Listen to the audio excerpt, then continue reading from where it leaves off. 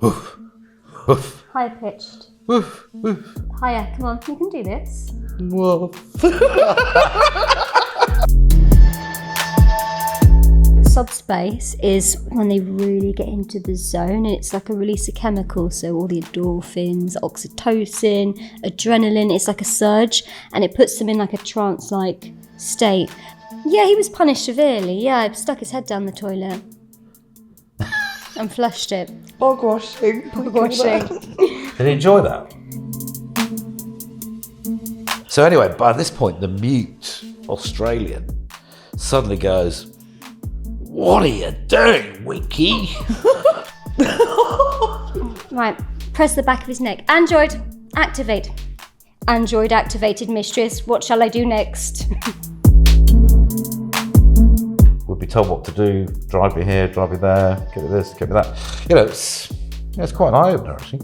In woman power, I mean that is serious power. One, gynoid fetish. So it's guys that are into androids or pretending to be an android. I apologise in advance if they're too weird for you, but I'd really like it if you could wear a lab coat and pretend like for the first meeting that you're like an evil scientist, and I'll say to them, right, go to the bathroom, put your chastity cage on, and then go back to your desk and carry on texting me. So they're sat there with their cage on or their knickers or whatever their kink is, they're sat there in their office texting, obviously on work time, which is a little bit naughty.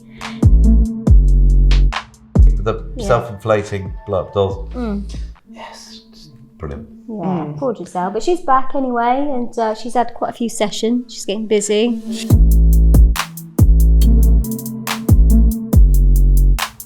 Put your hands on your head when you speak to me. Come on, decent manners, courtesy. Show some respect. Who do you think you are? I know it's the Dom droid.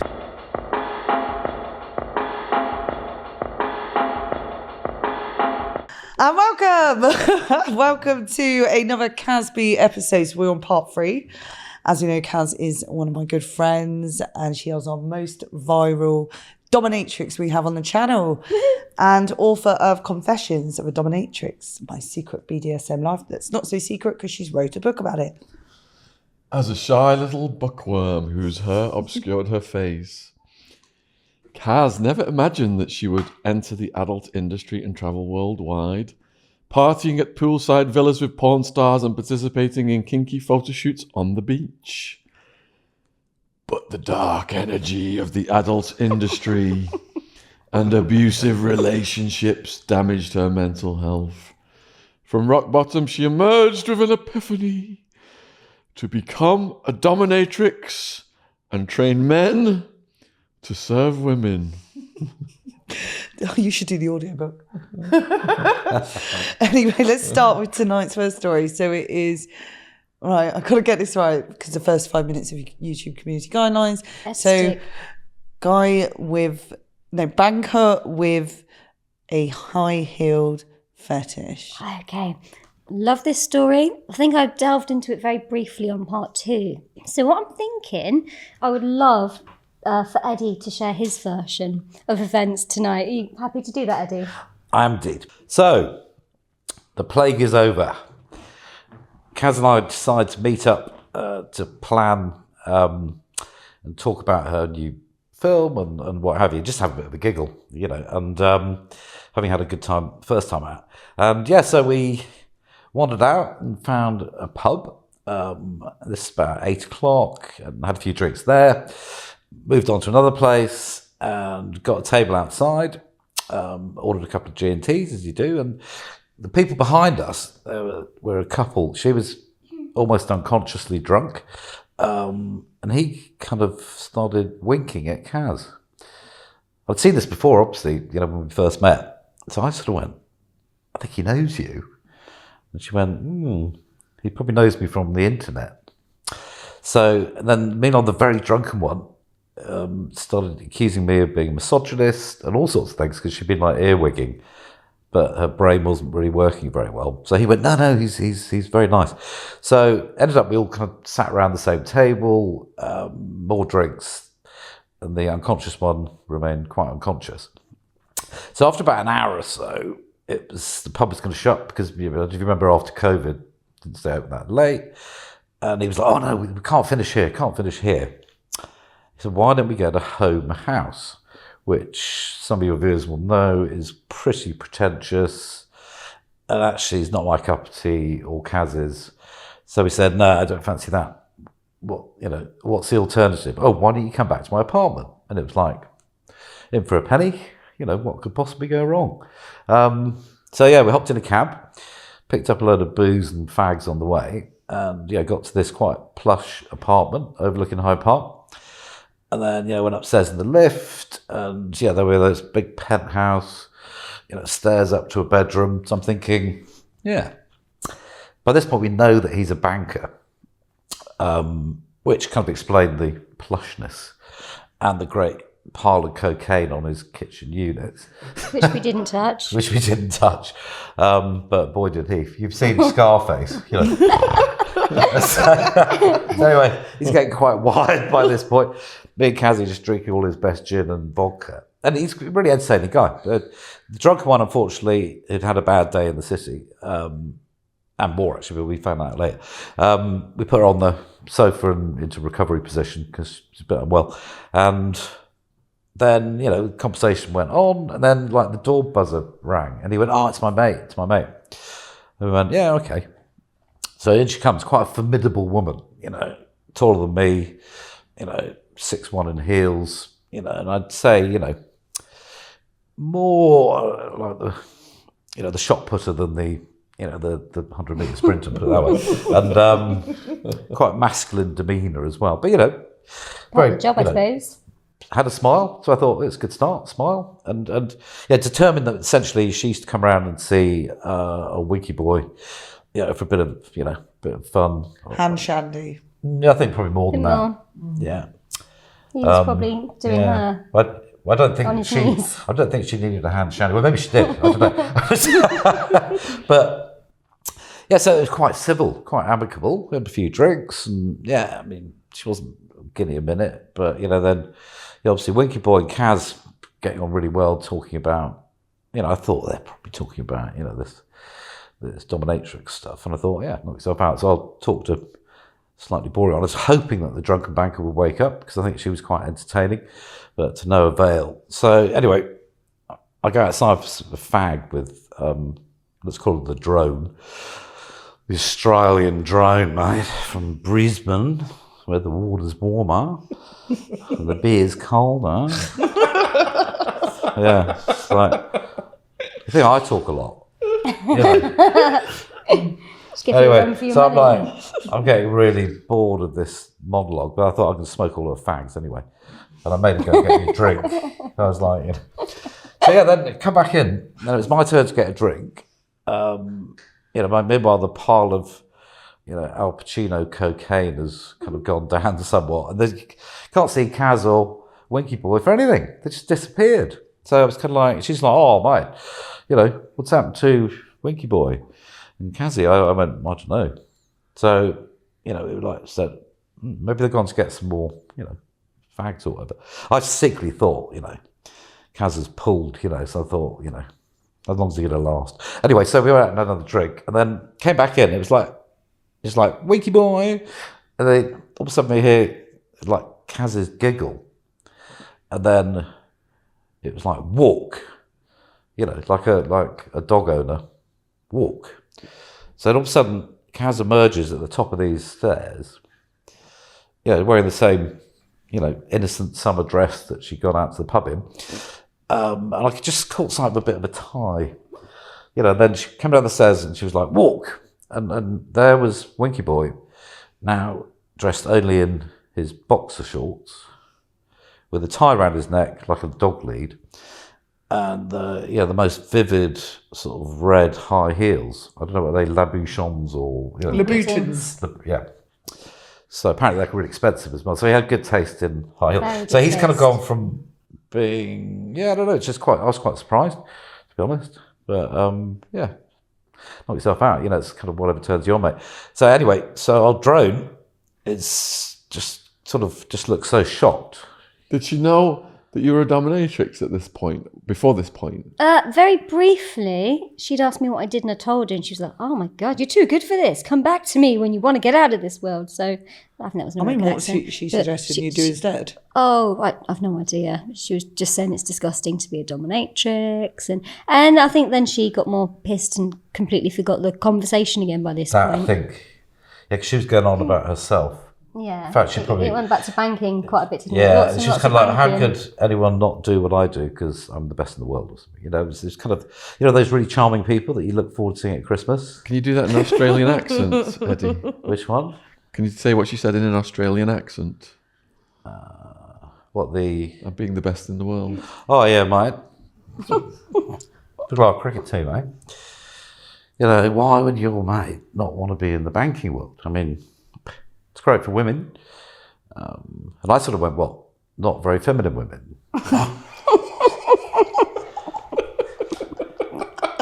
That's so harsh. She like brushed it off because I was quite annoyed with her by this point. Yeah, she's like, meow.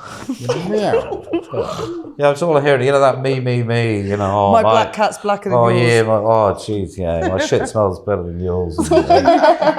So yeah, the holidays she went on. I'm surprised she ever did any banking. I don't know what banking is really. Anyway, she obviously banked a lot, and yeah, so. She was a big banker. Right, total banker. Banker with a W.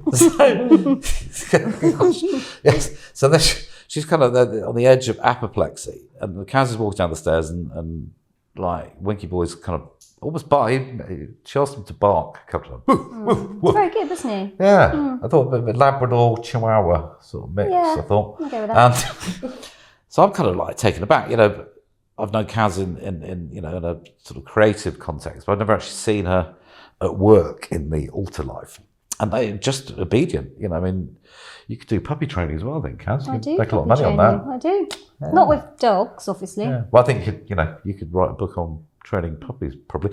But yeah, so and then obviously the drone sees her friend in box shorts coming down the stairs with a Thai lead, and she's like, "What the hell are you doing, right?" So he finally got, because he was like shuffling down on his knees. His little face was like there. wide eyes. And He's wired. Yeah, he's obviously like, you know, he's so wired, his eyes are like popping out. And he's oblivious to anything apart from his new mistress. Because this, I hadn't realised that in the world, I They don't go know, into explain, subspace, don't they? Can you explain that? Because I think it's really, I'd never seen that. Yeah, so subspace is when they really get into the zone, and it's like a release of chemicals. So all the endorphins, oxytocin, adrenaline, it's like a surge, and it puts them in like a trance-like state. So this is a guy who's finally got a chance to actually put his heels on in front of a person and feel accepted, and he's gone straight into subspace, and he's just like this, like a drone basically. So he'd never sessioned with a dom before, to your knowledge? I mean, he may have done, but not in his own space in a domestic setting where he was relaxed and able to have a drink and just chill. Did you order him to come downstairs dressed like that, or whose idea was it? We were sat there and we were going for his heel collection, and I got him to walk back and forth and do a little bit of a strut, and I said, imagine you're on a runway and I want you to get to the end and just do the little head turn like this. How did he do? Did he get good? Really good, yeah. I was surprised he could stand up after all that drink. He was brilliant. So Maybe it's the Coke. could It's like, yeah. That'd be a naughty could- chalk. could- It's very naughty. Don't do that at home. It's very naughty. And so yeah, we got through quite a few pairs of shoes. And then we just had this amazing idea that everyone would obviously love it to see him in his heels and on all fours. Who's that? You said we got this idea. Who? I Combined. think it might have been me. I think I might have said, "Oh, should we go downstairs?" And he was like, "Yeah, should we go downstairs?" And I'm like, "Yeah, let's go downstairs." But you gotta be on the lead, though. Let's put the lead on you. Quickly get the tie round. Come on, come down the stairs then. We just thought it'd be hilarious. We were quite hammered by this one. We thought everyone would find it hysterically funny. They didn't. I thought maybe Kaz had a sideline in hypnosis because like it was trance-like.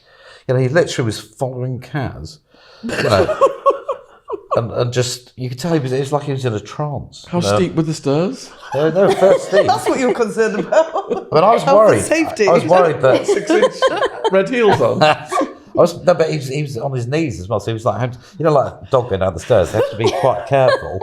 He didn't catch It's a wooden floorboards. I was only worried carpet. that he'd fall. He's quite a big lad. He would like squash I Kaz. had hold of his Yeah, lead. I was worried that Kaz would get squashed. But thankfully, they got to the bottom of the stairs, and then it all kicked off. What was the Aussie's first reaction? I think her jaw just dropped. The jaw dropped. Just eyes popped out. Yeah, the chins were all Temple throbbing. Red face. Really rage. red face. Really, puce. And She'd never seen that side of him. no, I don't think she'd ever seen that side of her ex-husband. I don't know, but but yeah. So then she just, then walking along barking. Sorry, can you stop that? It's not Winks. Yeah. So Winky is doing these little barks. Some of them are like Chihuahua ones, and some of them are more Labrador. Could you imitate those? Woof, woof, High pitched. woof, woof. Higher. Come on, you can do this. Woof.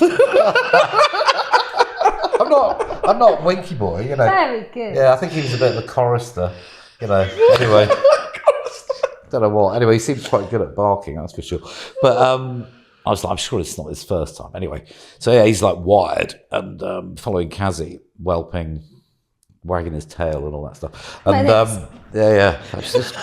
So anyway, by this point, the mute Australian suddenly goes, "What are you doing, Winky? Get off your bloody knees. It's not a practical joke, is it?" And he goes, "Don't speak to me, speak to my mistress." It's like this trance, and she just like double takes. Then she's like, "Get up now, get up now." So at this point, I've kind of figured, obviously, that she's pops around for seeing to and all that, and he's normally very dependable. Clearly, he's quite compliant, judging by what Kaz did to him. And yeah, then she kind of got a bit more shouty, going, "Get up, get up, get up. Stop that. Stop that." Yeah, it was like, "Stop that." And he's going, "Speak to my mistress, Kaz." In the trance. And then she got really cross. She went, "Oi, you total fuckstick." And I've never heard that word, fuckstick. It's obviously an Australian one. There are better words, I think, to use than that. But, "Stop it now." And he said, "Speak to my mistress, Kaz." She wasn't used to being challenged. There's like sort of, if there's such a thing, an alpha woman. Anyway, so then he refused. So she turned around in a huff, petulant. She's like, "It's like, you, Eddie, come make me a drink." I'm like, "Just get him off Kaz and, Winky's back."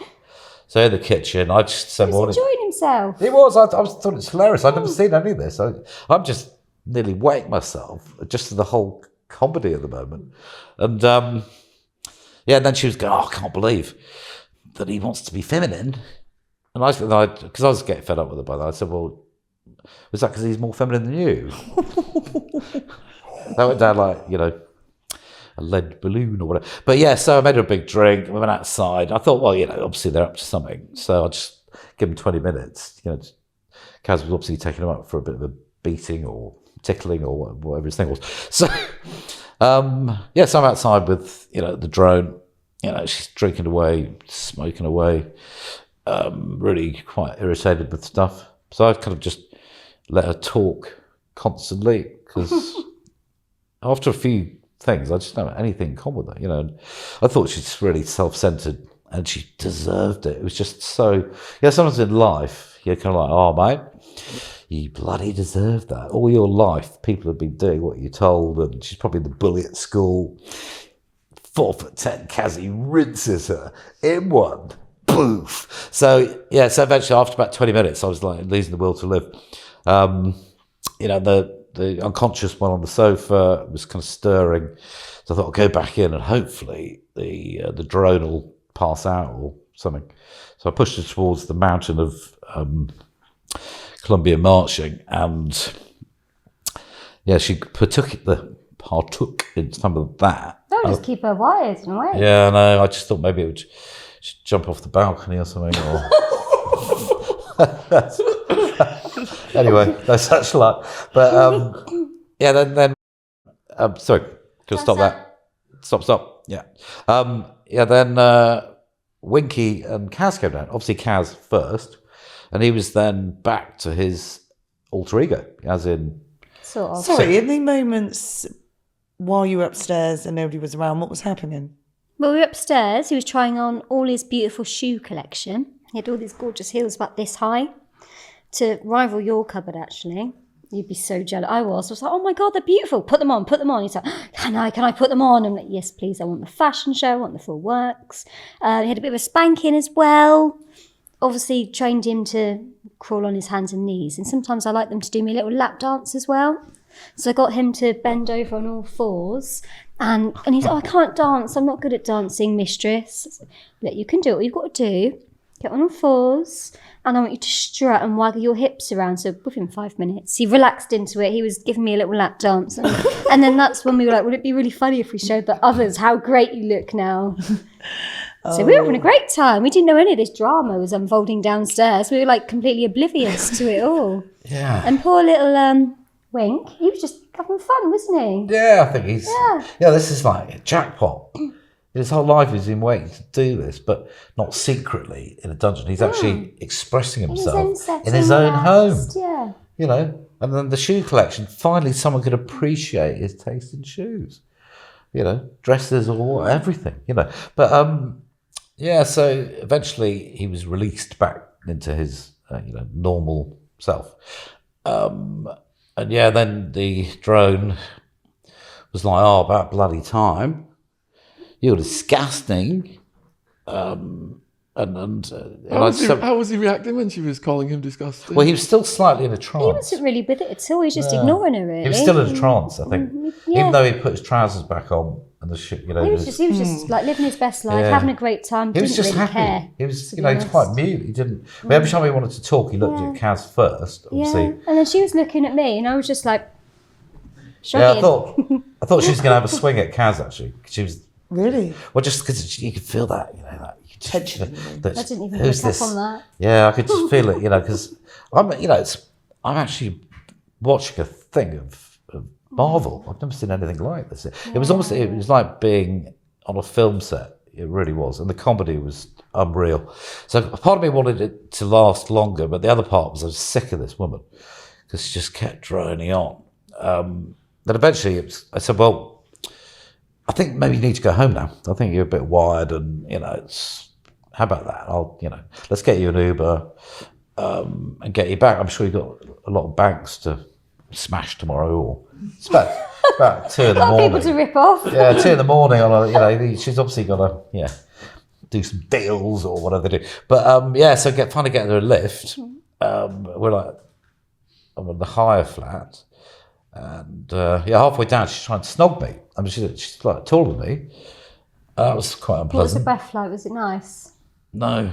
When you say she tried to snug you, She got led down and specifically, how does she make a move? she just led down, stuck a tongue down her throat. Was it like Yeah. What? Stuck a tongue down her throat. Yeah, it's like... I was like... That's never happened to me before. I was a bit surprised. For a second, I was a bit surprised. And I was just like, leave me alone. You didn't want to participate? No way.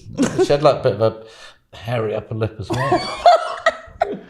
So I was thinking, with the amount you earn, love, you should get some of that hair removal. Julie? Yeah, anyway. Did you let her down politely? No.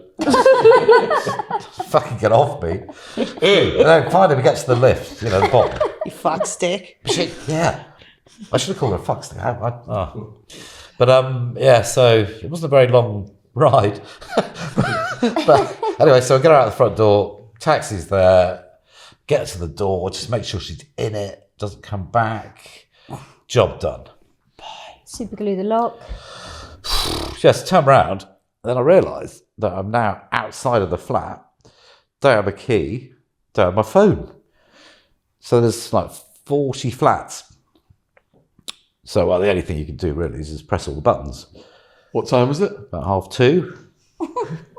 Very posh flats. School night. Full of some really important people, I'm sure, so eventually the door opened and I was like, well, sure it's near the top. So I kind of went up to the 3rd floor, just banged on a couple of doors, got abuse. then eventually, finally, on the 4th floor, there was a woman who was like semi-abusive, but would actually have a conversation. So I explained the guy, and she said, "Yeah, I think he's down there. He's a bit of a mad bloke." So yeah, finally, I banged on the door, and then Kaz obviously sends Winky to open the door, but he was standing. He was walking, not barking. Yeah, so I was quite relieved because you feel a bit vulnerable, don't you? You've got no money, you've got no phone, and you're in a part of London that you've And I never had the really... key for the hotel. Yeah, key for the apartment. So yeah, so I'm thinking it's now about 2:30. Winky Boy's just about finished the sandcastle of Columbian.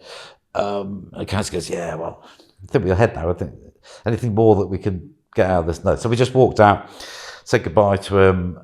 He actually gave his business card out, which it was unusual. Sweet. Yeah, it was sweet, wasn't it? Yeah. Have you been back? No, we were going to meet up with him, weren't we? We just Really? haven't got round to it. Yeah, I spoke to him on video call a couple of times. One time, the banker was there. She went, "Oh, there's a dominatrix. What's she doing on there?" And he just turned to her and went, "Shh." Anyway, Kaz. Was he in a trance then? No, I don't think so. All I've got to do now is if I go, "Hey, Winky," That's great. and he's gone. No, I'm joking. Imagine no, a so dominatrix prime minister would be. They'd have complete control. Imagine the whole House of Commons. Yes. But yeah. So that's it. We strolled off into the night, just laughing, just all the way back. You know, it was just really surreal. So you've had like an absolutely brilliant evening, you know, and just a story that would forever stay with you because it was. I've done some interesting things, but I've never seen anything like that. So I'm like really glad that I employed Kaz to do some copywriting back in COVID. I've been a good employee, haven't I? Very good. Very Well, entertaining nights out. very entertaining. Never a dull moment. And tons more stories in Kaz's book, Confessions of a Dominatrix. And then many of you in here, Eddie? I think I Worldwide on predate Amazon, most link of in the those. description. But there is going to be another edition, a second Part 2. Yes, apparently. Eventually. She's got ideas. So how did you guys meet? Well, back in COVID, I was working on a project and I needed a really good copywriter who was digital, you know, got the whole piece. And then a friend of mine said, "I know this girl, Kaz. He's brilliant. He freelances, and you know, she hasn't got a huge amount of work on at the moment." So we got chatting, Zooms, and what have you. Did a magic job. So, kind of project finished, and then it's coming to the end of. So this is I can't think what the year. It's like this During is lockdown. just towards the end of lockdown. It was like, "Hey, look, why don't we meet up?" I thought it was great, and she told me about her book, and then there was a potential screenplay, and I just thought it'd be great to meet and have a bit of a laugh.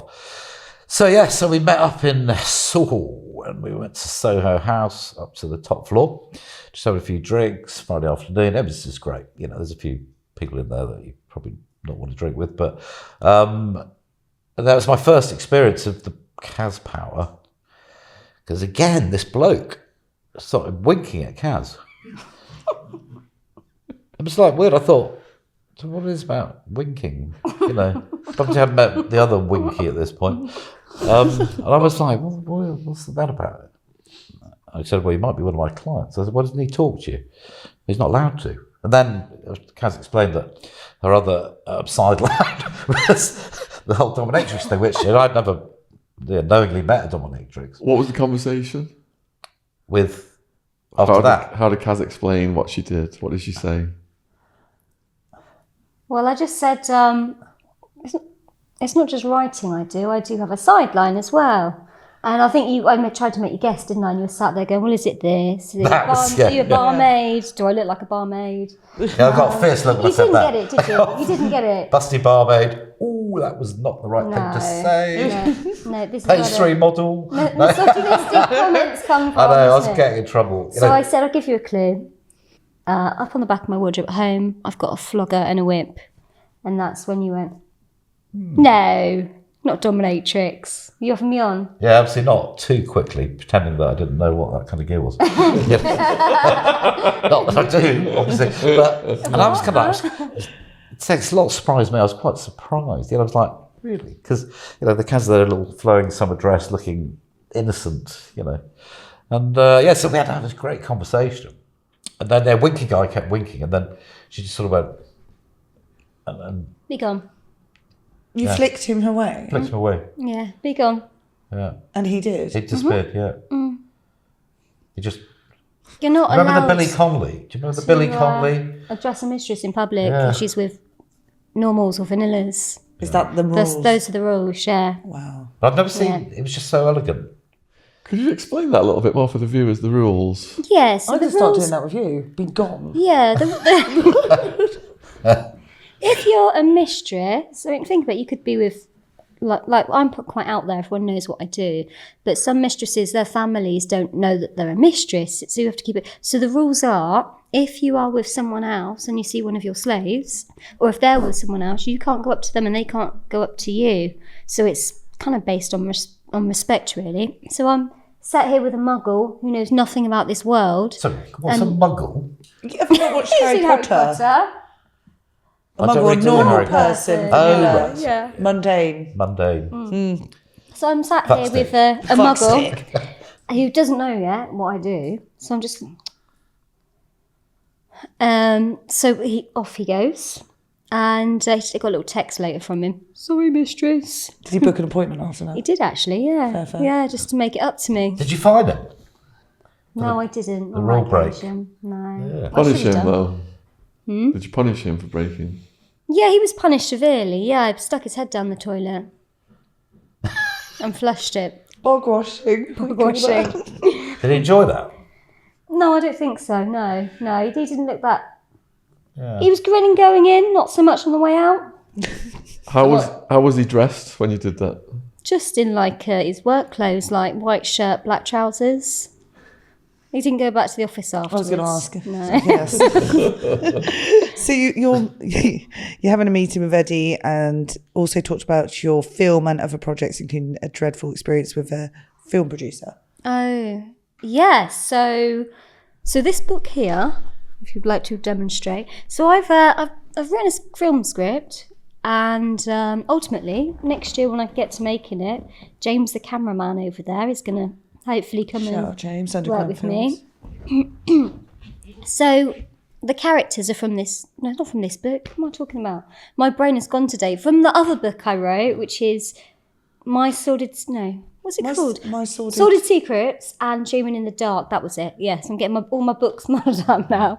Right, so there's a film script loosely based on that, which is also a thriller.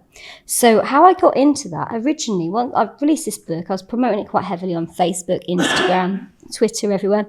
And I had this guy approach me going, I'm a big film producer.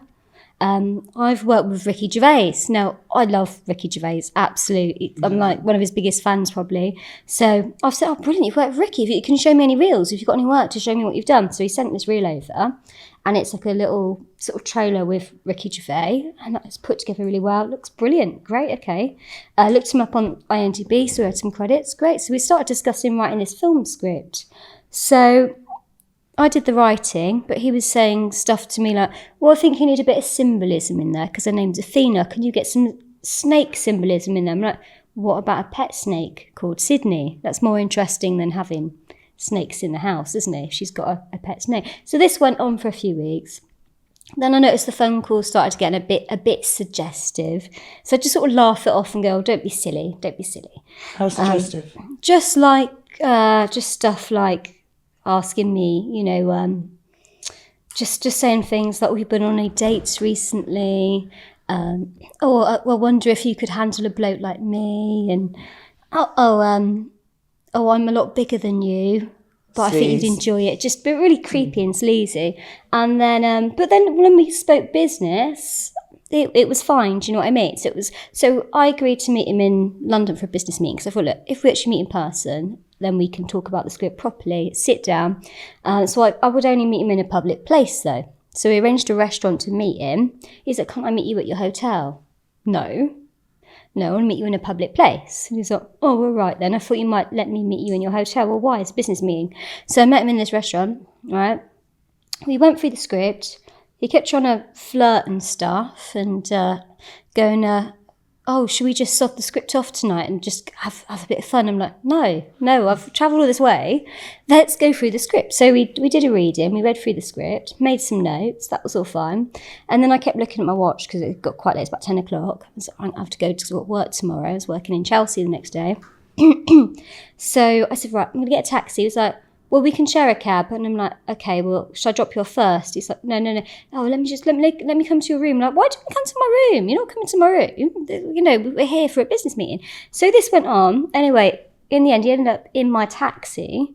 And I said, right, I'm getting out here. So I got out and he's like, can I come with you? I said, no, I'll just walk you to the door then. I'm like, fine, you can walk to the door, but you're not coming in. So that was that. And he's like, oh, well, I'll walk home now then, shall I? Yeah, okay, go on then, walk home. Because he thought if he let the taxi go, I'd let him in, but I was like, no way. So then I got home, and I was thinking, it's a bit much, but, you know, let's see how it goes. And then when I next spoke to him on the phone, we were like talking about the script and films. And this is the thing, when we talk normally, it was, you know, it kind of like inspired me in certain ways, because he'd say, well, watch this film, this is really good. You'll find something from this one that might, you know, make you think in a different way. So that was quite inspirational. But then, like, towards the end of the conversation, he was going, oh, I was really hoping something more would happen when we met up. And I said, well, why do you think that? I didn't give you any ideas that it would. And he's like, oh, well, I'm going to push for more next time. Oh. So that was when I, like, sent him this text going, oh, my boyfriend's found all the texts. He's fuming. He's really angry, blah, blah, blah. He's like, you're a liar. You said before you don't have a boyfriend. You're a bitch, blah, blah. Sent me all this threatening text going, you don't know who you've messed with. You better watch out now, and all this kind of stuff. Oh, and also, like, because obviously I'd registered the script, he went back in to see it and went, why have you registered the script? Because it's my script and it needs to be registered, because I'm now sending it to people and they might use it. He's like, oh, well, I'm going to register it to them. What? So he also went and registered my script. He said, if you ever make any money off it, not that I think you will, you're going to have to pay me money. Can he do that? No. No, it's just Can I just sort bubbles. of butt in here, Kaz? Yeah. So, you know, we're good mates now, and so Kaz phoned me up and said, you know, I knew about the producer, and he did, on paper, look quite encouraging. Yeah. And she gave me the whole, you know, narrative of what had happened and what was happening and his threats. So I was like, okay, nothing better than researching someone who was obviously not very impressive. So I had a look at his company, nothing, no assets, no turnover. You had that for all companies. No as well, direct. being Oh yeah, sold, a track record of you know, failure and uselessness. On top of being a grubby little, you know, beep. But yeah. So anyway, so then transpired we found out where he lived. Obviously, got a Google Street Map picture of his front door. Found out he lived with his dad, even though he was about 60. Had about 15p to his name. Gangster as That well, was wasn't 60 he? or the guy was 60? The guy was No, the guy was 60. Yeah. So then also he was a gangster. Yeah, he said he was a gangster, but then Gangster I've got a friend. I've got a friend that knows like all the Hells Angels, so he got all his Hells Angels mates to ask around, see if they knew who this bloke was, and they were like, no one's heard of him. So the classic thing is, you know, you just make someone aware that you've got their front door, and then Do you screenshot it on Google Earth and send it over? Yeah, so a friend round just to hand him it. But it led to a new You idea know, then, didn't knock. it? Did he get a visit?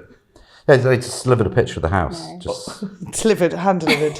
With love. I never told you that. Yeah. Kaz's kiss print I on never it. told you that, Just a Kaz. spray of perfume. No, sorry, I confess live. But we did that just to make sure that allegedly, yeah. There was nothing violent. It was just, you know, it's like the postman.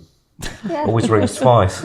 Yeah, so that inspired an idea then, because I got chatting with Eddie, and I said, there's so many sleazy producers in the industry, and I said, I want to write something, because we started doing our sketches, taking the piss like we do.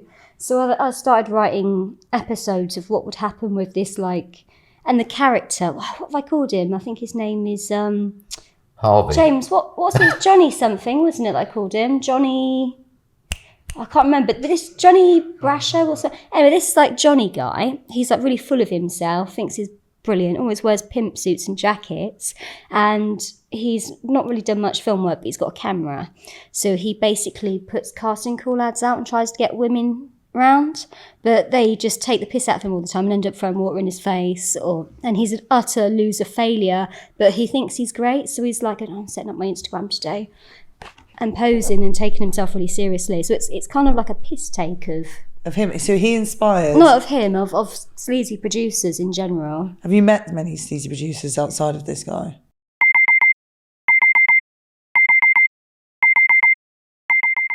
When we wake up in the morning, we get out of bed and we start our day with Koro snacks.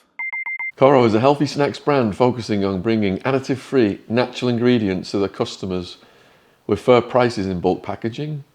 They have everything from nut butters to free from baking ingredients to cooking essentials and, of course, the snacks. Look what's in this, Jen. It's the vegan power mix from Koro. So we have a mixture of nut kernels, dried fruit, cacao nibs, soy crispies, and hemp seed hold. Ooh. What are these little red ones? Look at this man.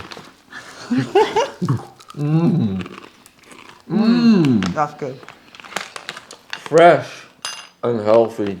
So what makes Koro special in comparison to others? Koro's quality management team carefully and regularly reviews the quality of their products.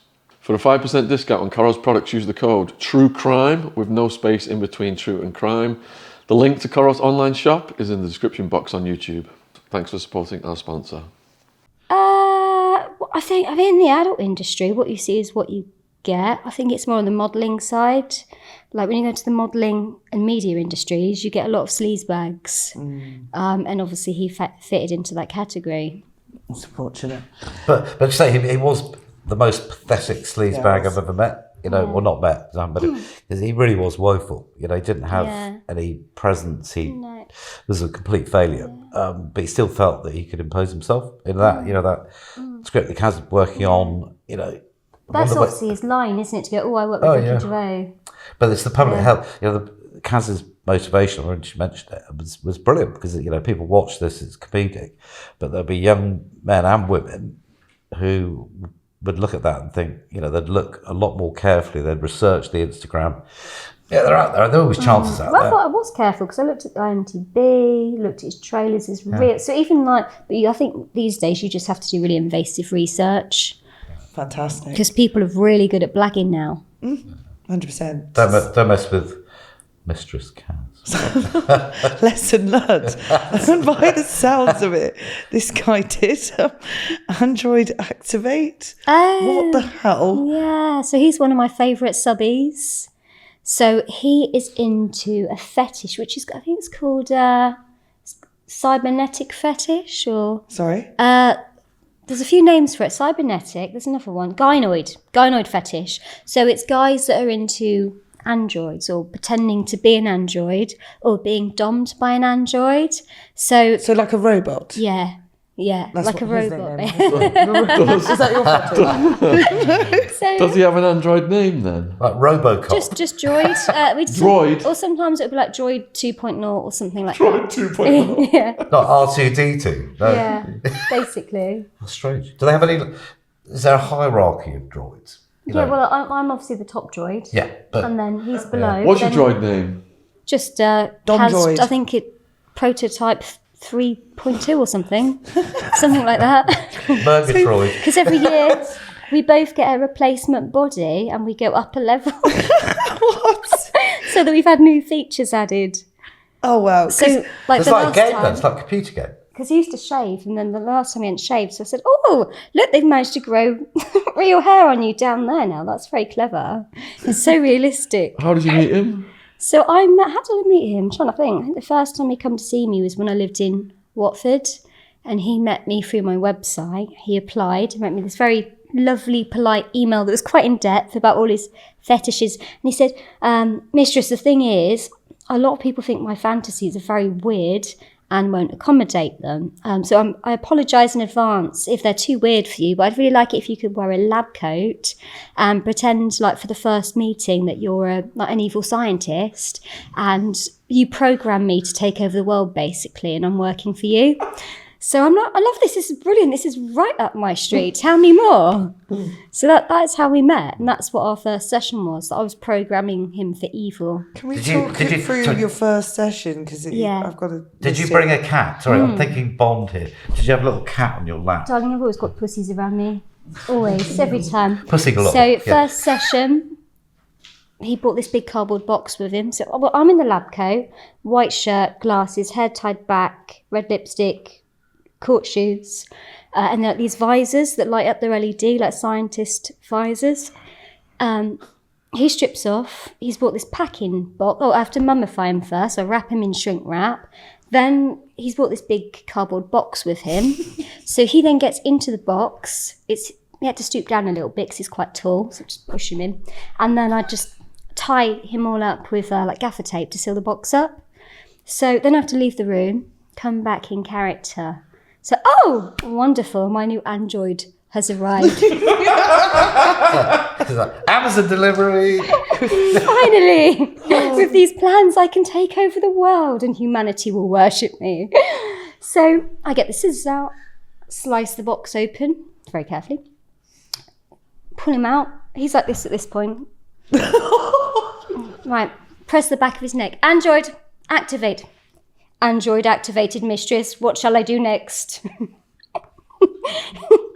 So I take him out the box, unwrap him, and then we have to go through various tests to make sure that he's a fully functional android. So I look into his ear receptacles with a little flashy pen. I look into his oral cavities, do a thorough body inspection to check out his cyber skin, and we throw lots of techno jargon in there as well. His favourite film is Terminator. That is his absolute dream.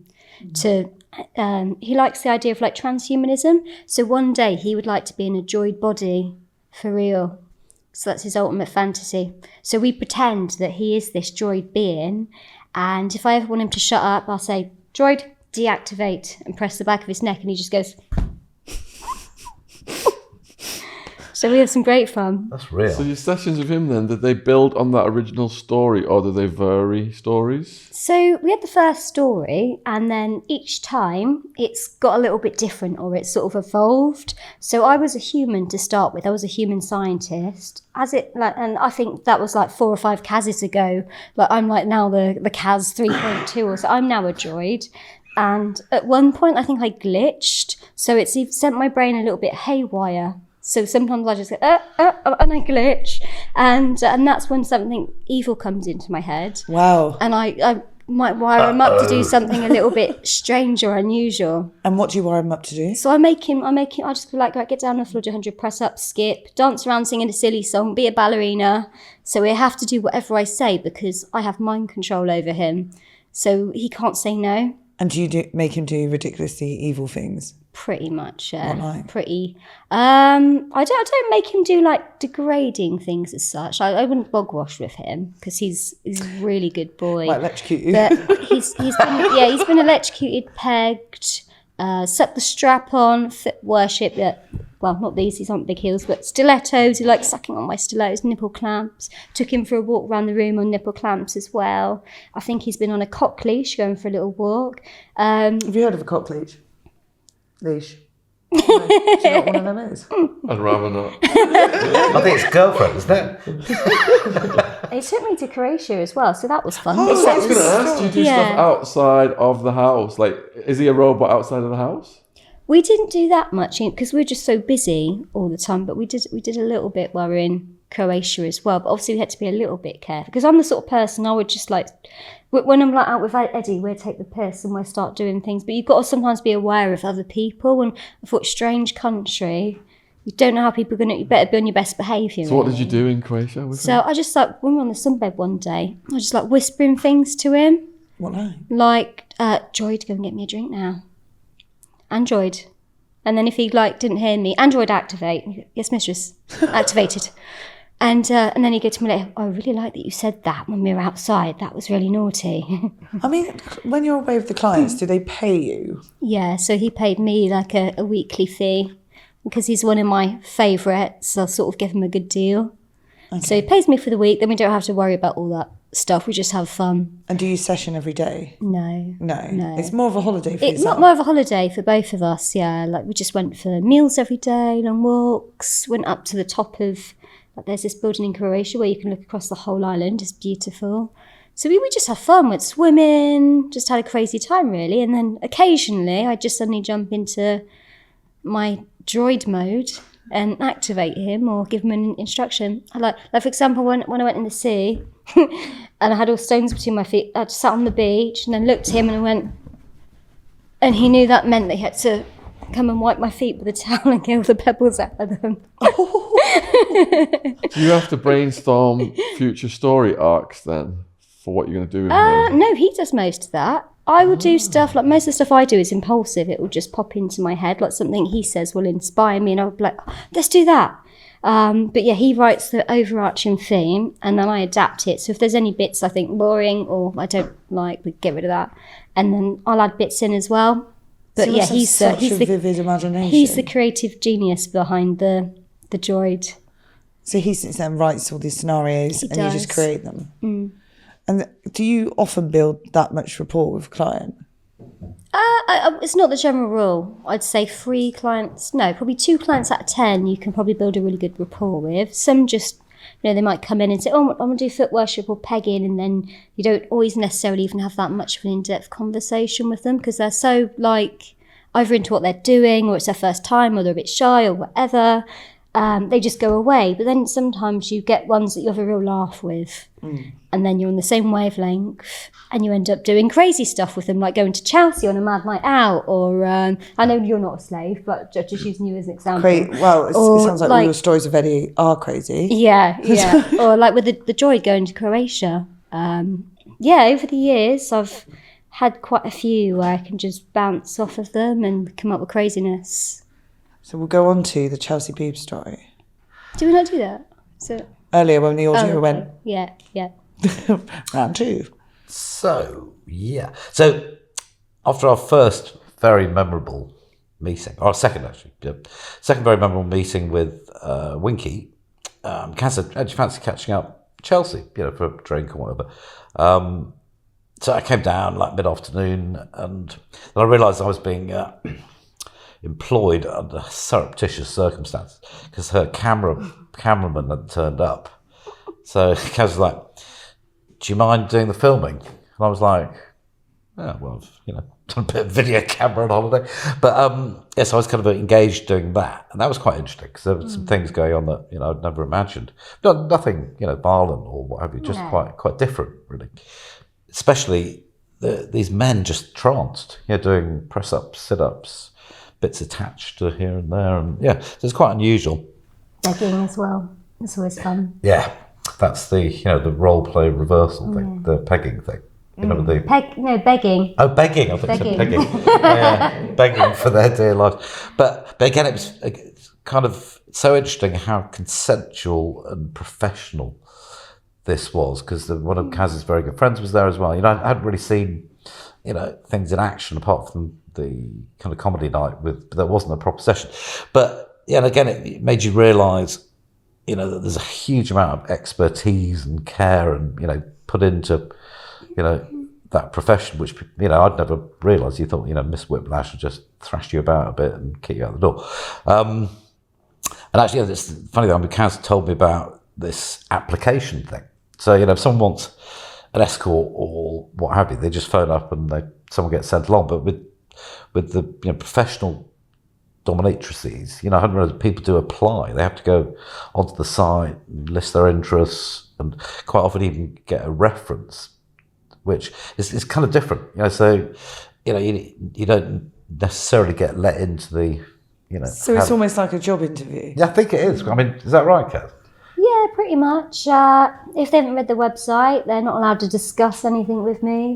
I always refer them back to the website, and you can tell if they haven't read it because they'll ask you really simple questions like, "Do you do pegging?"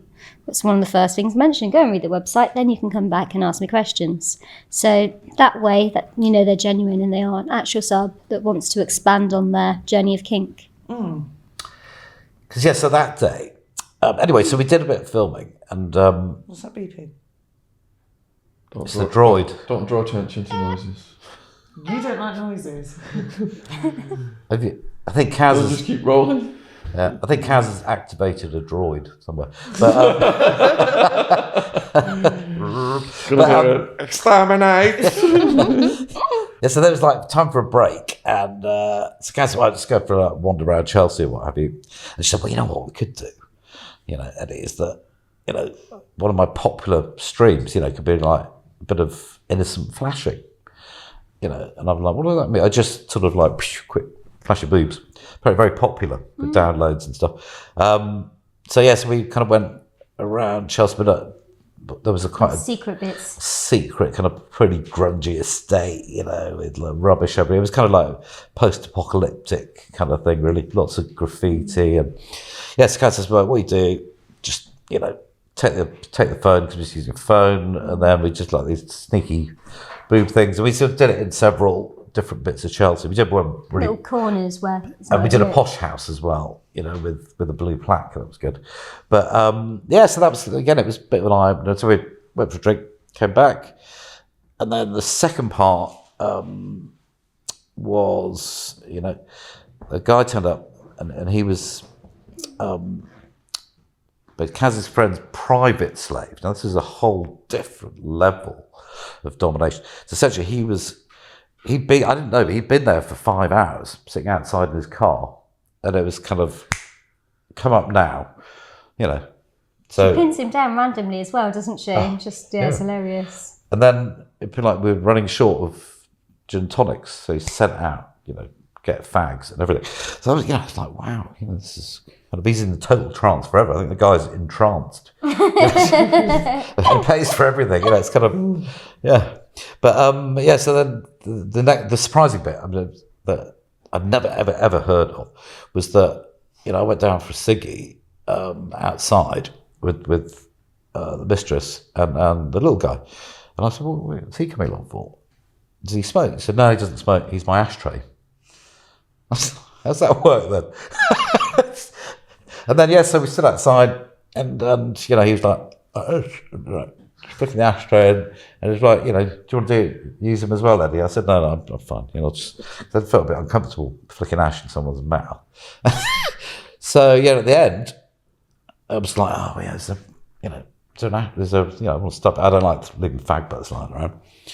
And she went, oh don't worry about it. So he's like Eating the he had cigarette like a ends. bit. He ate the cigarette and swallowed it, and he had a little water bottle to help it down.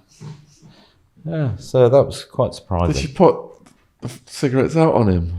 Yeah, in his mouth, but he had like spittle On and his stuff. tongue? So On his tongue. no, it wasn't that brutal because he had a bit of spittle, so she didn't like dig it into his tongue. He loves But- it, doesn't he? He loved it. He loved Yeah, it. absolutely loved it. I said, do you do cigars as well? And she said, no, it takes too long.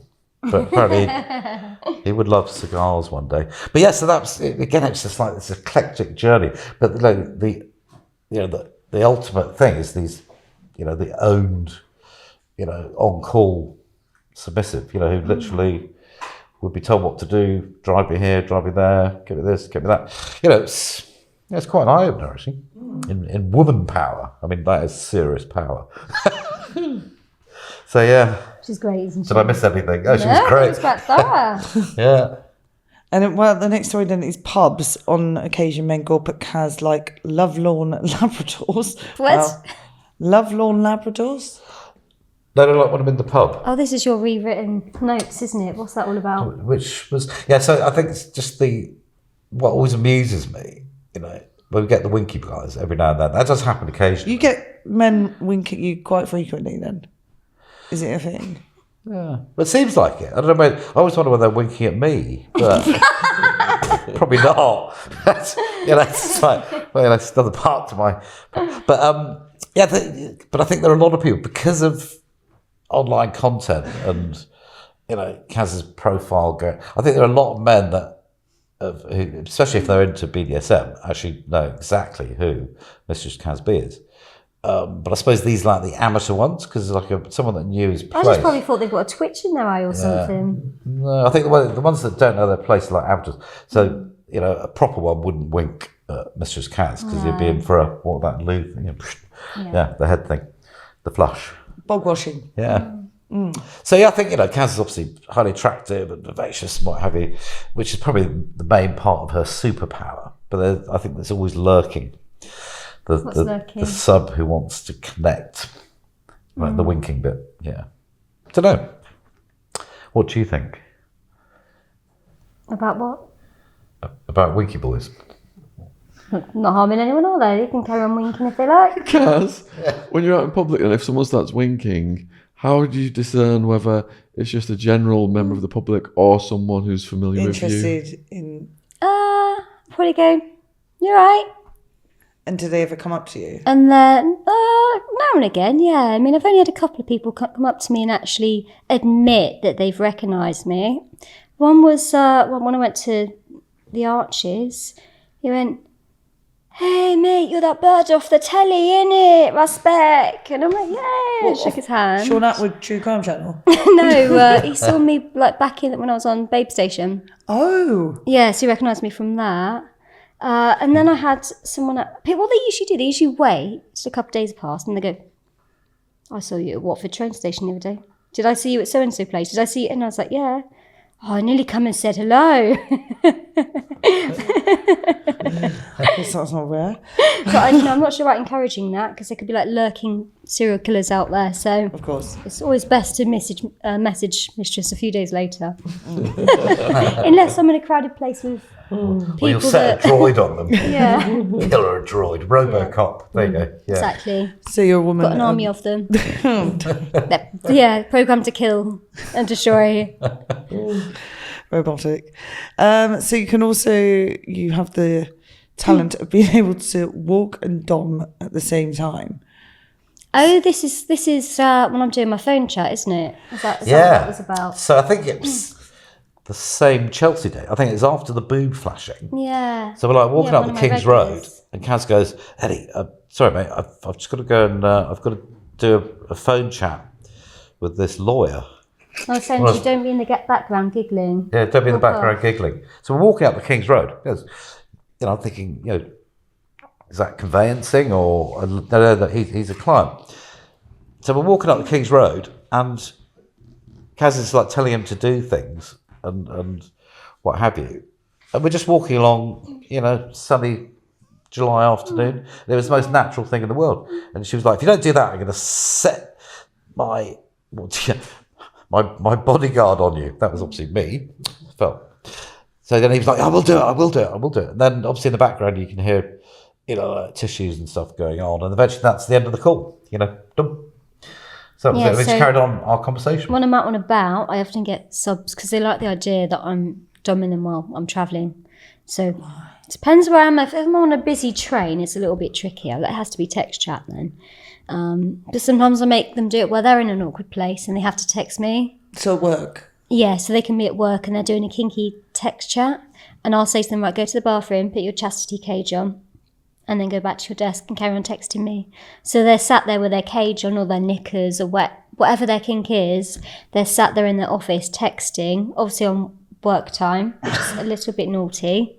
And that's the thrill, basically, that they're doing something they shouldn't be. But for me, I'm kind of completely desensitized because I can be walking around Tesco's going, "Well, that's just not good enough, is it? You're going to have to do it again, aren't you?" So I try and make it sound like a business call. Does anyone look at you?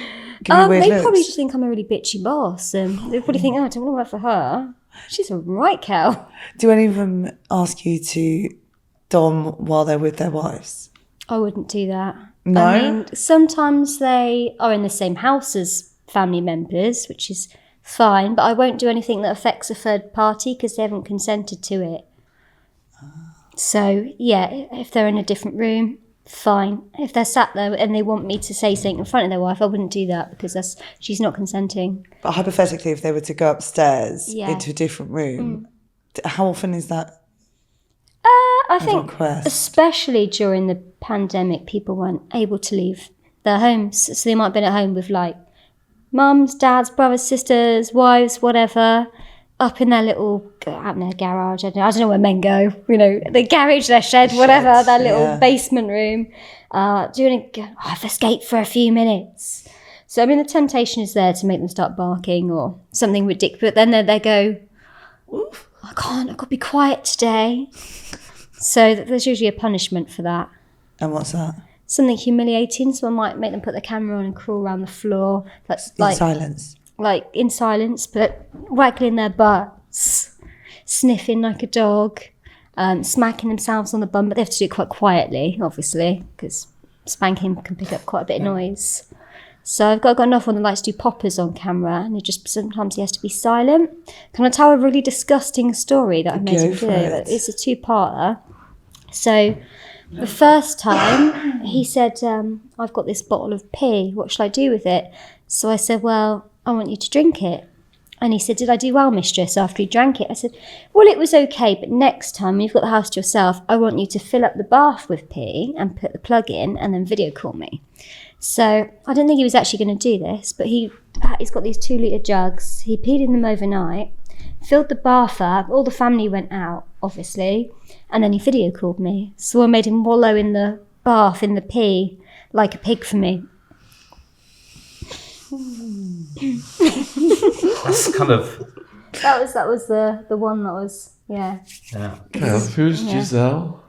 Do you remember her blow up doll in part 1? 2. Oh, She's got Giselle part 4 now. Giselle the Fourth, yeah, Giselle the Fourth now. So she's come back from her retirement, reinvented herself, and already it's, oh my God, Giselle's back! Oh, So is she getting popular on Twitter again? she's getting popular again. Yeah, she's not been tweeting much, but back she's from already the had Latex Trooper. she's already had a few Do you not remember the sessions. story? Back about- from the Latex Trooper days. Well, Giselle is the transvestite sex doll Yeah. that The popped Popped, yeah. Yeah. Yes. because she was quite a busy gal. Yeah, she's very When I read that, can I just Yeah. say, when I read that, I was just thinking Del Boy and yeah, Rodders, yeah. you know, with the self-inflating blow-up dolls.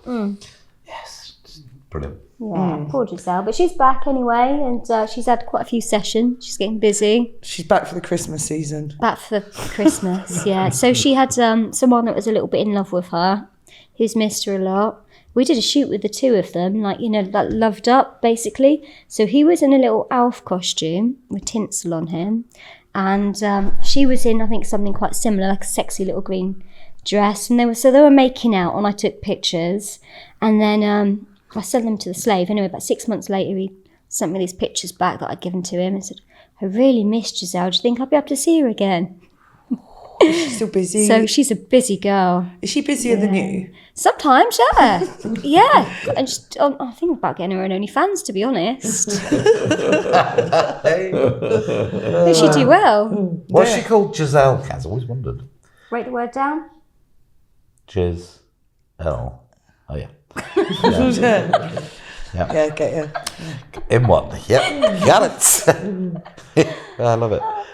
So there was a forced by Daisy chain in Reading. I can't even imagine to begin what that means. That was one of my favourite shoots. So I can't put it on OnlyFans apparently now because it's too extreme. They've decided that it does not fit their terms and conditions and you must take this content down. So have you heard of forced by fetish, Aoife, off you? No. No. Have you? Who hasn't? It's obviously a man thing. No, I'm either sure. Yeah. Do you want to explain to Sean what You it can is? imagine what that is. No, you don't have to. Look, Joe's even nodding. He's right. Forced by fetish. Are you guys familiar with this? You know. What is bi? You work it out. Yeah, So bisexual. something forced, So you don't want to do it.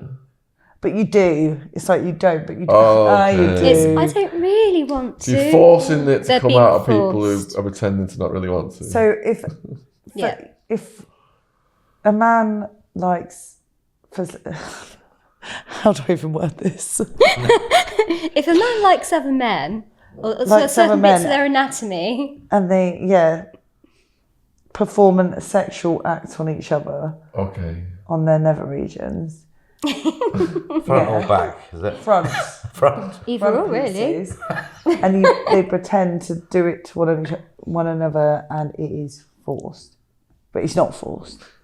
No, but they like It's the consensual, mistress but to they're tell not- them what They to want do. the mistress to say, Yeah. "You've got to do this to this person." Ah, so the mistress brings it out of them with other men. Yeah, yeah, and just Got encourages you. them to blossom and be their best selves.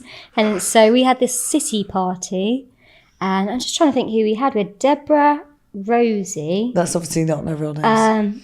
We had the alpha as well. Amy was saying, have you ever met Amy? I think I was there once on video call with her. Do you remember the one? She was lovely. And I'm like, say hello to my friend. I'm at my friend's house. Anyway, at this party, so the key was that they all had to learn how to be good little fluffers, basically. So they took it in turns on the alpha, and I'm sat there with Saskia Squirts, who's a porn star, which does a bit of doming as well. She used to be quite a well-known porn star. So she was sat there going, this ain't good enough, I'm not entertained. So I was giggling my head off, going, you're shit, guys. She was going, you're shit. So I was laughing my head off, and I'm like, okay, let's see if we can entertain Miss Saskia a little bit more. Let's liven the party up a bit. So I thought we'd get them into a daisy chain.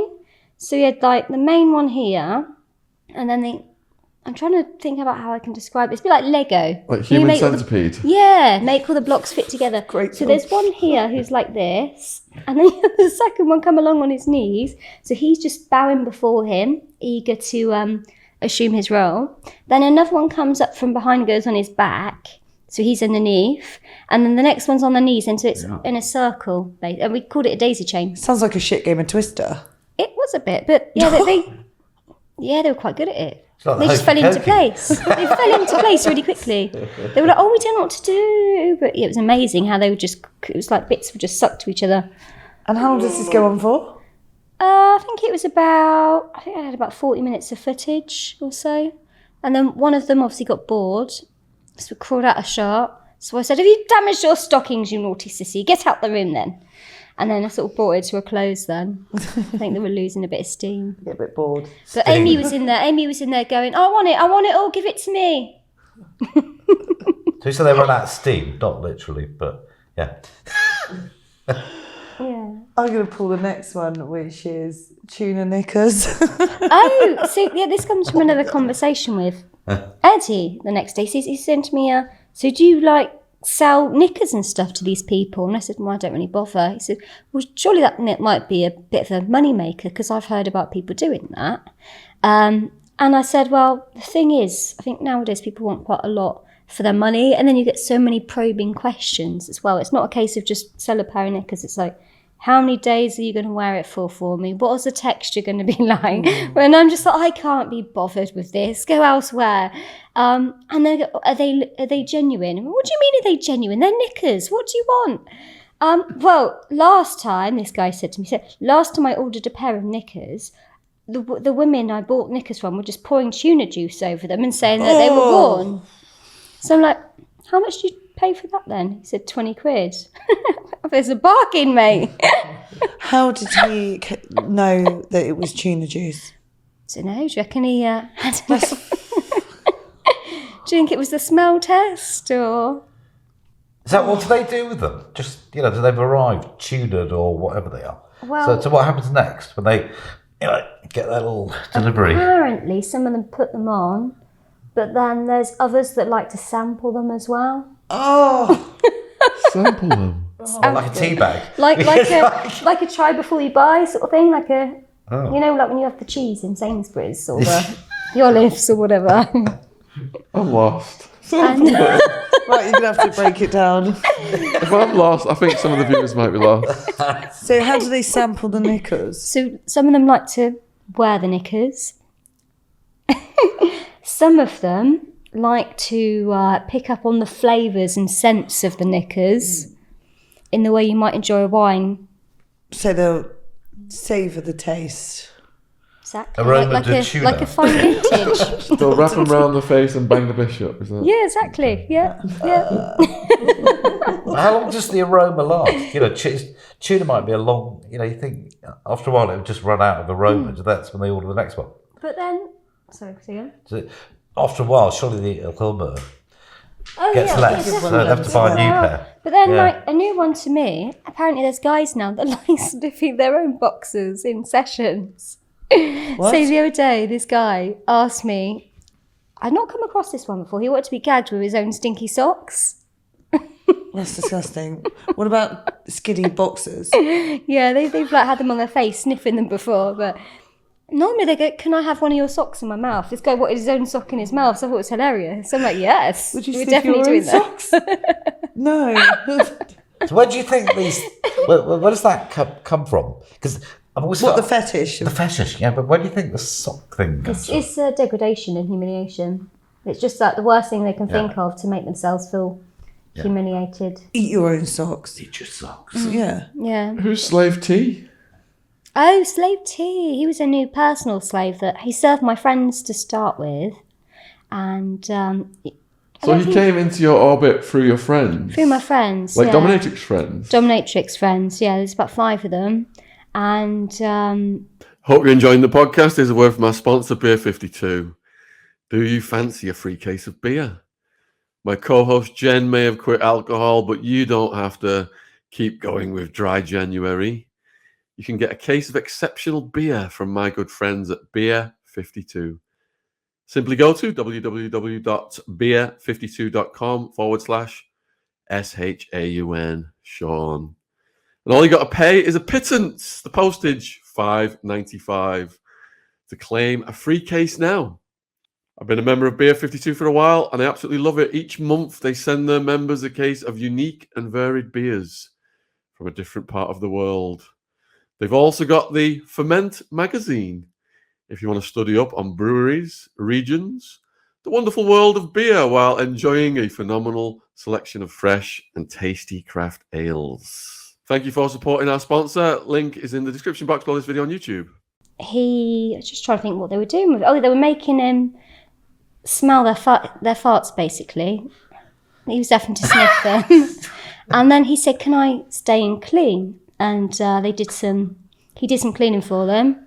And then he said, while they were there, they were talking about me. So he then messaged me, said, I've seen your friends today. And oh, brilliant. Okay, that's nice. Can I session with you? And, okay. So I did a session with him. Did you fart on him? I didn't know. No, he said, can we not do that bit today, please? So I just did like a really generic tied up and spanking session with him. And it turns out he likes being a personal slave. So he likes cleaning, being a chauffeur, fetching shopping, just stuff that you really need to be done, basically. Yeah. So I'm like, well, you were right in this session, you're local, let's try it out. I'm hiring one. I need a domestic pay you? Yeah. No, Does he pay you to do that? No, I didn't charge him for this, but he bought me presents. Bought me like a little gold anklet and some other bits. And he bought me some new nipple clamps. So they're like scissors, and you open them and put them on the nipple and then clip it up. So I went to a sex shop as well, down the road from me, went in there, and he dropped to his knees. And the lady behind the till was a bit freaked out though, so I'm like, yeah, you better get up. So he bought these clamps, got back to my house, put the clamps on him. I'm like, right, go and clean. He said, can I clean naked? I said, no, because my mum's here, so you need to put your maid costume on. So he put his little maid costume on, and I'm like, Mum, do you want to meet Slave T? And she was like, all right then. So she stood there sort of like not sure what to think, and he drops to his knees in front of her, and she was like, oh, hello. He's like, pleased to serve you, Mum. And she's like, oh, right, okay, yeah, thanks. Is that the first time your mum's met one of your slaves? Yeah. What did he look like? Go over it a bit more slowly. He had a maid outfit on. He's a big guy or what? Yeah, he's probably 16 stone. About 16 stone. So like, was he probably. topless with this maid outfit? No. We had imagine like a low. So they got a strappy, a kinky. You've seen a kinky maid costume, I'm sure, in the catalogues, whatever. Rocky Horror. So little straps here, goes across the neck. In fact, he pulled it right down so you could see his hairy chest here. So there's lots of sort of gingery hairs on the chest. Quite tight fitting here with an apron. So you've got a little white apron here, and then all this bushy skirt coming out. And then he had a pink wig, but that didn't stay on very long because it kept getting too hot. Oh, and then the little nipple clamp stuffed under his maid costume. And that's what he was dressed when he come and met your mum? Yeah.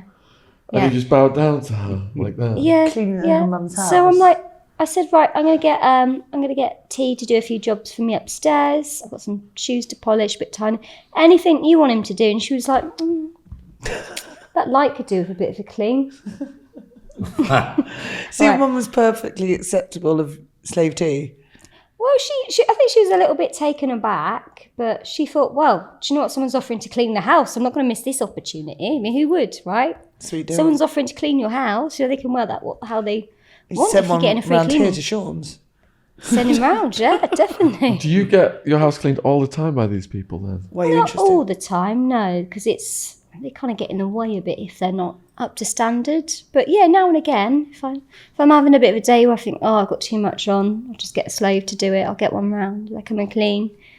Send them to go and make the tea and everything as well. How did slave tea end up in intimate torment? Oh yeah. So it used to be owned by some other people, so they used to let him go in there basically. And What is it? It's a little plug. It's a amazing little sex retailer shop on Rodbourne Road in Swindon, and currently it's run by two very, very lovely ladies, Tanya and Tina. Tanya owns it, and I often just go in there for a chat with them, and they just chat, have, little catch up about stuff. They give me loads of prizes actually for the Glamarazzis for a raffle we did. So just lovely, lovely people. So, but under different management, he used to go into the store and just walk around like a dog, and they loved it. They thought it was funny. But obviously, it's different management now, and I didn't know that he wasn't allowed in there because he showed me all these pictures. Go, no, I'm allowed to go in there. Look, here's a picture. So we went in, and it wasn't the owner though, it was a different lady who was just just a cash desk person basically. So he goes in, drops to his knees, and I think he did his usual, looking at the cashier. Hello, Mom, hope I can serve you today, or something like that. And she's just like, hello. And she's just like speechless, no words. So I'm like, do you want me to make him get up? I don't want to offend you or anything. And she was like, I said, well, I know Tanya, I'm friends with, does she let him do this? I don't know. I just said to him, get up. So then we did a bit of shopping then.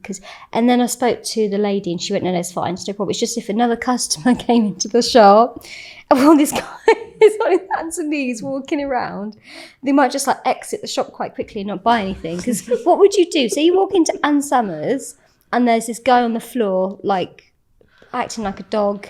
Start filming. TikTok. So, Kat, I to ask, so this kind of retail torture, just, if you're with a really subservient, sub, and say you're in Boots, and you told him to get on his knees. Oh, we did that. When you do that? Yeah, we did. We actually did that in New Look. Wow. New Look. But it was upstairs where it's quiet, there's no customers around. And you said get on your knees. Yeah, and well, I kiss made my him do a shuffle dance on his knees because the floor was quite slippery. So I was making him go like that and shuffle back and forth. And then he had to go down and do that as well. And then I made him walk down because there's all stuff that you can fit in that's not necessarily kink, because I didn't want it to be obvious that it's kink, because then it's the whole consent thing, isn't it? Yeah. So I made him walk down the street with his hands on his head like that, like a naughty boy. And then you mentioned in the Glamarazzis, so do you want to plug that while we were there? Yeah. Exciting times. So we did the Glamarazzis, which was an awards ceremony back in October, and we celebrated the diversity of the industry. So we had webcammers, BBWs, lingerie models, full scope podcasters, and over to you guys. Yeah, we won. Yeah, you won podcasters of Podcast of the the year year 2022. Thank you very much. Yeah.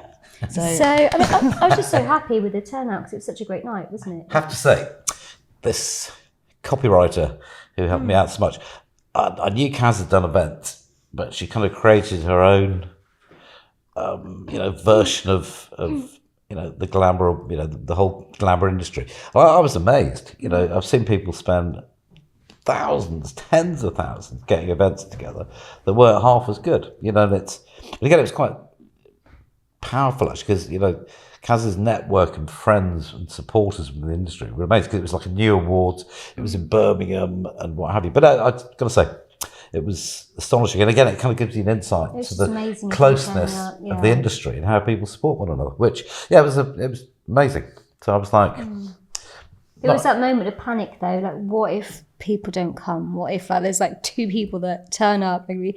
But as more people started coming through the door, I'm just like, yes. And you're doing it again We're next doing it year. again next year. So I can't say too much about this because we've not sorted out all the details yet, but we're teaming up with another brand who are very successful, and we're going to keep it in Birmingham, basically. So, because there's all these awards in London, everyone favours London. I don't know why that is, because it's so expensive. And it means a lot of the people from that part of the country don't get to go. So, yeah, we're going to keep it bigger and better next year. 4 keys. You're currently holding 4 keys for Locked Up Dicklets? Yeah, because we've just done Locktober. Do you know what that is? I do. She does. Do you know what that is? Have a guess. Is it chastity stuff? Yeah. Keep guessing. So they have Man to... parts are in a cage. What month sounds like October? Rhymes with, Yes. yeah. So what do you reckon happens in October involving chastity? You make your subs wear cages? For how long? Well, it depends how restrictive these cages are. No, it doesn't. I mean, you've got to be able to wee and stuff. No, it You still doesn't. wee out of them? Yeah. What if you get an erection? You don't. That's their problem. What can it move? So the clue down. is... It's pretty restricted. There's not If you start much. to get an erection, it just stops. It'll probably just ache a bit and hurt and then not grow. But sometimes it gets a little bit wet down there, apparently. Wet dreams. Yeah. 'Cause you can't. They can Bop one still off. do that. They just can't swell up So it's like wet dreams. Yeah. It's got to come out, hasn't it? all of the time, no, not just when they're sleeping. All of the time. It's All it's, the time. It's oozing. Yeah. Yeah. So, Kaz, just if you like, if they're like sportsmen, so things like, like in the showers after with your mates and stuff. I mean, do they just have to go and hide and quickly have a wash? Or, sorry, can I have a shower today? I've got alopecia. Or I did think that, Presumably. they probably would... You could see the cage through boxes if they're at the gym or something, or having a swim. Yeah, well, I did have one sub. He said he wanted to try it again because last time he tried it last year, apparently he went for a swim and it sunk down to the bottom of the pool. So I'm like, well, what did you do? Did anyone see? He said he swam down and quickly got it. So if that was me and I was a guy, I'd just left it there and pretend to have nothing to. Apparently how did swam he get down. it back on? Did his like willy shrink? I'm guessing he waited till he got out of the pool. Hopefully, anyway. Do you ever have someone that, like an emergency, I'm just thinking, because you've got the key, and I have to go to the airport, and this like metal thing, and you go through does that ever happen? Because you imagine it'd be like, It must have done. they got the rate, and they look at it and Yeah. thinking, it's Locktober. Oh, there you go. I did lose one of my keys once to a slave I had a session with, and I thought she was bringing her spare, but she forgot. So, but she had quite a basic cage, so I just cracked it open with a safety pin. Sorry, is she? Oh, Sissy. Oh, Yeah. Sissy. So, but she actually identifies as kind of Okay. girly. Do they get rusty? Oh, What, the cocks or the... Cages. No, they're metal. I'm just fascinated by that. No. What? No, they don't. What happens in Movember? You can always think. Movember, yeah. Yeah, Movember, when them grows a tash. It's just a carry-on from October, isn't it? Brilliant. Yeah. How long do they keep them on for? the whole month. Well, mine haven't been very good this year. I had one do a week, and one did 3 days. The best one did about 2 weeks. Do you have to unlock them yourself? They have to come to you to get them unlocked? No, I post their keys back to them. Do you not swallow the So- key for a laugh? No. Let's go, Jen. What happens if the key gets lost in the post? Guess they're a bit stuffed, aren't they? You've got to go to like a local locksmith or something. Yeah, they must do. Yeah, get A&E. Don't you get a combination one? Imagine calling a Because then you locksmith just like text the that. A lot of combo. them do that now. A combo. Yeah, a lot of them Do you reckon do they'll that. charge the prices they do on the doors? And the purpose of this is what? Frustration. Yeah, apparently it heightens like feelings of desire and sexuality. Because you can't act it. You They can't can't release. act it out. They're basically, it's good. Well, it's twofold. One, it's being disciplined. And Yeah, I then- was thinking and it's some kind of tantric they can, mind test. focus on like their work and stuff like that. And then you get the others where it just heightens them and it makes them like just go crazy. And then they're trying more extreme stuff and they want to push themselves into that state where they're more susceptible to their mistress's suggestions. Because if you're locked down for a month and then you get that off, you just want to go wild, wouldn't you? Yep. Is that exactly what they do? That is what they're like, yeah. It must be a bit shriveled up after a month being. No, not at all. You'd be surprised. Yeah. Yeah. Strange. So sometimes So does it get they're- easier the more time goes on? I think it gets harder. I had one slave keep a diary for 6 weeks, which is on my website. I think I can mention it here, but it's on my website. And so he wrote me a daily journal of like his headspace, what he was going through, the frustration, what it felt like. And like one of the hardest bits apparently was when he woke up in the morning feeling a little bit fruity and then realised he's got this cage on. And apparently it got to the point where it was waking him up in the night. Oh. And his sleep was deteriorating. He found that his thoughts were becoming like a bit more deviant as well. And he was writing me this journal going, I'm getting to the point where I'm thinking of begging my mistress for the keys back, but I just don't want to disappoint her or give up the challenge. So that blows the wet dream then, I suppose, doesn't it, really? So it almost goes from pleasure to cruelty. Yeah, I guess so. Yeah, I guess it does. But they kind of get off on that, like the complete out of controlness and loss of power. And you've also had incidents of cages falling off in public. Yeah, there's another one. One of my bankers, actually, he wanted to try chastity. So I said, because he doesn't have a huge appendage, I said, why don't you go for one of those little silicone ones? Because they're quite, wearing metal all day long, it's got to be harder, hasn't it? I think if you're wearing silicone, it kind of adapts and sits and molds to the flesh. So he got this little silicone cage. And he was in his office. He was shouting at his secretary because apparently he's not a very nice person at work, even though I tell him to be. I'm like, you can't speak to your staff like that. You need to be nice to them. So he was shouting at his secretary and getting a bit animated when all of a sudden there's like, he feels this feeling down his trouser leg and there's like thud on the floor and his chastity cage has rolled down his leg onto the floor in front of her.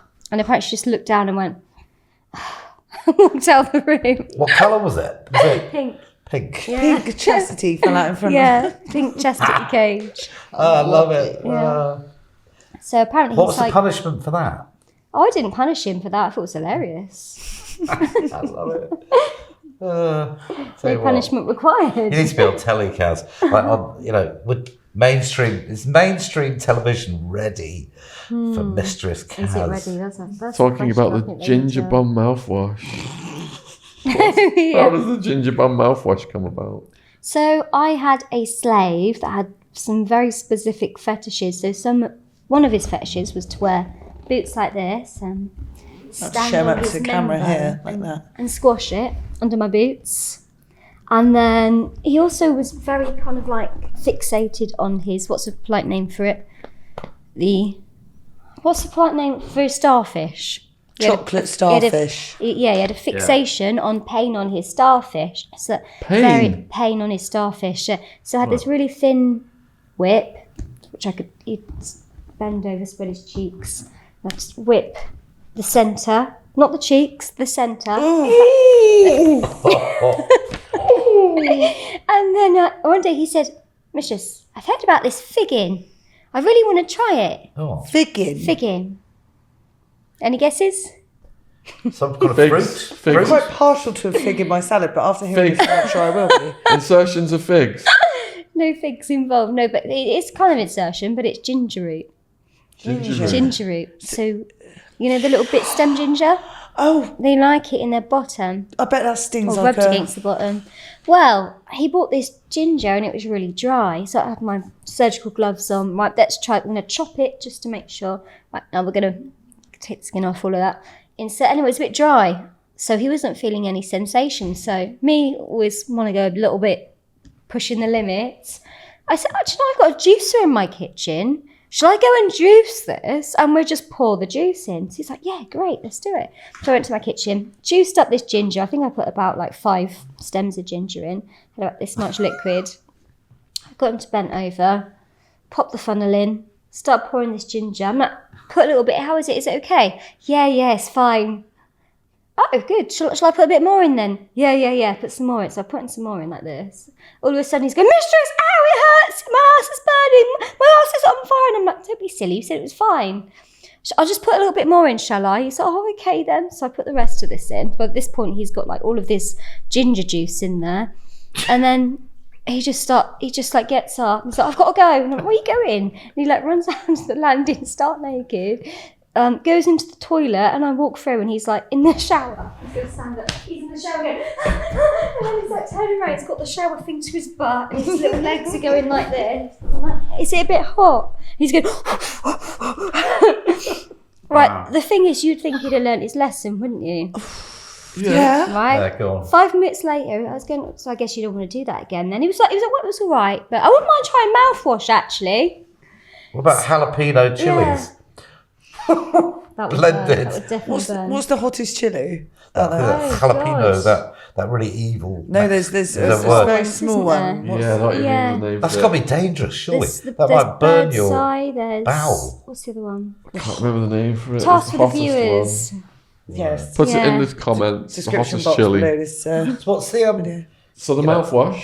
So what's the capacity? Oh, of- so we did a enema with mouthwashing and squirted that in, and we found that was like Sorry, an painful- enema. enema. So it's So you, an enema which you douche with, where you can squirt so you water. put mouthwash in there. Yeah, instead of water. Is it like in a hose thing? Yeah, in a hose. Yeah, so Like you a put the hose in. pipette. That's it. Squeeze it, and it squirts it all up there. So what's their normal capacity? When it's like you're filling your car up. How much do you have to squeeze in? You'd be surprised, quite a lot actually. Yeah, because if you get an actual get a full enema tank. bag, they're like this big. What? Yeah. So, and I knew a guy Full that used unleaded. to like having about 2 of those. But I didn't witness that because I don't do heavy enema stuff. So that goes right up to the upper intestine. Is that, Oh, that's right. good. Surely that's dangerous with like ginger mouthwash. Isn't there You're not meant to membrane? swallow mouthwash. No. Let alone have it up your bum. No, we only did it with a little enema with the mouthwash, but Isn't there a membrane in there? That's why it's sensitive or something that absorbs it? what? A membrane. yeah. Yeah, I think there is actually, yeah. Because people take drugs that way as well because of this. Do they? Really? That's what, I saw a girl that's what I've once. heard. Pretty great one. Did you ever see any of them do stuff like that? 'Cause It's I'm called sure. a pocket rocket. No, it's called a butt rocket. A butt rocket. Butt rocket. People who put like rocket. MDMA or crystal Yeah. meth in the bomb. It's That's called a butt crazy. rocket. Yeah. Yeah, because I imagine when people are under the influence, they do crazy stuff, don't they? And they probably don't care who's watching. Or because I knew a girl that used to, we call her Diamond. She's in the book actually. She did like a wine enema. A wine So and it was enema. sparkling as well. She like filled up this enema bag with sparkling wine. I wasn't there, but I saw the video. And she used to go, oh look at this, is great. So she pulled this enema bag up with this wine and then just took the whole litre up her bum. I said, Was she pissed? yeah, she was absolutely steaming because you're not meant to absorb it that way. Because it absorbs. I think Straight the in. membrane is Yeah. super absorption down the. I mean, I'm not a prude, but that's... It's pretty extreme, isn't it? Yeah, no. I've heard champagne That going on the was- other side. But, that's Other maybe side. that's a Californian That's not porn good either, thing. though. That's not Can't good. believe it's that good. That No. would upset the gut flora. Yeah, you get thrush or something. Yeah. Yeah. Yeah. Flush. Thrush. Not flush. You guys are doing gynecology role play in a Oh, park. over to you, Eddie. Oh yeah, that was. Yeah, it was one of those things. I was going back, the Winky Cats. So we're out in like West End. No, it wasn't. It was like Chelsea around there. So there's lots of posh people. And we're like in this bar, and then Kaz getting chatted up by all these guys. And she goes, Eddie, yeah, Tarquin has invited us to his house for like a party. And I've been, I was kind of left into it. So I was, am I invited? She said, yeah, that's the condition. So, I mean, these people like, I don't know, 30s, kind of banking, professionally type people, quite posh, like, hello. So anyway, so we've all had a few drinks, we go along to that thing. And so basically the guy that invited us, Tarquin, it's what's the gig? And Kaz and I like to do a lot of impro. So, well, I said, actually, I'm a gynecologist. And Kaz is my practice consultant, manager. So, yeah, we, got to the posh house and where it was. And, so, it's like, who are these people? Oh, yes, we met Kaz, and this is her friend Eddie, and didn't, kind of said, there's people come up to you and say, hello, my name's Rupert, I'm a banker. What do you do? And I said, well, I'm a gynecologist. Don't really talk about it at weekends. So then, gradually you meet a few more people. They're all drinking, getting hammered. And then, I think some of them said to Kaz, well, Eddie, sort of, I've got a bit of a bit of a worry. Would he mind just sort of giving me an opinion? And Kaz would say, yeah, well, just be discreet, though, because, it's the weekend and all that. Yeah, so by about midnight, a lot of these drunken women were kind of coming up and saying, I'd be like, well, unfortunately, that's classic gonorrhea, or, could be syphilis. Then like a few blokes kept coming up and just, the very basic symptoms of gonorrhea and what have you. So all I said to them is, look, I cannot, I've been drinking, I'm not enabled to give an opinion. But why don't you go to probably Charing Cross, there's a STI clinic there. And yes, so about 1 o'clock, I said to Kaz, this is like a den of sexual diseases. We got to leave. It's like they all had the clap or something. And because they're obviously quite a tight-knit group. And a bit incestuous, maybe. I think they were. I think they not me. I think they just want to trap Kaz into their thing. And yes, I just wish we should have had a camera down at Charing Cross on Monday morning. In the clinic, they're probably all like, hello, Tomkin, what are you doing? Yeah, so that's just, then we just sort of left. I remember we were walking along. It's just another classic moment where, but, people do want to believe what you say. If I know a little bit about gynecology, enough is enough. You can just, never questioned. Didn't see them again, though. And I wasn't at the clinic on Monday either. So. I would have gone with a hidden camera. That would have been good, wouldn't it? Smile, you're on camera. Next. Oh, you're good at Brummie accents, apparently. It's great. It's a lovely day, Saturday. The thing is, a lot of people think Brummie is really boring. But I'm really happy, really. My mate Cassie does a good accent. Can you do the Peaky Blinders? He's got a big blinders. It's quite hard to talk when there's no. No, that helps. It makes it more nasal. I think it's more authentic. Peaky Blinders, that's more like Can you do an Arthur impression from Peaky Blinders? Arthur, he's hard to do. Kaz could do a great Welsh. Right. No, actually, I've got it Right. It's great, Sean. It's great. But we got problems with the London mob. That was quite good. That was good, wasn't it? So what I'm saying is we get down that train and sort them out. Like sharpish. All right.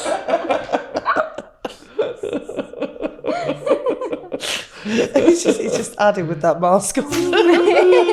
It does. You could do a robbery like this. You could go into a bank and do that voice. I reckon they'd just pass all the money over to you.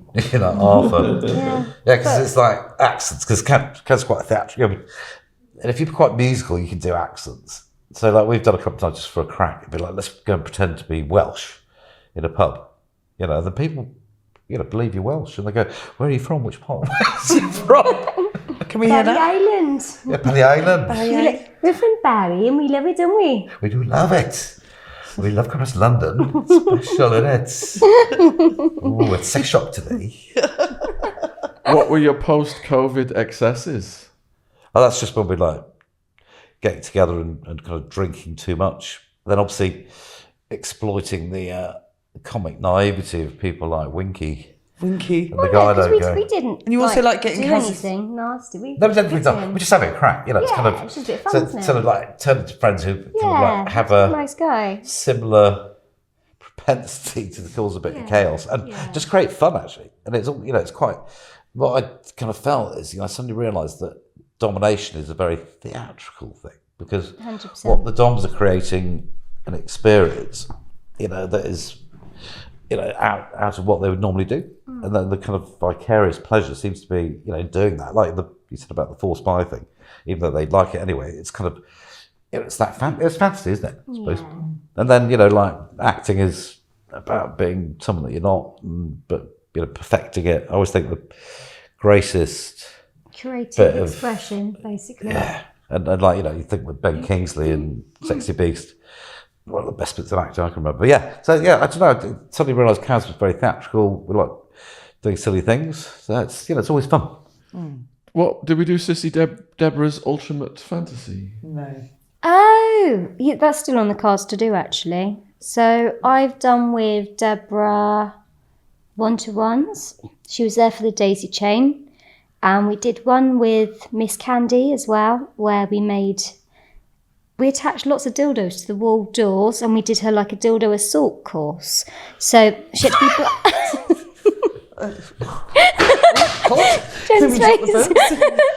So we blindfolded Deborah and put these big stilettos on. So she had to basically navigate her way blindfolded and heeled up across the assault course of dildos. So she had to, as soon as she felt one, she had to grab it, drop and suck it.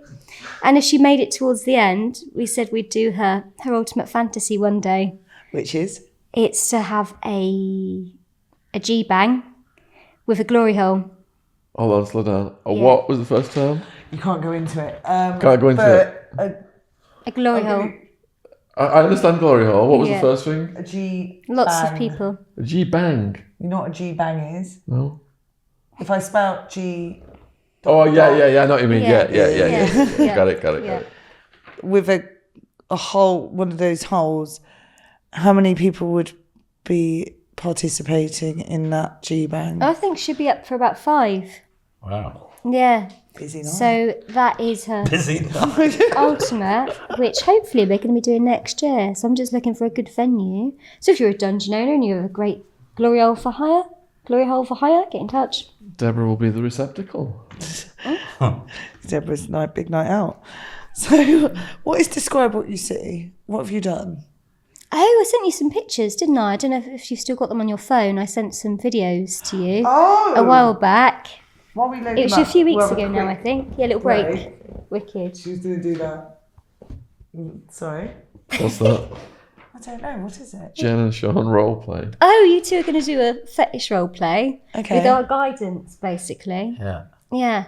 So we'll have to think of some themes and throw them at you. I'm like the Sorcerer's Apprentice now. Yeah. Verbal Eddie. role play, I presume. A what? Verbal role play. Verbal role play. Okay. Well, unless you want to slap it. Yeah, right now, let's do it. Okay, yeah. So we chuck you a theme. Right, do and- you see? Okay. Right. So obviously, I'll just be the supporting actor here, but I'm always learning. Shall I pick the first thing? Yeah. Headmistress, and Sean has been throwing things out of the window and putting drawing pins on people's chairs, and he's sent to the headmistress.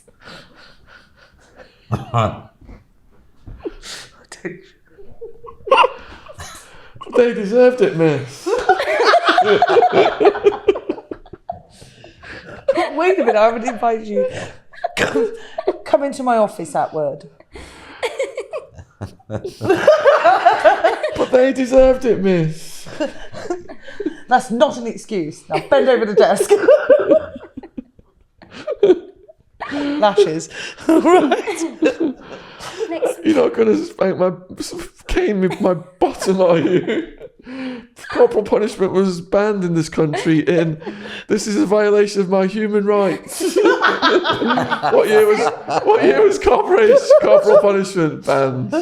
Sean's so on trend, isn't he? Right now? You cheeky child. I'll report you for child abuse, miss. You've got a bit of a mouth on you. Aren't you, Gobby? So, Kaz, what do you reckon out of 10? 10. 10. Who, me or him? Yeah. So right, I've got one for Jen now. Obviously, Right. Yes. Mr. Atwood, the headmaster. Oh, so we're going to... Yeah, so it's now Jen. And Jen has been caught smoking behind the garages with bike boys in her hockey skirt. Oh. Right, so I've been caught smoking. What, he catches me smoking? That you've been reported by one of the by the hockey master, and you're marched straight to the study. So, Jennifer Hopkins, do you realise how unhealthy smoking is? I'm sorry, sir, it's my friends, not me.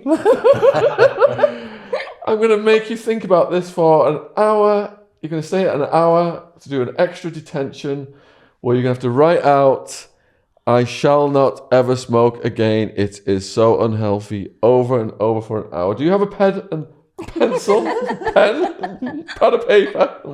God, that's the most boring role play I've ever had. There's nothing nothing kinky about that. I can't give the trolls any clickbait.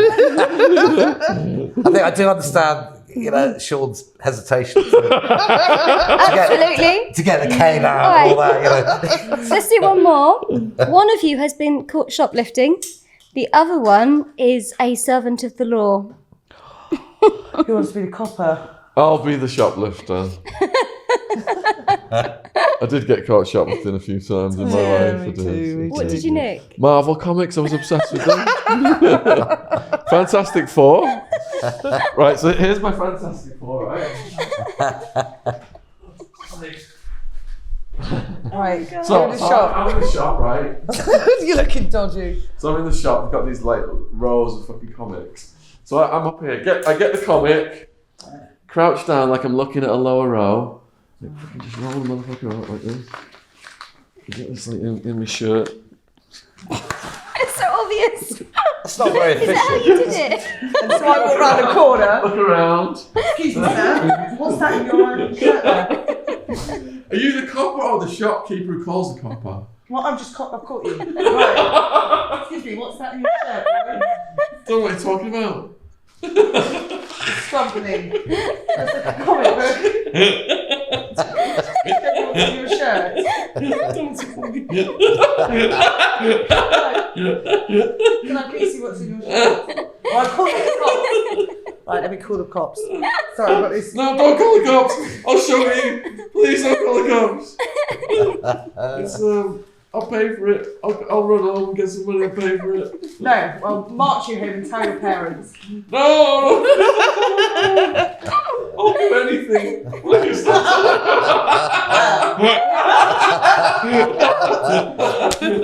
Wow. Well, gotta say, Jen, what would the punishment be? We'll cut there. so Mistress Kaz, they get you to the swing of this, don't you think? I think they're I'm in a naturals. trance. Yeah. That's brilliant. That's theatrical. So you're quite theatrical. Why don't you two do a role play to make us? We'll be the spectators. Any rules? No rules. Brilliant. Okay, right, chuck one our way. Chuck one our way, what are we doing? Right. So, one of you is Stavros, the leader of the Daleks. Exterminate. And the other one is 3.0 Android. And they're enemies. So which is the hardest one? The worlds have clashed. They're enemies, they're not supposed to mix. Which is the superior one? You. Well, Stavros is like the boss of the No, Daleks, but 3.0 so they're both Android good. is It's a bit more high got tech. superpowers too. So I'll be Jesus, it's hard. Who do you want to be? I'll be Stavros the Oh, you'd be Dalek. Stavros and you'd Because be I'm older. Yeah. Do you remember how he spoke? Exterminate the Dalek. Can I just be like a Kaz version of this prototype? Yes. Yeah. Yeah. So basically, I'll come along and go, what's your name again? You're like Robo 2.0. Oh, shut up. I understand you're Robo 2.0. I am the head of the Daleks, and you'll be exterminate. You have not my power. What can you offer me? Can I ask you a question? Why are you holding your hand to your mouth like this? First of all, put your hands on your head when you speak to me. Come on, decent manners, courtesy. Show some respect. Who do you think you are? I know it's the Dom droid. Right. Shit! Get over my knee. Over the knee. I'm about to deliver an extreme spanking. You ready? Yeah. Cut. You got away with it. You got away with it. You can see that practice makes perfect on that. So we're going to start with Say What We See then. What's that mean? So basically, Kaz has sent me a load of explicit videos of sessions with her subs. So you've got to have to describe it YouTube friendly, what you're seeing in the video. I do warn you, some of them. Yeah. So it's the first one.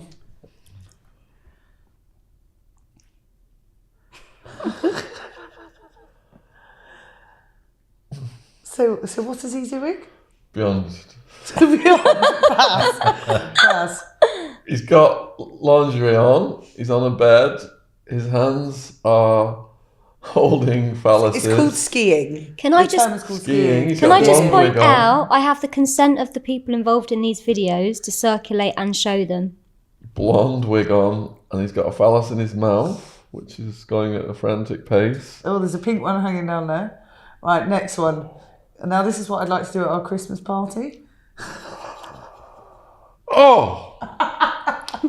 There's some electrical application of some cattle prod I think I could probably describe to that. the nether regions. There's two gentlemen connected by By- their groins via tinsel, a string of tinsels. So was this Christmas themed? It's Christmas themed, yeah. Okay, It's getting a and bit festive. And they're getting cattle prodded. that is called In a March. violet wand. A violet wand. Does that affect the tinsel? It does, because it's all very conductive. So at a certain point, you can start hearing he's feeling it. As you move along, eventually, guy number 2 is going to start feeling it. So it's quite interesting to move the prod up and down. I think it was a violet wand in this scenario. And all of a sudden, the one on the right is going, ah! And then sometimes you can get them both. You'll get a little rogue bit of tinsel that just connects the whole thing. So it's just brilliant. Obviously, if you get a short, do they just like both explode or Oh my goodness, yes. a short, This is very, very- short circuit? I just want to, no. No, nothing like that. So next one, it's not much of a video, but can you describe? I'll show Kaz quickly. Some rope Some rope. has gone from around the head to the crotch, and a hooded masked man. Similar to Eddie. Oh. No, the mask is. And Kaz is looking like a very proud owner there. I like that. I like that one. This guy's about 7 foot tall, He was very tall, wasn't he? So we're on to yeah. the next one, which is... but very So submissive. that is pegging. Yeah, that's pegging. Wow. that's cool, isn't it? That was on the swing, wasn't it? Is that on the swing? You got- Next one is this. Oh, floor. I call him a dirty little floor humper. He is literally floor humping floor humper. in Floor pink, humper. skimpy pink knits. And that's his punishment, is to hump the floor. He's got a cage on. What was he saying at the time? No, you can only Can't see his remember back. now. Just thank you, mistress. Thank you, mistress. I'm a dirty little boy. And he's 7 foot tall. Certainly is. Yeah. Oh. No, Oh yeah. can't watch that one. I can't see that. Show him. A long instrument is going in. You reef... Non merci. Non merci, madame. Yeah. No. Oh, zut alors. I do wonder You how might he say, peed. what's that sound? Let's go past that one. It's making me queasy. That is the last one of the evening. There we go.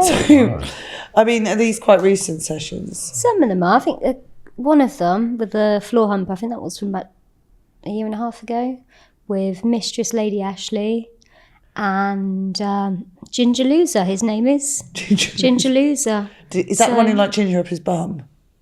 No, he is ginger. Oh. yeah. Just his hair colour. And we squished fruit with our feet on the floor and he had to lick it off our toes and clean it up. So there's some guys want like sessions with multiple DOMs at the same time. Yeah, How common like is that? two is quite common, 3. The most I've ever done is about 4 or 5. So when you get together with a bunch of DOMs like that, because your creativity, you know, you got these stories and stuff. When there's like 4 of you, how does that gel? It's just an absolute giggle fest, basically. The slaves that sign up for that are generally into humiliation and degradation anyway, because they know they're going to have a bunch of girls that just stood there pointing and laughing. So it'll be girls lounging and just going, lick the floor, go and hump that cushion, and just being in hysterics the whole time. So yeah, there's no order, no structure. It's Do just they like treasure that? Would that be like the highlight of their life? Be like 4 yeah, DOMs one, all at one once. for the memory book called the special W bank. W bank. Yeah.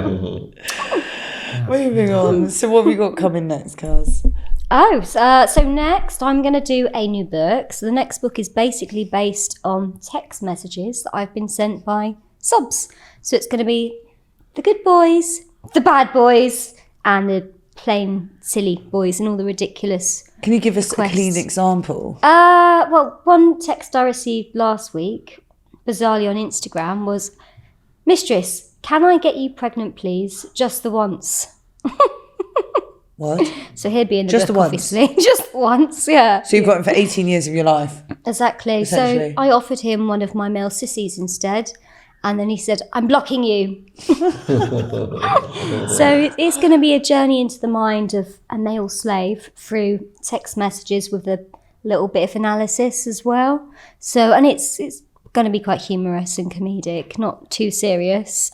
So that'll be the next book, working on my thriller film, which James the cameraman's going to be on. We're doing a casting couch series at one point, so we're going to get an actor in to be a character who's really brash and loud and thinks he's brilliant, but he's really sleazy and everyone hates him. So that's going to be a comedy as well. Let's plug James's documentary interview with the Dominatrix. Where's that available? On Amazon Prime, I do believe. Amazon Prime. It's on Tubi in America, so American Tubi. viewers can watch it at tubi.tv. And congrats to James for getting his naturalist cleaners on Amazon as well. Yeah. What Naturist keys? Natural. Naturist. Nature's Yeah. And we're going to do another one, aren't we, next year? Which would be just about you, Kaz. So we'd look at what you're up to and sort of get to know a bit more about you and we see you at work. And Also dropping the OnlyFans. So there's that, OnlyFans. You can find me there, CasbyXX. And don't forget, we've got a brand new podcast with Jen. Reality is shite. Which it is. Would you like to explain what that's about? Well, it's just relevant news stories. 4 of us, 5 of us, whoever wants to join. There's no preference really. Just someone who's funny, dry, I like. It's not kinky news stories. It's more mainstream, but our opinions and perspectives, I guess, on them. Just daft stuff, isn't it? Weird and wonderful in the news. I mean, some news stories are quite mainstream, but others are just ridiculously funny. For example, what was the one I put up last week? You were there because you do the slides. That wasn't the giant Christmas decoration going down Oxford Street. That was quite good. There was That was quite the good, cat selfie one. That was my favourite story. That was too weak for me. I loved it. It was cute though. What was the best one that we I did? love them. What did we have? We We had can't discuss- I love the Bodmin toilet scandal. Oh, there was that. Well, basically, B&Q launched a new toilet. They called it the Bodmin. So everyone in Cornwall, well, Bodmin in particular, were really offended that they named a crapper after their town. But Bobbin is a shithole. Clearly. The fashion company. Sorry to everyone in Can't Bodmin. mention that. Okay, we'll mention that. Yes, don't mention that one. And don't forget, if you want much more, Confessions of a Dominatrix is available worldwide on Amazon. Ebook, paperback, audiobook, links in the description box below this video. Check it out. And if you want a sissy session, don't contact me. Or a robo session. That's what I say, Kaz, you're an incredible woman. And congratulations. Yes, cheers to Kaz. Cheers, guys. Wow. Cheers, take care. Cheers. Clink. Cheers. Clink.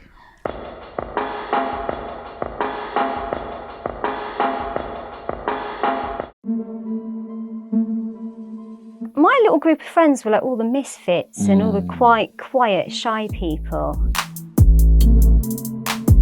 You know, keep refusing to give me back my passport. But unfortunately, I'm not going to have any more choice than to go to the English tabloids and tell them that you're holding me hostage and that you're detaining my passport. I was just kind of sat there, and then this Chris comes back through and he says to me, "We need to get out of here. We need to get out." And I'm like, "What's wrong? What happened?" He's like, "He wants to swap. Would you like to take some tea out to your little friends and some biscuits?" And so it was all quite civilised. And then someone just turned up, I don't know who, with this acid. He was like, and I just crept slowly to the top of the stairs, and there's this like guy in a grey hoodie just like staring back at me like this, like like that. And I'm like, we both just froze for a moment and just stared at each other, like in shock. And then I'm like, "Get out of my house!" It's a TV show, and you have all these different girls on a bed, and then you pick up your phone and you're like, "Hey!" I never wanted to be the loudest person in the room, but I think they all wanted to be the most extreme porn star and all like the wackiest and everything. For me, mostly my experience, although there's been ups and downs, I've found that the industry's helped me. It's grown my confidence. So and then when we went round to my friend Vicky's, like apparently he was putting stuff in my food, and she was like, "You can't do that. That's you know, you're spiking her." And he's like, "No, it's fine. It keeps her calm. It keeps her happy." Well, I'm quite into my PVC and corsets because I don't kind of like being, you know, collars up here and too stiff and formal because I like to move around a lot, but I like to be a little bit disciplinarian.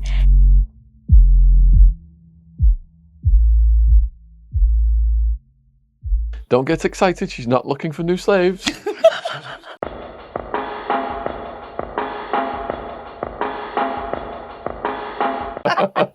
Hello, everybody. And the levels just got here before we even started. We have our first ever dominatrix.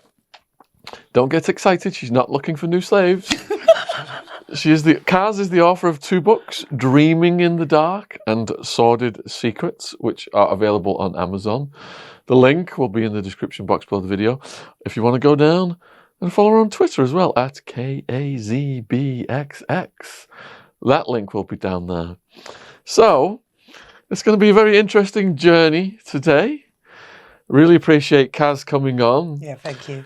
I've watched your previous work with James, got a lot of views, got a lot of interest, and a lot of absolutely insane stories and things that I didn't even know people had a penchant for that will blow your mind from the kinky department. We're going to get to that. All right, so before we start then, getting heavy. Yeah. Oh, yes. And Jen is here, of course, of Boomer and Jen. Her links are in the description box for her organic cotton clothing company. You should be familiar with my new co-host by now. Right. So before we get to the heavy stuff then, we're going to go back and just look at what led to this adventure. Yeah, sure. So where were you born? I was born in Swindon, Yes. so just down the road. Well, not down the road, about an hour from here. Yeah. In Um, Wiltshire, isn't it? Yeah. It is, yeah. Isn't that your neck of Wiltshire. the woods? Yes, Bradford-on-Avon. Mm-hmm. So, what was school like? So school was like a horrible place. I would never want to go back to school and be a kid again if I had the option to. When I got to, because I'm quite short, you've probably noticed. So I was kind of a bit of a target for bullies when I was at school. And I was very quiet as well because my home life was a bit disruptive. I used to just escape into books and stuff. So I was quiet. So... Oh, sorry. I've got a terrible habit of tapping my feet. I've got to hold them. We'll get you, Hold it still. we'll get you a pillow. Careful, she'll spank me. While I've interrupted, can I just grab your foot real quick and show it to the camera? Yeah, go for it. Look at those sneakers. Aren't they so cool? Yeah, so I should have had these on at school, really. You've done some damage. Yeah, so I used to get picked on at school, so that wasn't really much fun. Yeah, so it kind of built up where I was getting sort of picked on all the time. And I'm just stuck to the microphone. Do you need a hand? No, you know. There you go. Oh my God, I didn't want to break it or anything. Jeez, don't do this. Okay. This is not S&M. Yeah, so it built up to, I had an incident where there was a girl that just grabbed me from behind and kicked me in the head. And that went to the police and they got involved, and it was all kind of very dramatic at the time. For what reason? When she did her police statement, she just said, "Oh, I had a bad day and I needed someone to take it out on." So I just happened to be there, sort of like walking home from school like this because I was quite shy. She's gone, "Oh, she's little," and I'll pick on her. So yeah, I got my head kicked in and got beaten up. She was kicking me in the head, and I remember being on the floor just thinking, like, just numb really, and I wasn't even crying or anything. And then she said, "I'm going to kick you in the head until you cry." And like somehow I just managed to make myself cry. So I just managed to switch it on. God knows how. I guess it was like a survival technique, really. Of course. Did you have a history with her? No, not at all. I did get bullied at school, but she wasn't part of that group or anything to do with it. So it was just random. And then, funnily enough, how all the bullying stopped, I was walking over, we had this like big bridge from one side of the school to the other. I was walking over the bridge and there was this girl called Lindsay. She went to me, I won't say my surname, she went, oi, you. And I'm like, oh God, sort of thing. So I go to walk away and she kind of like sidesteps, grabs my little coat, I had this little green coat on, pulls it over my head so like I can't see that. And I'm like, shit, I can't see. So I'm like flailing during this, going, get off me. Like, anyway, somehow I managed to just like punch her in the face and give her a black eye. So I'm like, oh, I heard her scream and I'm like, oh God, I'm in for it now. She's going to proper beat me up. But she just ran away screaming and crying. And I'm like, whoa, what just happened? So did you have friends then, like a clique that you hung out with at school? I did, but my little group of friends were like all the misfits and all the quite quiet, shy people. So, but I remember that morning after I hit the girl in the face by accident, I went up to. Well, the morning was fine. I kept expecting to be called up and get into trouble. I kept thinking, oh God, something's going to happen. Anyway, after lunch, we had afternoon registration and I sat in my chair and I had this tutor called Miss O. And she went, Karen, can you come up to the desk, please? And I was like, shit, here it is. Here we go. I went up to the desk. She said, did you hit Lindsay this morning? And I went, yes, miss. And she went, good. Now go and sit down. Good on her. Did that set a precedent then with the bullies?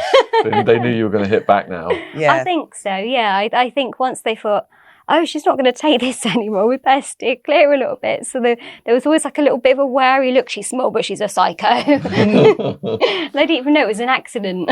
Oh, well. Well done you. What was your relationship like with the lads at the school?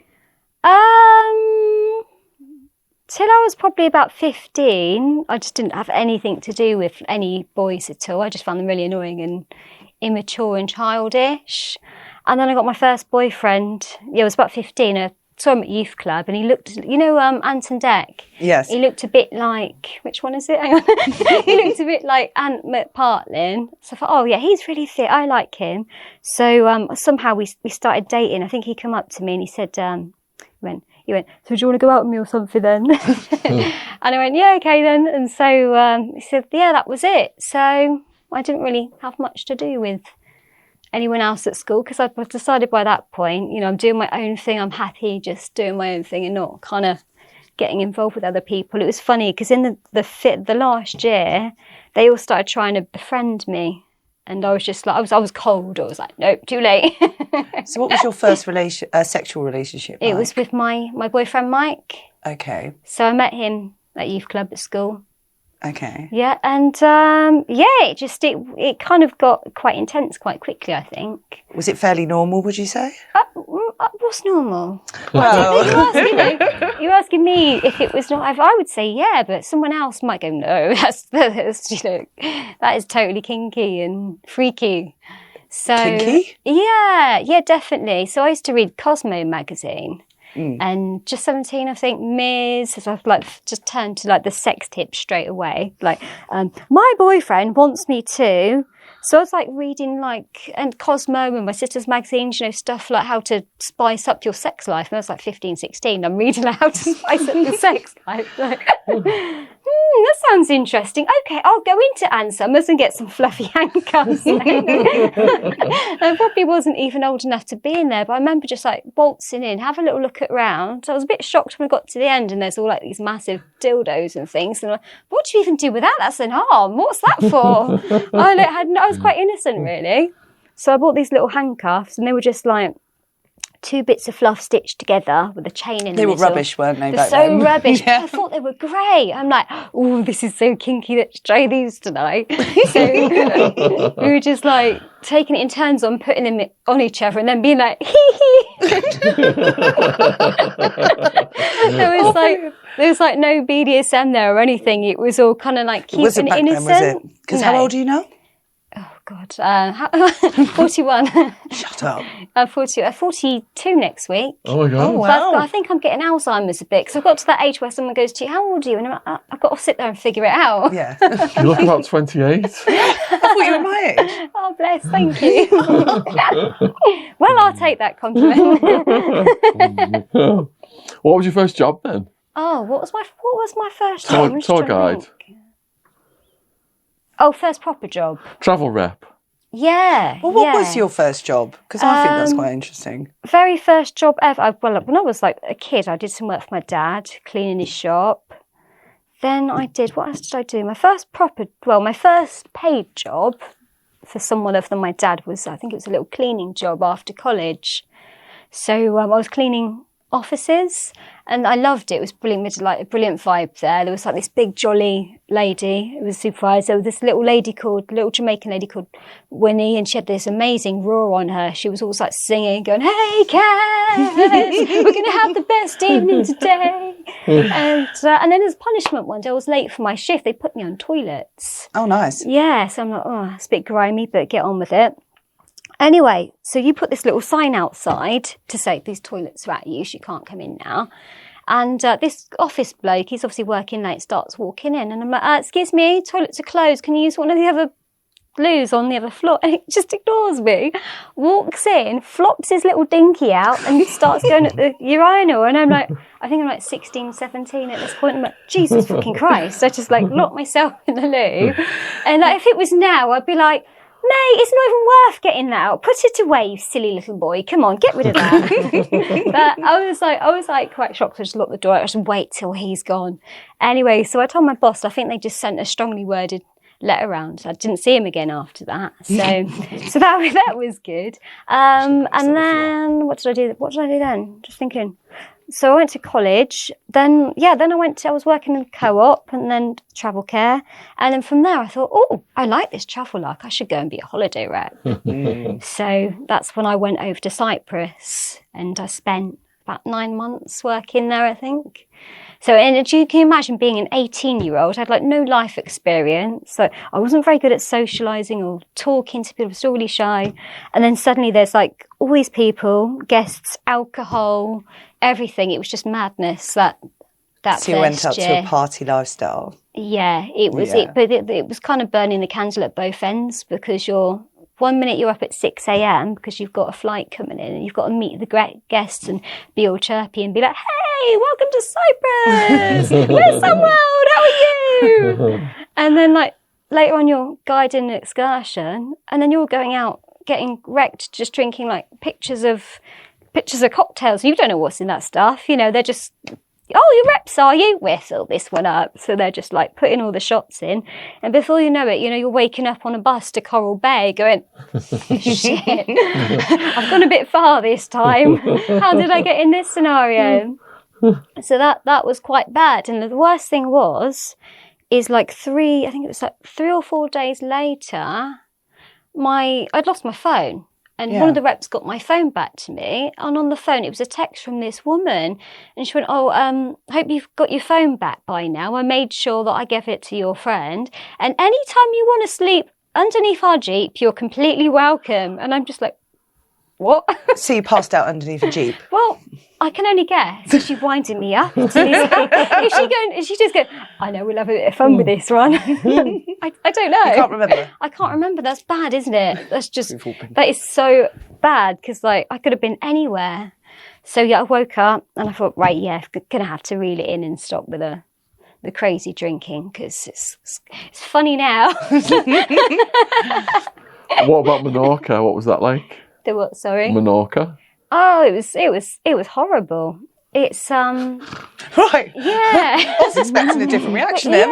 Yeah, I love Cyprus. I think Cyprus is such a brilliant place. So if you go to Menorca, I think there's a place called Callan Forcat, which is, if you're in your 18, 19, 20s, you want to be there because it's busy and, you know, bit of a party lifestyle and stuff. But if you're that age, you don't want to go to Sonbu, which is where I was. So what happened was the first week they send you out for training, I made all these really cool friends, which was still quite hard for me at the time. And I'm like, yay, I've got friends, this is great. And then like, yeah, now we're going to take you away from these people and put you on your own here in this resort.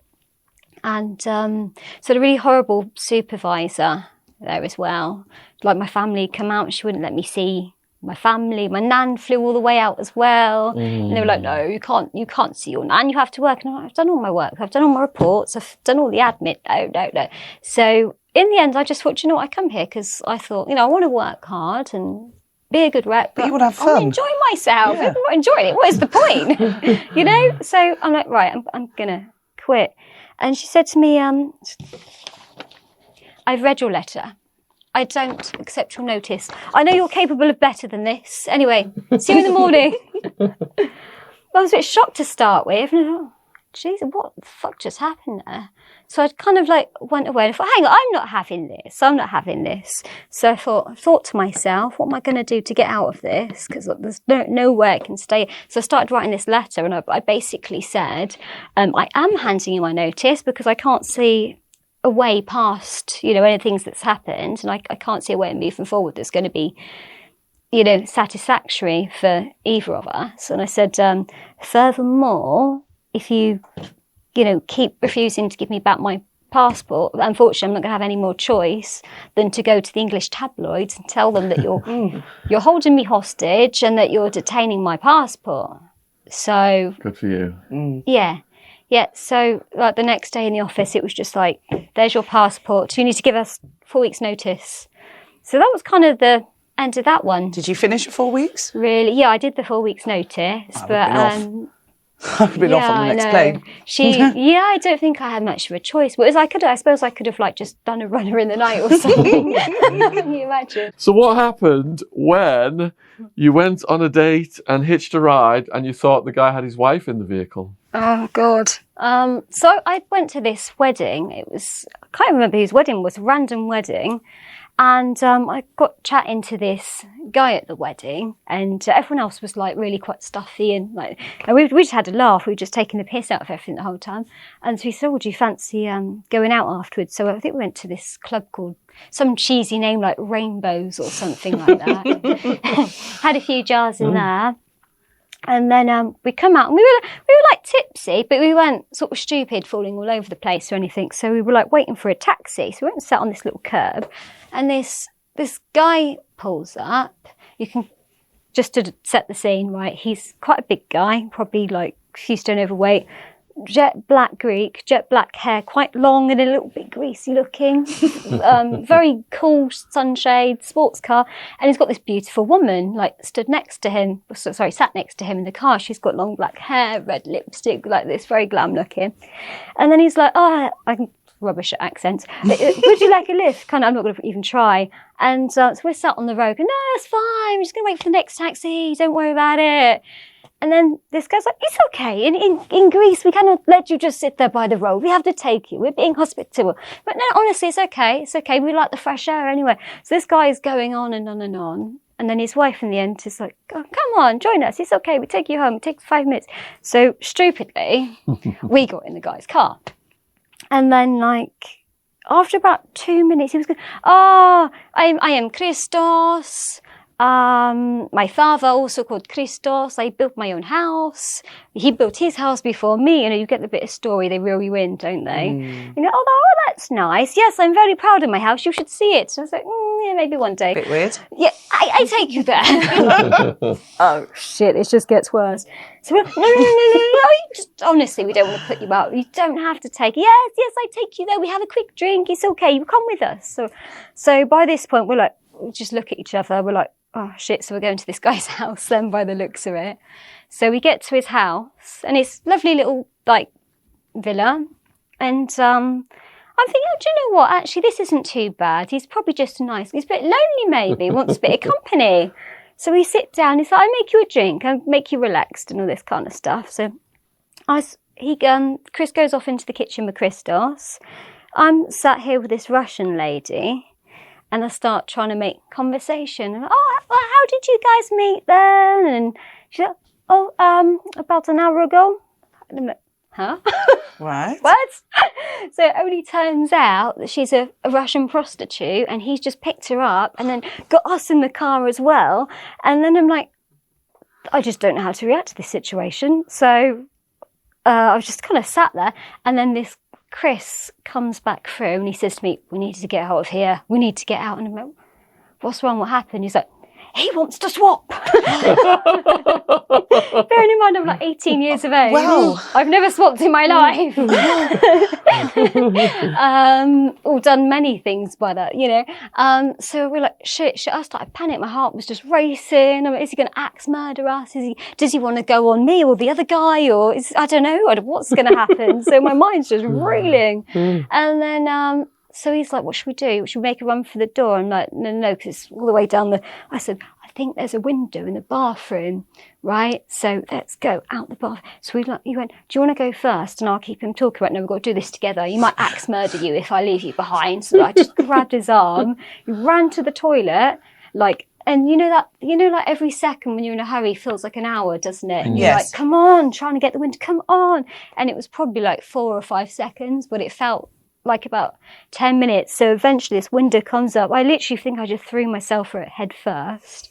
He followed me and we started rolling down the hill, picked ourselves up and we just legged it for about like 10 minutes until we couldn't run anymore and we're out of breath, and then we just collapsed into fits of giggles because we'd like made it out safely. It's like out of a movie. Yeah, it was nuts. And then by the time we got back, we were in Polis. We had to walk all the way from Polis to Paphos. So by the time we got to Paphos, it was bloody light. Wow. Yeah, and then we stopped for McDonald's as well. And normally I just will not eat McDonald's because it's not my kind of thing.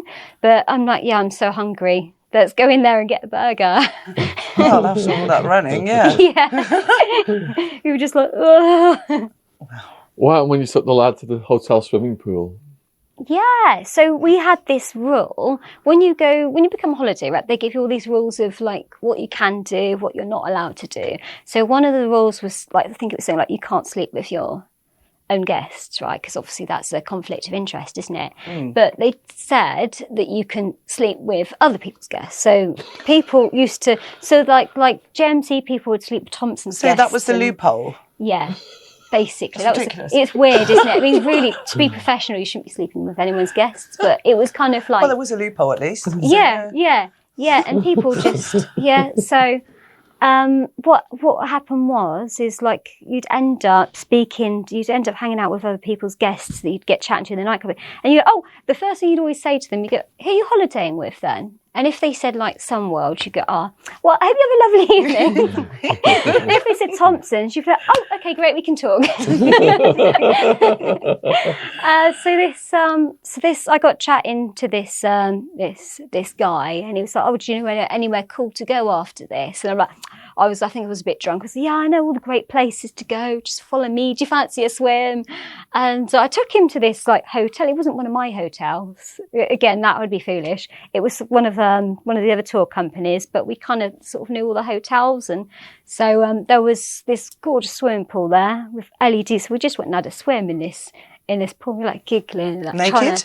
I think we probably were, or like at least like very skinny dipping. scantily, yeah, and we were like just giggling, like we're very, very naughty and stuff. And then we then decided to go inside and get a little bit naughty.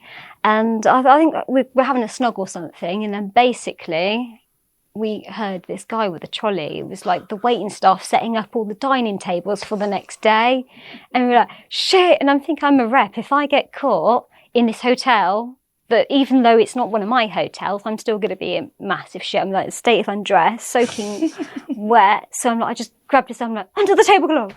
So yeah, it was a bit like this actually. Yeah, it's like a big round dining table with a tablecloth nearly to the floor. So we're like under the tablecloth, and we just to put my hand over his mouth as well. We try not to giggle, because he was like quite drunk and giggling. And then like on this, we heard the wheels just going and just moving away. We're like, right, let's make a runner for it now. We just legged it out of this hotel. So that's another one I got away with. Wow, well done you. So what did you do when you came back from all this holiday tourism stuff? Well, sorry, can I just have a sip of Help water? yourself. But it's got a little bit dry. If you would like The pressure to under the lights. check Kazzy's books out. They are Dreaming in the Dark and Sordid Secrets. If you want to go on her Twitter, she is at Kaz, KAZBXX. That's me. So, yeah, after uni, the first thing I did, I thought, well... It says Legoland on here, sorry. So I just jumped ahead like about 4 years there, didn't I? Because where were we Yeah. there? Mallorca was awful. Thames Water was So, one of the things. Yeah, that left- was it. Yeah. yeah. Yeah. What were you going to say? Left uni, Legoland. Yeah. I love Legoland. It's great, isn't it? It's amazing. I was there the other week with my nephews, not my Definitely. own. Not Such like a cool weirdo. place. So, but yeah, I think I worked. That was before. That was after uni. So before uni, I worked in Thames Water, and my job was literally like they'd phone up and I go, "Can I put you through to sewage or leakage?" And that was fun. literally it. I had no like responsibility or power to solve anything or do anything else. So, and they call up and they go, "I've had this problem for 2 weeks now and you've not done anything about it." And I'm like, I didn't even know about your problem. So I couldn't handle it. And then what I found myself doing, I'd keep like drinking water just so I could like go to the loo and have like a little breather from these people like shouting in my ear. But the thing is, they clocked onto that. You've got a door system, you have to clock in and out every time you go for a toilet break. And we've noticed you're taking rather a lot of toilet breaks and we're not satisfied with the amount of breaks you're having for the loo. And I just thought, I can't do this. So I thought, I can't see me working at Thames Water forever. So I started applying to unis then. And I went through the clearing process. And I think my choices were like Bournemouth, Southampton, I think Portsmouth as well. I'm glad I didn't go there. Was it Portsmouth? Somewhere like that. So I got into Southampton Institute. And that was like 3 years of massive amounts of, I'm not going to use the word growing up very loosely. What did you study, because sorry? Media writing. Oh, fantastic. Yeah, Wow. yeah. It was a really, really awesome course, and we had like a student radio station and stuff. So I used to have a little playlist show and go, yes, this is Kaz with we've got a Coldplay next, and then I did like a little like a dance show as well on a Friday evening before the club, because we did a club as well, club night. So what, like on the podium there? No. We had like a refectory. I thought you meant you were dancing there. No. No. I was doing like a student radio show. Yes, no, but Yeah. I thought you said and a dance thing. I thought, you were doing podium dancing we or something. promoted a dance club as well. Oh, a called dance Debauchery. night. Okay, right. Yeah. Debauchery. Yeah, debauchery. Debauchery. Yeah. Funny yeah. So we Did they have a dress code? yeah, they did. Fluffies, hot pants, lots of glowing stuff as well. So I remember people went through a phase of like having all their face painted up and stuff as well, which at the time I thought was awesome. But yeah, it's a bit sad. So,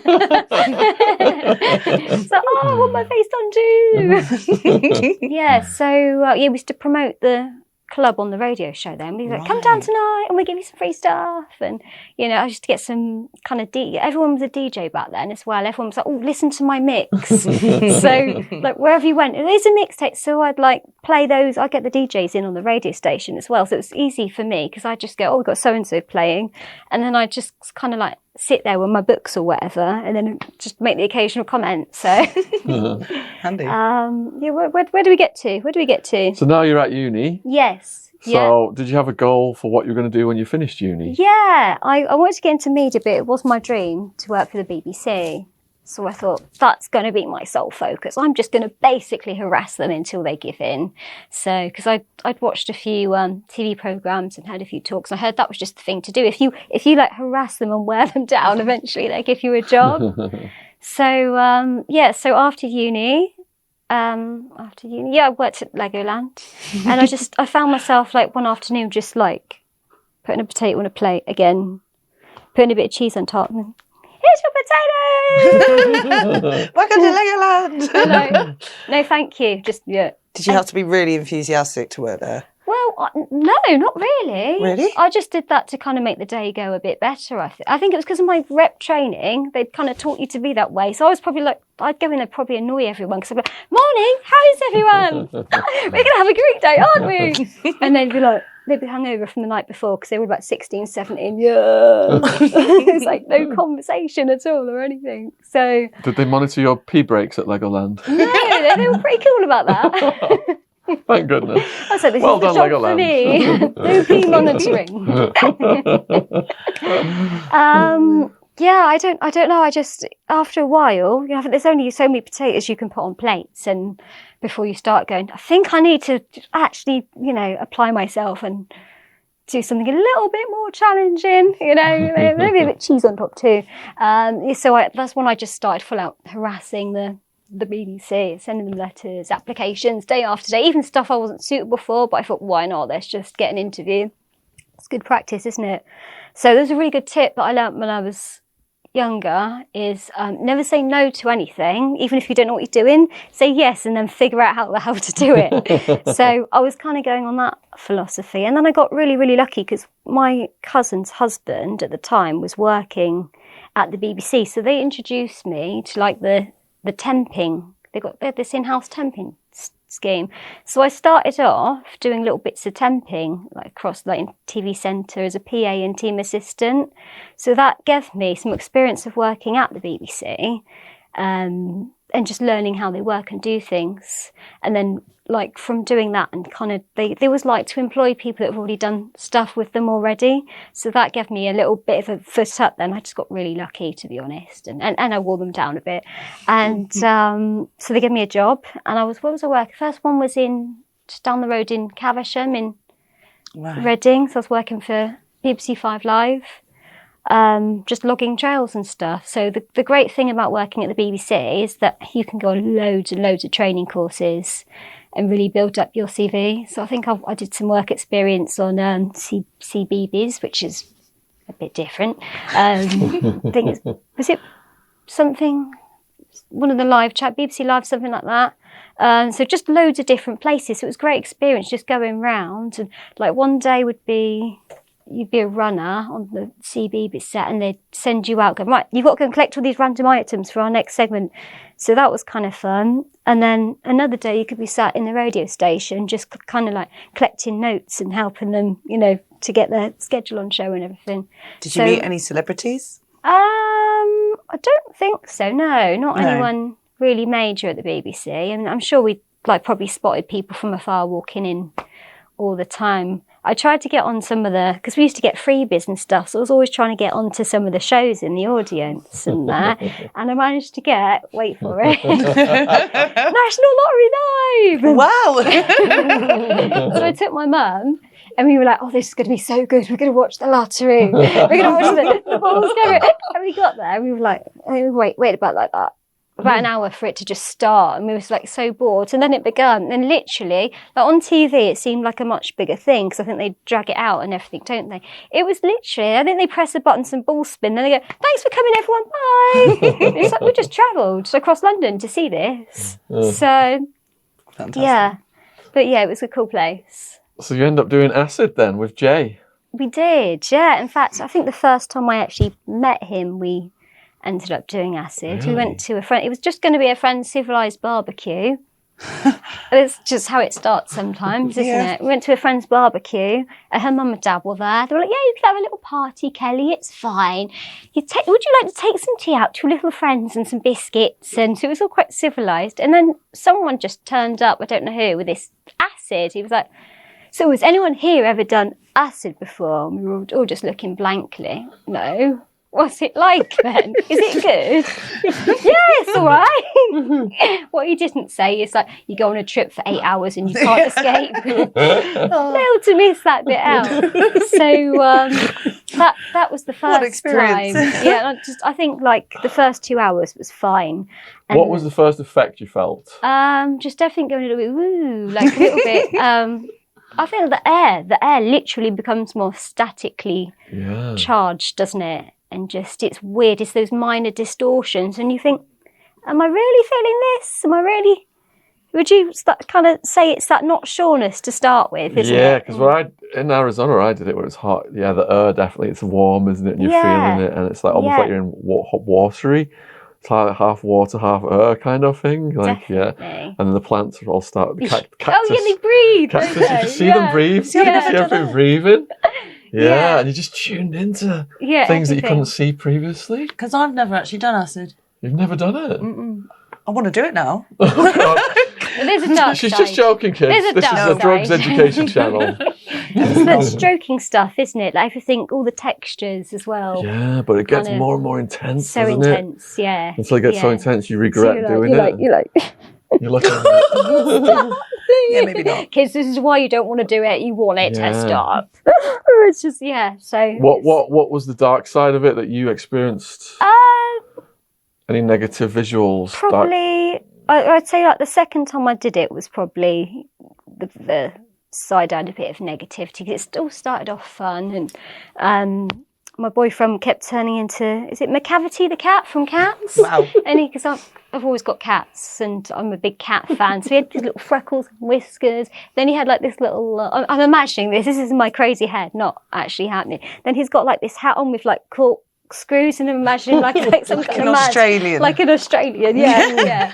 So, and then he's going to me, is there anyone else here at this party? And I'm like, hang on, I thought it was our house. What? We're at a party.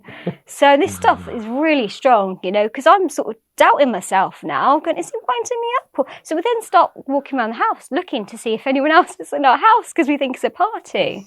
And then we thought, it's getting a bit tense here. Let's go out for a walk and just clear our heads. So that really helped. We went outside and we went and led in the flats, which is this kind of patch of grass. It's good to be in nature, isn't it? If you find yourself stupidly in that situation, it's good to connect with nature and just feel safe. So we were looking at the stars, and I could just see all these spaceships in the sky, and I'm like, wow. So maybe when you do this stuff, you're connecting with what's really out there, and maybe we can't normally see this kind of stuff. And then the next day you think, what a twat, don't you? You're like, what was I on about? So I think the dark side of that would be just the sheer paranoia and just the overwhelmingness, and I wish I hadn't done it.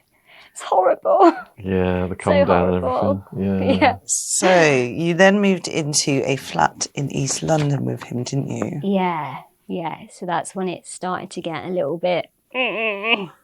So I started working on. I was working on TVX. I think Sport Babes XXX. So you're looking blank. So basically, it's a TV show, and you have all these different girls on a bed, and then you pick up your phone and you're like, "Hey, ring me!" And then they have station. to. Yeah, that's it. And so they have to call into. They have to. They can call into the show if they want and speak to someone. So I was doing that, and then I was doing photo shoots like modelling, panty fetish, all kinds of different things. So I was quite into, I'm actually kind of getting somewhere here, and it was quite good money. So I'd left the BBC by this point to do this full time. So how did you find that job opportunity? Where did it come from? I was already doing a little bit of modelling on the side, basically. So I had a couple of things come at me at once. One I went to an adult networking party. So I met loads of people there, but also there was this agent called Tim, and he used to work directly with the sport. So he saw me on this website called Netmodel, basically said, we've got some vacancies that we want to fill. Do you want to come and do it? And I'm like, shit. Okay, I'll try it. So that's how I can't believe, because I know how shy I was back then, I can't believe that I even ended up going on that show. But yes, that's how that. Once you got through the pain barrier of your shyness, did you find it a different level then, psychologically? Did you just embrace it? So what do you mean by... So so you said you were shy. Yeah. So the first time you do something like that, it must have been quite intimidating. Gotcha. Yeah. Could you take us through that? Yeah. And what was going through your mind, how it felt, and then how you toughened up? Yeah.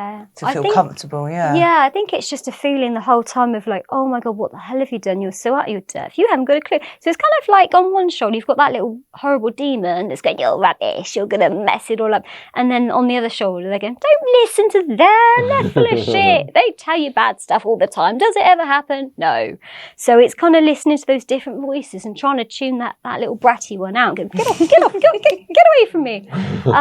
And so even the producer said to me on my first night, I think I was on Live XXX, and all the girls were being all saucy, ooh, like that, and I was just on the phone, hi, and she said, hold on, let's set the stage. You're all on a bed, are you, with a phone or something? Yeah. In your pants. Dressed scantily, I imagine, Yeah. on a It's me in bed. your pants. How many women are on the bed? I think there's 3 of us that night. And that people first call night. into this show. Yeah. And what did they say to you? Do you know, it's quite funny because I had a couple of ones that they were just like knocking one out quite clearly on the phone my when they're God. talking. Oh, I like what you're wearing. Then I had some guy call me up and he just started talking to me about art galleries and his favourite paintings, and I didn't have a clue about any of that kind of stuff, but I just sort of humoured him and asked him questions and Keep so him busy. on. Yeah. And then the producer went to me, Kaz, you look like you're on the phone to your mum. Can you just try and be sexier, please? So yeah, I think it was just a case of fake it till you make it, really. Just try and copy what they were doing. Did you get any horrible calls?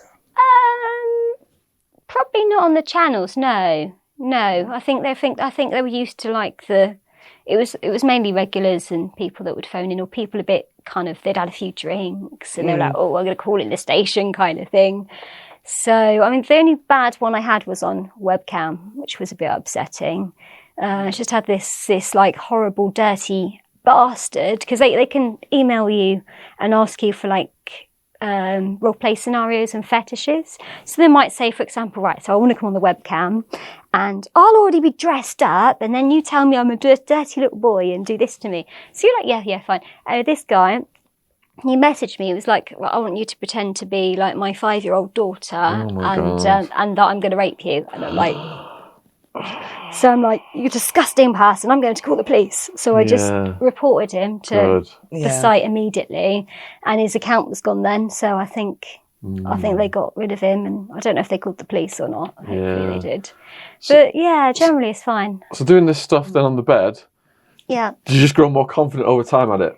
Yeah, I would say so. It was a case of time, and then there'd be like good days and bad days as well. So if I had a bad day at home, it was a lot harder to then go in and put on the smiley face. But once you've been doing it a while, it just becomes second nature, really. Is the pay pretty good? Sorry. Yeah. I mean, it's. I don't think it's as good now because I haven't done the channels in years. But back then, I think it used to be something like 100, 150 quid for 4 hours, which isn't amazing. But it's, if you're doing that regularly and then people are seeing you on the TV, so you're getting kind of extra money as well because it's brand awareness and everything, isn't it? So it was a good little extra stream of revenue.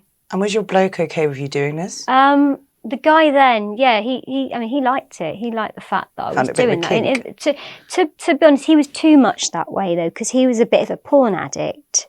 So he'd say, let's make some content, or I'd go and make some content, and then he'd be editing it. But he wouldn't actually be editing it. I'd walk in the room, he'd just be knocking one out, watching it. But for about 4 or 5 hours, I'd like go in and go, well, you're obviously a bit busy. I'll come back in. I'll go and make a cup of tea. So I'd go off to the kitchen, make a cup of tea. I'll go upstairs, do something. I'll go back 2 hours. He's still sat in the same position doing the same thing. I'm like, fuck's sake, you're going to edit this. I want it to go up tonight. And what were the girls like you worked with? Were they nice? Bit of a mix, really. A bit of a mix. Some of them, I think... Because I think that's the problem in the adult industry. I think sometimes people get so desensitised to their environment, and I think there's often... I never got this because I never wanted to be the loudest person in the room, but I think they all wanted to be the most extreme porn star and all like the wackiest and everything. So I kind of didn't want to get caught up in that because it's a very slippery route, isn't it? You know, before you know it, some of those girls are doing like double anal and stuff, and that wasn't going to be a route for me at all. Because fair play to those who do. If the viewers are watching right now, check out the interview we did with Samantha Brown, who's exposing all the horror of what she went through, and like she was talking and said exactly the scenes that you said, and the women are taking painkillers and the men are injecting things in the dick. Oh, I saw this one, yeah. She had just had an awful experience, didn't she? Yeah. Poor girl. It's just horrendous. And it sounds like she fell in with the wrong people. I mean, because for me, mostly my experience, although there's been ups and downs, I've found that the industry's helped me. It's grown my confidence. And I've learned so much about myself and other people and the psychology of not just kink and fetishes, but of how people, what makes them tick, basically, which I'm absolutely fascinated in. We're going to get to. So Jay started to hammer the drugs and become psychotic, did he? Yeah, he did, yeah. So I think he just messed his brain up completely. What drugs were he on? It started out as like pills and stuff like that, and then he was doing copious amounts of speed. Then he started ordering just all these random, at the time they had like research chemicals and stuff, so he was taking loads of those. What, like MCAT, is it? Yeah, but loads of variations of that, basically. Like anything he'd get his hands on, he'd take. If there was a pile of soot on the floor and you told him it would give him a nice trip, he'd take it. It was that bad. So, he just started to lose his mind a little bit, got really controlling, started gaslighting me. So something would happen, and then I'd hear a completely different version of events coming out of his mouth. But you start, when that's like quite insidious and every day, you think, am I remembering it wrong? Is it me? And so you start to sort of almost semi-believe it, even though I knew there wasn't something right there. So how did that end? How did it end? It ended with me just asking him to leave, basically, and he wouldn't leave. So I went to sleep on my friend's sofa, in her house for a few days, and I was sharing her bed, and then she moved this random guy in that she met at a party. He was married, and they just come home with her and moved into. It was such a weird scenario. So I was then regulated to the sofa. She was like, well, I've got Woody here now, so you're great name. You're going to have to sleep on the sofa. So I was sleeping on this sofa, and she was like getting me to be a babysitter to her 3 kids. They're lovely kids, really sweet. I didn't mind that at all, but it was just such a weird environment. I'm like, hang on, wait there. I'm sat here sleeping on a sofa from, I don't know, I'm sure she had a lovely sofa, and he's like lounging in the 3-bed in Walsall, like having a great time, probably high as a kite, eating all my food, and I just thought, this can't keep going on. So I just said, look, can you move out? So we come up with all these different scenarios, like, oh, I know, I could go on benefits and pay you some rent. And I'm like, no, you couldn't. You need to go.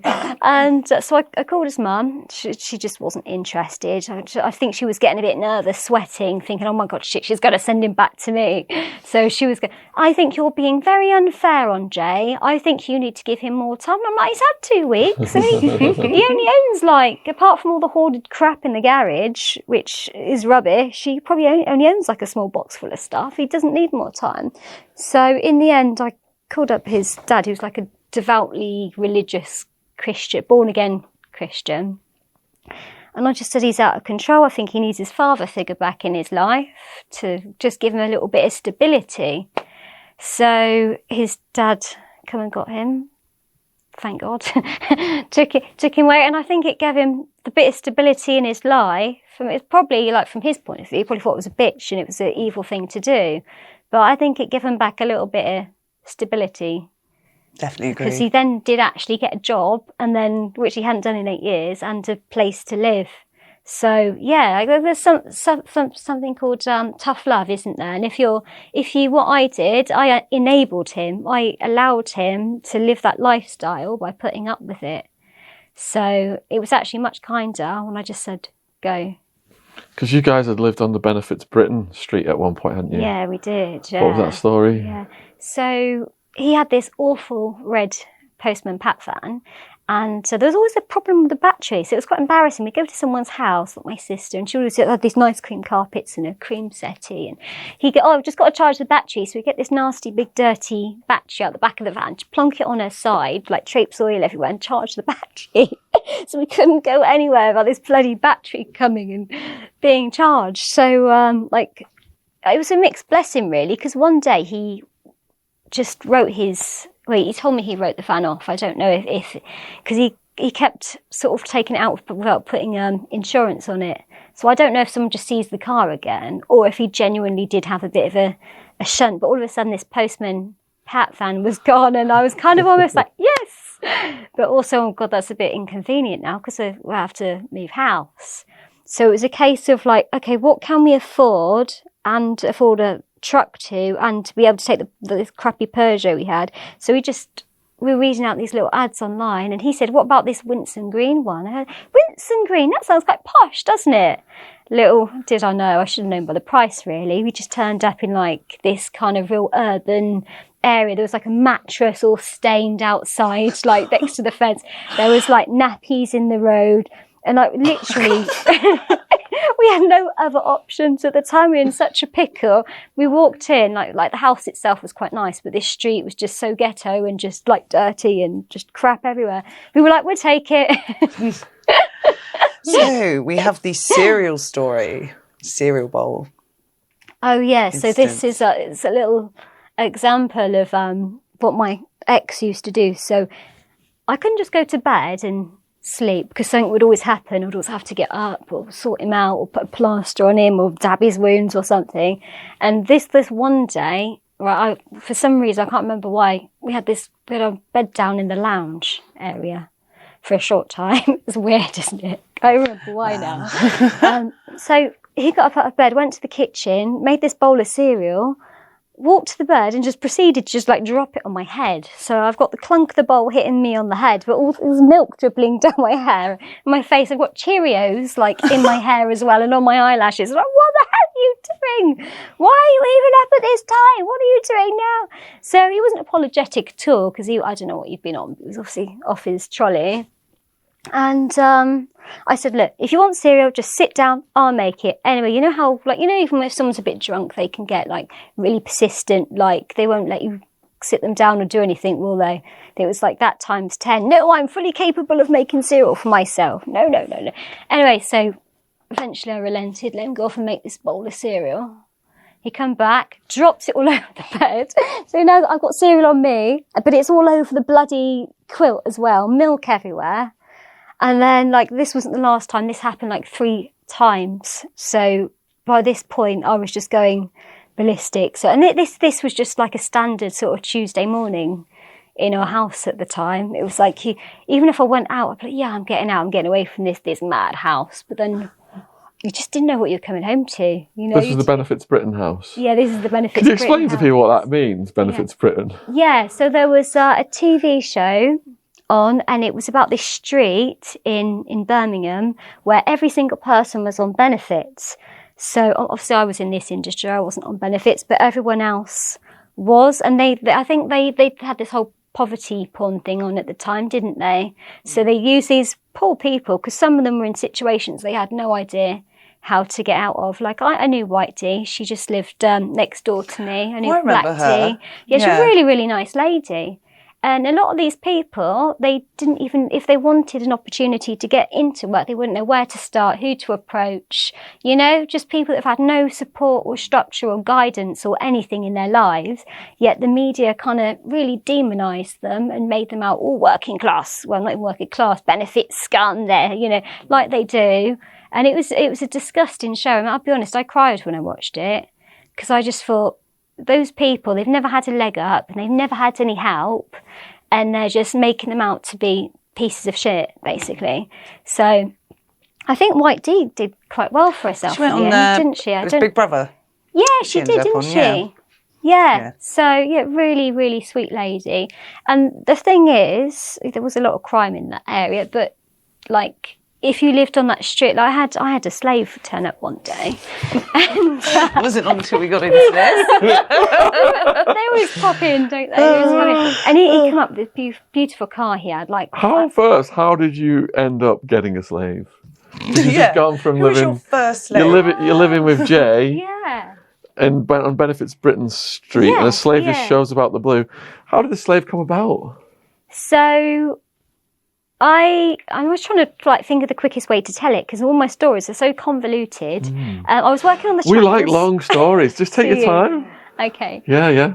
So I was working on the TV channels, and my agent, they decided to start paying him directly, basically, instead of me, to save tax. It was a tax, what do you call it? Tax thingy. When you say Loophole. they, you're saying that the Sport viewers. Babes. No, Sport Babes, the company who employed me. company? Yeah. paid your agent directly instead of you directly? Yeah, they'd been paying me. All of a Okay. sudden, without my permission, they said, oh, something to do with, because he's a limited company, we're paid to him. Anyway, he never paid me, right? So then I had this other company, I think it was, what was it, Babe World or Babe Watch or one of those. Anyway, I started working with them, and they were a few weeks late to pay me as well, and I thought, I need to pay my rent. I can't do it like this. So around that time, webcam had kind of started to become like quite a popular thing. So I thought, well, I'm going to have a go at this. And then I kind of realised quite quickly, hang on, I'm sat in my own lounge, run what the hell I want. I don't have to travel, I don't have to commute. I can just speak to these people via a webcam. If I don't like them, I can block them or kick them out the room if they're idiots. And, you can earn more probably in 2 hours than I would in a whole evening. So I started doing that. So over time, you kind of you get to know your regulars, and they come back at the same time, and they go, oh yeah, we played last week, didn't we? So this week, what I thought we could do, or you might tell them to do something as well. So I started growing as a mistress online first, really, before I did real time. And then I had Jay, who he was just like so kinky and deviant. You could just ask him to do anything and he'd be like, yeah, I'll do that. me. So are you saying you're growing as a webcam mistress? Yeah. This is all just online, not meeting people? Yeah, so it was just online to start. And Jane with. got involved. Gotcha. And he would get involved, so I'd do stuff to him sometimes. So we'd like to see you spank someone. So you'd be like, yeah, I'll do it. So you'd spank Jay? I'd spank him, bent over getting a spanking. So it kind of... Just with your hand or with instruments? Well, yeah, to start with it was a hand, then I think a hairbrush. An old slipper. Yeah. Slippers are quite good. There we go. I love it. Do you know these little sea shoes? The little sea shoes. Sea shoes? Yeah, they're like little rubber-soled shoes. Oh, yeah, that you wear in the those sea. are brilliant for spanking. What Were are they? sea shoes? Yeah, Like, they're really like good. pumps? Little rubber Yeah, pumps you wear in yeah, the sea or in yeah. the Okay. swimming pool. Okay. Yeah. So you don't like stand on the rocks. Right. You got any of those, James? Got any sea shoes? Oh, brilliant. What was your favourite instrument, bar sea shoes? What to hit Jay with? To pummel his Backside with? backside. Oh, well, we went down to B&Q actually.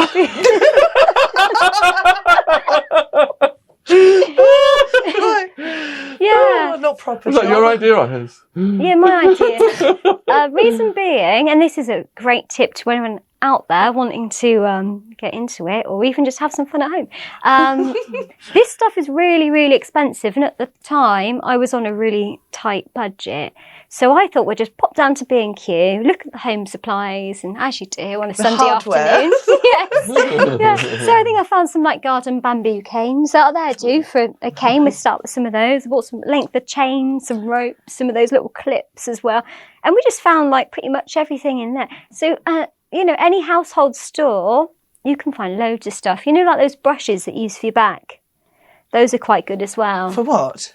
For like exfoliating your skin and but stuff. for using for what? Well, just for kind of like scraping a little bit and the back for spanking. So I just had all this weird household stuff that I'd use in the beginning. And then when I started to see slaves, it was because I got to know them really well and I felt comfortable enough to meet them in the flesh. And then they started buying me bits of equipment then. So I had started to build up the serious kit, which was good. Did you have quite a big kit? Yeah. Or do you have quite a big Yeah, kit? I do. Yeah, most of it's in my mum's garage. So your mum knows, and she She does. She's absolutely yeah. fine. Yeah, I think she was a bit shocked last week though. I showed her this. I've got this new CBT ball press, and Slow down. CBT ball press. done my research, cock ball torture. that's it. Yeah, that's it. Yeah. I was thinking of cognitive behavioural therapy. So it is a What did you say? joy. It was cock ball torture? Cock and ball torture. Cock and ball torture. That's a genre, is it? A Oh, it's huge. Yeah, It's huge. it's really popular. So popular. CBT ball press. Yeah, So that's something the that hell? crushes balls. it does. like yeah, you pop it all through. You Through kind of what? close. Well, it's kind of like this perspex thing. It's like you've got two squares, and then there's a screw that goes through it, and you can tighten it up once it's in. So it's like a, what's it called? A vice. Vice. Yeah, that's exactly So you that. just pop it on Like a clear, but you can see through it. A see-through vice. Yes, you can see through it. And then it's got a little button on the front. If you press the button, it starts sending an electric current through the balls then. So you can have some, real fun with it. Because one minute they're like, yeah, it's fine. And the next minute they go, I'm sorry, mistress, I'm sorry. How tight do the... Jen's gone. How tight does the vice go around the balls? Yeah, it goes pretty tight. It's like pancake is the word I'd use probably. A pancake? Pancake, yeah. Come on! How flat? So like that? Probably about that flat, yeah. You pancake someone's balls? Yeah. Yes. But sometimes they... And they're like, yeah. Yeah, they love it, yeah. They love it. Sometimes the balls Doesn't that just cause go intense back pain? up. Because balls... I mean, if you're like... Yeah. If someone hits you in the balls, it's like you've been stabbed in the belly. You just In the double over. belly. You So is that where the pain comes from? A burning sensation Yeah. rises and you just feel Doesn't like... it make you feel sick? as Yeah, well? you Like, double really over and you sick? feel sick. That sounds horrible. It just rises and you're like, oh, and Yeah. it lasts for ages. That's it.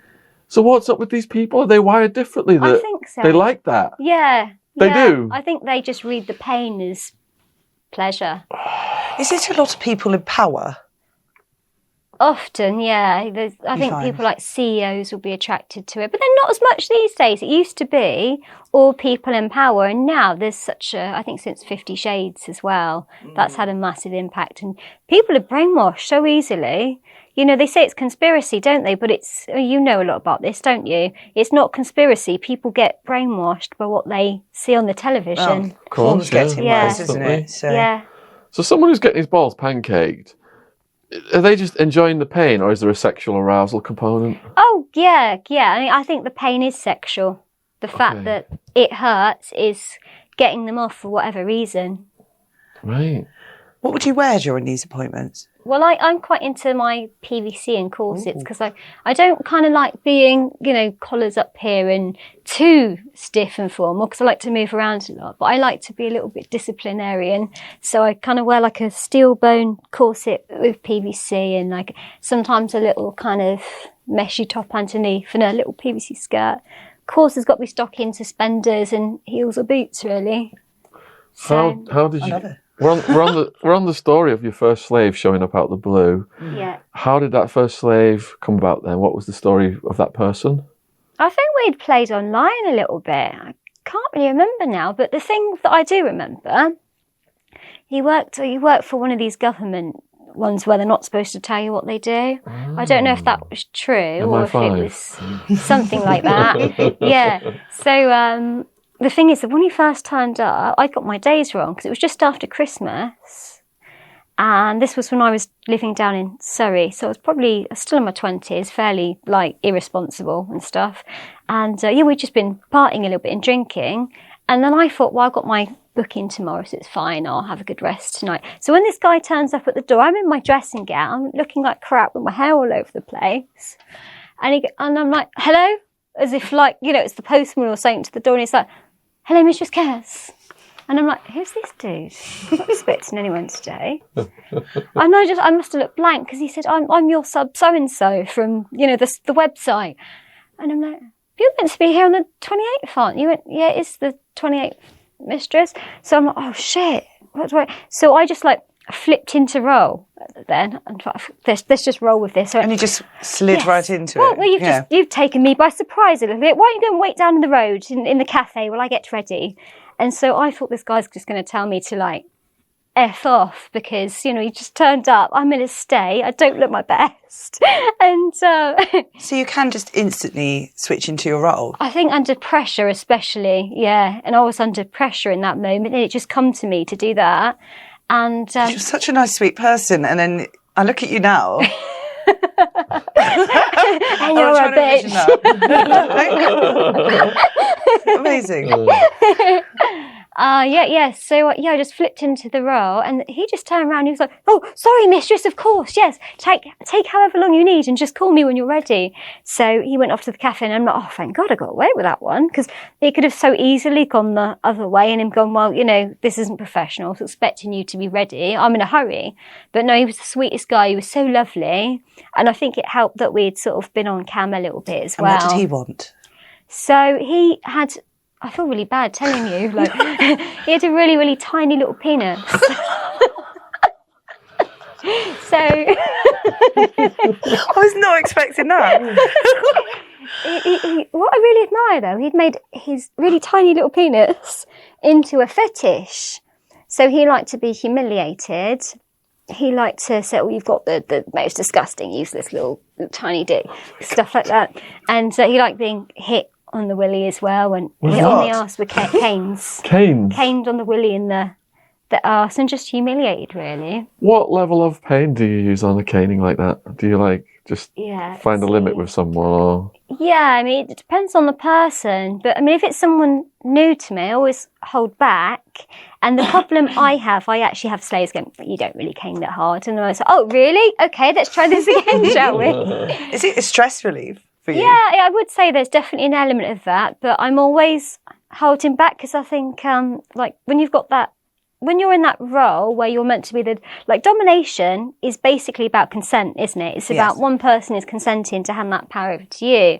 So it'd be a massive abuse of power to just do what you wanted and take it too far. So did you have a safe word? Yeah, Sorry. there's always a safe word, yeah. What's the safe word? Yeah, it depends. A lot of people use red. Sometimes you'll go, what do you want the safe word to be? Someone will go, haddock. Okay, fine. So, yeah. Wow. So what did you do? Did you dress him up? I'm imagining this is a long session. Yeah. Do you build up to caning his penis? Is he wearing something silly or what? Silly, what, like a clown costume? Have you had that? Well, yeah, not the clowns, no. Some of them do like getting into costumes, like little panties, stockings, suspenders. Some of them like some like the sexy stuff, and some of them like just like the stuff that makes them feel stupid, like big pink frilly dresses, big bloomers down to the knees. But I don't think we even did any of that. It was just, I think I had him crawling around the floor, like oinking like a pig, being different barnyard animals to entertain me, and just crawling around and doing various different things. So, yeah, I don't think... but the thing I remember, he kept saying to me, you want me to call him Fatty? And I struggled with that. Was he quite a big guy? He was massive, but I can't call him Fatty. That's just too mean, isn't it? So I'm sure, some other girls would have loved that. But, yeah. So he was my first client. He was really sweet. And what kind of money does he pay for a session like that? Do you know, I can't remember what I was charging back then. But, yeah, probably around 150. I think it might have even been slightly less because I was new. Taking a break from the S&M then. Yeah. You had one of the most beautiful moments in your life when your cat gave birth. I did, yeah. Yeah, I had 2 cats give birth on me. And the first litter, only 2 survived because she died and we had to hand rear them. So we're feeding them So I've got my little tab stick now and she's 14 and she sleeps on my head at night. She wraps her little claws in my hair. She's such a baby. My other cat was called Seven. I named her after Star Trek. What was her name? Seven. She was like an android. Did you ever see it? No. So we just got this cat, and before we had a chance to kind of get her spayed or anything, we realised she was pregnant. So she was getting close. In fact, I think that might have been why the bed was in the lounge, maybe, because I was worried I wanted to keep an eye on her. And just one night, she was acting all strange. So I got this cardboard box out, put loads of blankets in it to give her a little, because they want a nest, don't they? Give her a little nest in place. So she just takes one look at the box and goes, nah, not happening. She jumps into my bed and then she just starts giving birth on my bed, next to me. So I was just like, wow. So I'm partly horrified, partly this is amazing. And all these little baby kittens. I don't know, have you ever seen baby kittens? No. It's the weirdest thing. They come out in this little kind of sack, isn't it? Yeah, it's a little sack. They're all slimy and slippery.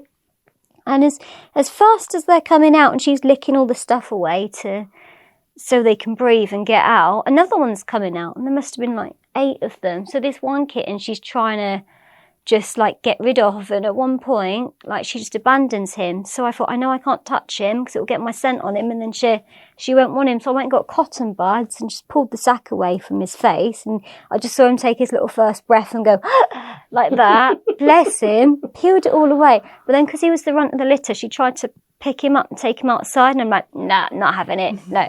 So I locked the cat flap, and then I just picked him up with a glove again, so I'm not touching, and I rubbed him on all of the kittens, and then on her, and then eventually, thank God, she accepted him. Wow. So it totally worked, but I was just like, God, I hope this works, this poor little thing. He was like this big, just looked like a mouse. Were you there on your own? So cute. Well, my boyfriend was there, but yeah, I was on my own. You managed to get arrested. I don't know why I laugh when you say that.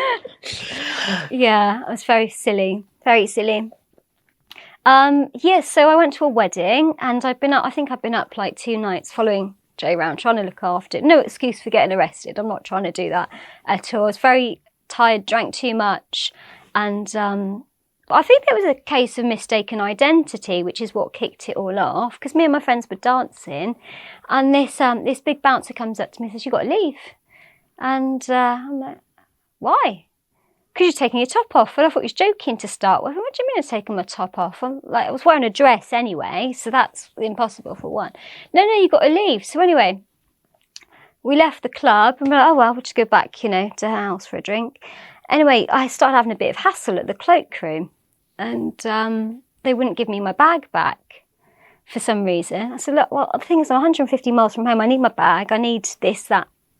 It's got my phone, my money. I can't get home. So I need it. Anyway, so I went outside. This then went on with the main doorman. So just to put things into context, the first lad that brought me downstairs was a black fella. And then the guy outside was a white fella. And this one was really kind of snooty with me, this white guy. He was just not very nice at all. So I tried to explain my situation. He was going, well, you're just going to have to come back Monday.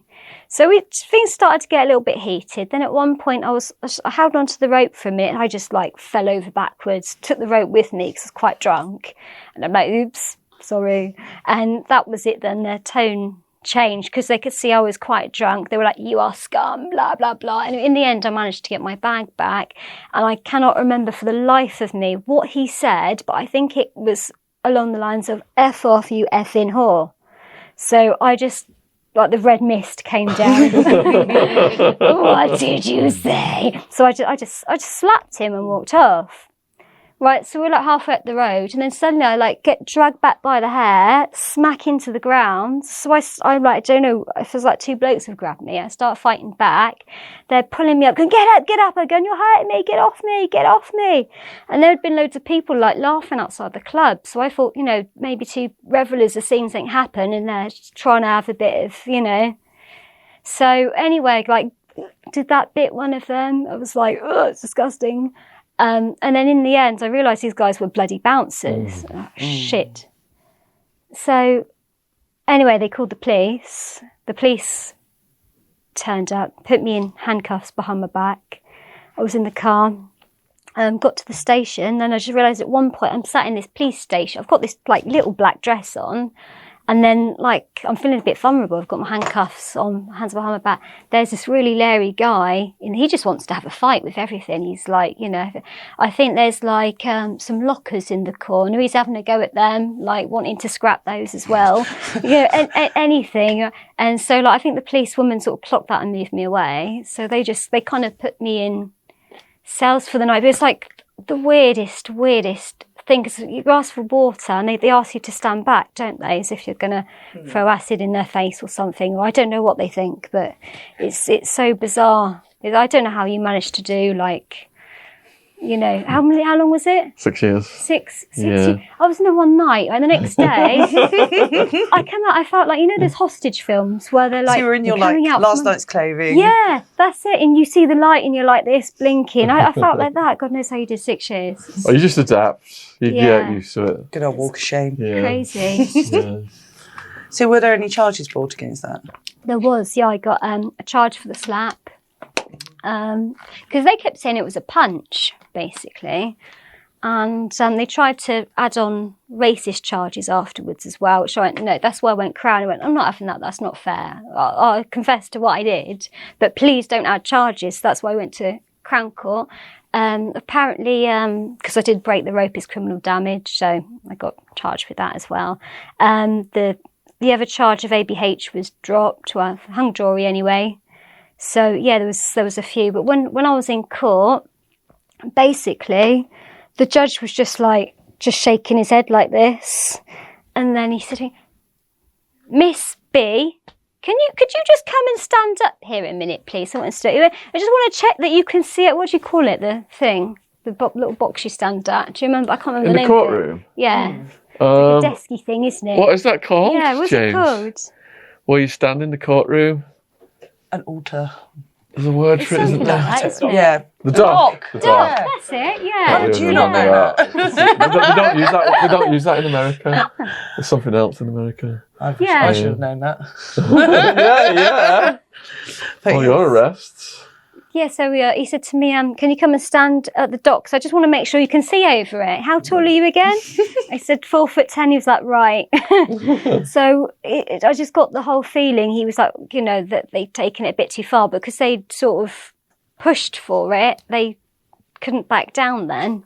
That's what I was thinking. It was frivolous. Yeah. Waste of money, waste of resources. It is, isn't it? Yeah, Go yeah. and It could grab a rapist instead of messing around with you. Yeah, yeah. And I did a really, really stupid thing. I'm not disputing that. I shouldn't have done it. Who doesn't when they're drunk? Damage something or Yeah, it was- piss in it was public or silly. Yeah. yeah. But it was a lot of a waste of public resources, Yeah, I think. yeah. So while you were definitely. going through all this, what was your life like?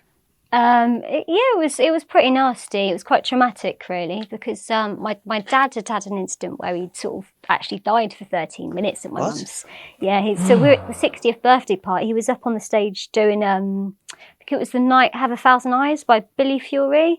So 1 minute he was a bit of an extrovert. So 1 minute he's up there on the stage doing all that, and I'm like, hey, go Dad. And then he's like, comes down. I think it was the excitement, made his heart just stop. Wow. So, and then we were waiting like 13 minutes for the ambulance people to arrive, and they come with the old defib and like that. So my neighbour went, don't look, and she put her hand over my face. So this was all, I was going up and down because I was in Birmingham, travelling down to Swindon to see my dad, then going down to Kingston to the court, because they call you back for so many different things, don't they? Just back, forth, back, forth, back, forth. I just wanted it over and done with, to be honest. So yeah, it wasn't the best time. I've really learnt my lesson not to slap bouncers, basically, or break ropes, even if accidentally. And you ended up on antidepressants around this time. Yeah, I did. Well, we'd sort of been taking them anyway, like for a while, but it got worse. So I went back and said, what else can you do? Can you change these? Can I have some therapy or something?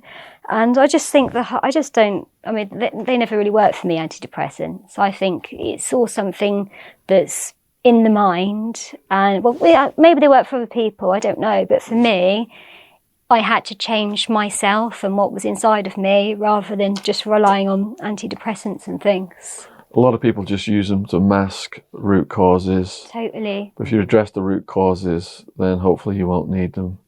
I think there's just a massive Yeah, it's true. overprescription because there's so much money being made. Definitely. Big Pharma are cashing in, aren't they? Yeah. But yeah, it's just resolving those traumas and rather than doing the whole blame game of like, oh, well, this happened to me when you think, okay, well, that did happen then, and I was treated like that then, but at some point I've got to take responsibility and stop being a victim and go, well, okay, that affected me that way then, but now it's up to me to change who I am and get on with my life. So I think that was kind of like, back then I was just trying to do what you said and mask the problem with antidepressants. So I was too immature to realise that there were other options. Yeah, we've all done it. Yeah. So you suffered a break-in.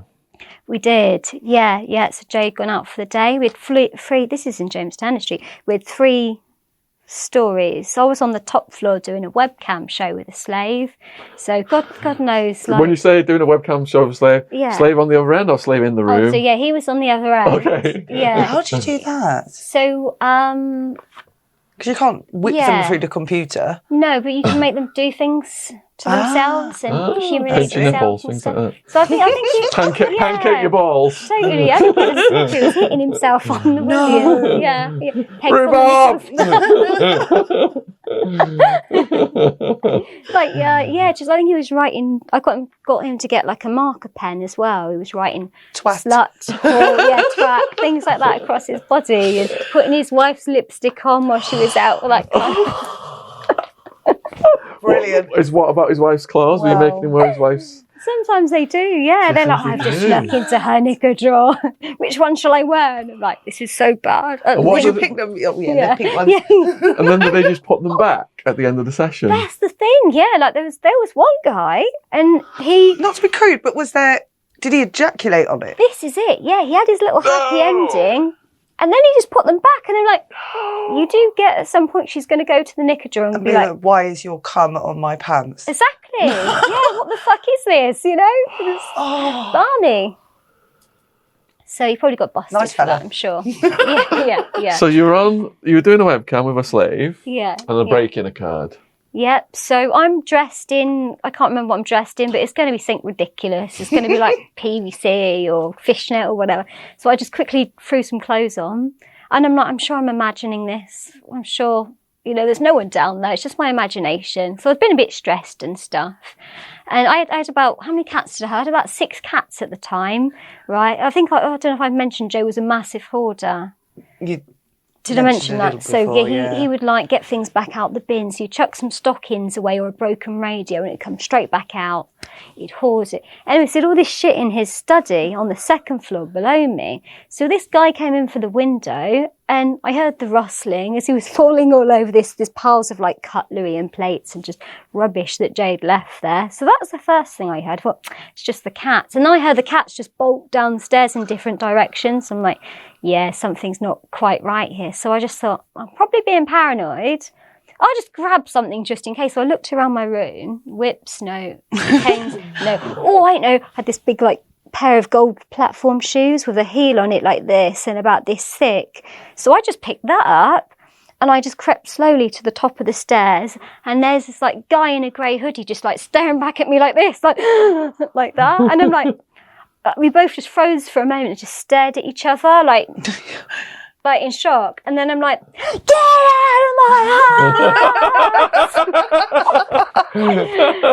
And it was one of those situations that could have gone like either way. And what did he do? Luckily, he turned around and legged it. I chased him. I went, Chased him with I'll a carry this on. gold stiletto. Yeah. Brilliant. So yeah. Definitely put that one in the trailer. Yeah, I know. Yeah, definitely. So he ran out the house, and then I thought, well, I've gone this far now. Let's carry it on. And don't come back again. Like, looking round, so I'm hard now. White D was sat there as well. So had he got like, he just entered the door or he broke in or? No, it was, he'd come up the back way and there was a study. So you go into the house, like from the back door. So you'd come in through the kitchen into like this sort of, because there was 2 lounges broken into 2. There was like a lounge here, up the stairs, and there was a front room and a study. So he'd have come in, hang on, he didn't come in through the back, did he? He would have come in through the study window, I think, because it was left open. So he must have somehow climbed up the draining pipe onto the thingy and through the window, fell over all this like Jay's week's shit. worth of, which did me a favour, ironically, in the end. And just wished he'd never broken in properly. You didn't know him then? I don't think so, no. I couldn't He wasn't really a client see. or... Not to my knowledge, no. No. Oh, good. No, he actually looked like one of the neighbours, but I'm sure it couldn't have been because they just weren't like that. No. So Jay just got crazy doing crocodile death rows in the bath. Yeah. Falling asleep with his face in his dinner. Oh my goodness. He's passed out, knocked his head into the B-day. Yeah, We had his mum there for a week. She said she was going to come and help me sort him out because I said he's off the rails. And then I thought, oh, thank God, finally getting some help with this because he's taking too many drugs and stuff. So, and then I've made us dinner. His mum sat there. And all of a sudden, he's just like this, like mashed potato in his face. And then his mum goes, oh dear, I do think he's rather a little bit tired, isn't he? And I'm like, is she seeing what I'm seeing? Is she living in the land of delusion? Or What was his upbringing like? I don't really know. I know his dad left his mum for their secondary school teacher. It was quite a religious upbringing. I don't think his dad was solidly in his life after he was 12. His mum suffered really bad depression, and she was always having kind of breakdowns and stuff as well. So I don't think he had the easiest of upbringings. I think he had quite, probably financially not too bad, but probably a little bit unstable. Right. So... What about the night he was running around in the back garden with your belongings? Yeah. What items did he have? He'd just hoard everything. I'd go for something, it'd be gone, and it'd either be in the garage or he'd be wearing it. Can I read this? Go on. Then he would be running around the back garden, high as a kite, with the lead to a butt plug trailing behind him. It's quite funny in hindsight if you imagine this guy, and he wasn't that slim by this point either, so I won't put that there. He wasn't that slim by this point. He had a bit of belly on him and stuff. So he had these... Am I allowed to move? Yeah, totally. He had these fishnet tights that he'd managed to get on somehow, but he didn't just pull them up to that. He pulled them right up to here, all the way up, like with the old-fashioned underpants. Simon Cowell. That's it. And then nothing on underneath. So that is not really an attractive sight, isn't it? You don't want to see through fishnets. It's all dangling and swinging away in the breeze, and then there's just this lead coming down and a little remote control pack with a little button where you can make it go faster or slower. What, the vibrations? Yeah. Okay. Yeah. And this isn't even a weekend. No, just a Monday evening. Yeah. And by this point, I'm so desensitised. I just open the door. Oh, Jay's at it again. Just close the door. Leave him do it. Just leave him do it. I've just washed my hands of the whole ordeal by this point. He was spiking your food and drinks. Yeah, he was. Yeah, I didn't really realise. I always thought he was helping me because he'd go, have a paracetamol, have this. Oh, you look you're not yourself today. You've been really snappy. You're being really irritable with me. Have this, have an extra antidepressant. And then we went round to my friend Vicky's. Apparently he was putting stuff in my food, and she was like, "You can't do that. That's you're spiking her." And he's like, "No, it's fine. It keeps her calm. It keeps her happy." So yeah, but I think in his head he was so deluded. He thought he was doing something that was good for me. I don't think it was even Machiavellian. He was just so screwed up in the brain. That's how he saw it and justified it to himself. So and that's why it was so harder for me to see clearly what was going on, because often I'd had whatever without even knowing it, like extra antidepressants and things. So just when you think things are getting really weird, viewer, this is where a character called Latex Trooper enters the story. I read this morning, and honestly, my mind was like, right.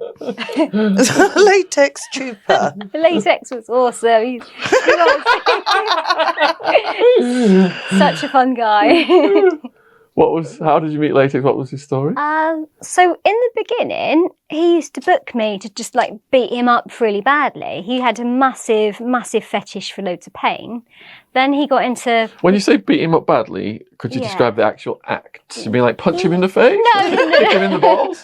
No. So it started off with a bit like spanking. Yeah. But I think that was probably the first session was probably quite mild. And then they get a bit addicted sometimes. And they're like, oh, what can I try next? So...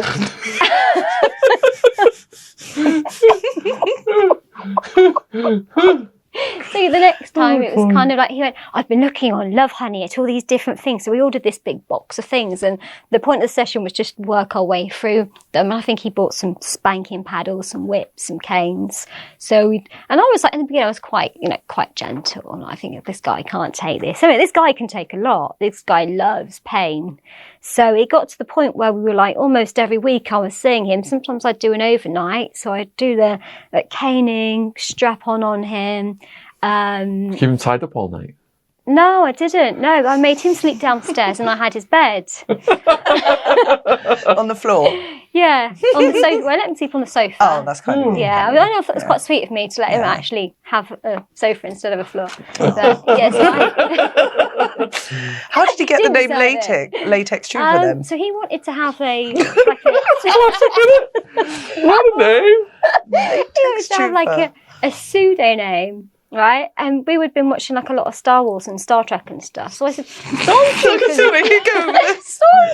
really good. What about something along the lines of Storm or Trooper, but with maybe a bit double-barreledy? And then we just come up with put latex in front of Trooper. But yeah, he was awesome. So he moved in, did he? He did. So after a while, with you and Jay? Yeah. Oh my gosh! What were they like together? To start with, it was brilliant. Yeah? Because like buddies. yeah, like he was really geeky and a massive film buff, so and into computers and stuff. So I would like play computer games with him, watch movies. Like Jay was happy to be left to his own devices, so it was great for him because I wasn't going, what are you doing now? Stop doing that! Get that butt plug out! Take my fishlips off! Yeah, so it was good for him because he got to be cut a little bit of slack. I had a bit of like normal company. Normal. Kind of normal. Yeah, so it started off really, really well. And then like I'd use him for filming and stuff as well. But then towards the end, they kind of started falling out. When you say using for filming, so earlier you said Yeah. how Jay would come in and spank him if it was requested by somebody. Yeah. So does Latex yeah. Trooper come in and participate in things on webcam? Yeah, he was like massively submissive, so he'd always like want to be a slave. And How old was he? younger than me, so oh God, how old was he? In his 20s at the time, late 20s. He was about 28, something like that. Did you have to pull Jay and Latex Trooper in at the same time to do anything? Yes, yeah, this is it. Yes, yeah. So after Charles is going to like that one.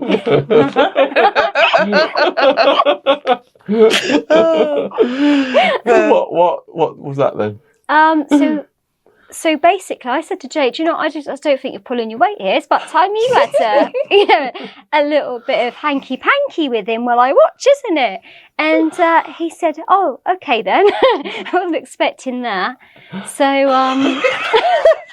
On camera? yeah. So the plan was to make... Was that his first experience with another man? We said it was. It was a bit of a natural, So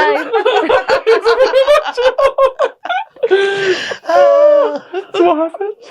So I'm in a strap. I'm in like lingerie and a strap on, like with whip in the hand, being the mistress. Latex Troopers on the bed, and like this is I'll just set the scene. Right, we're in That this just sets you off every time you hear his name.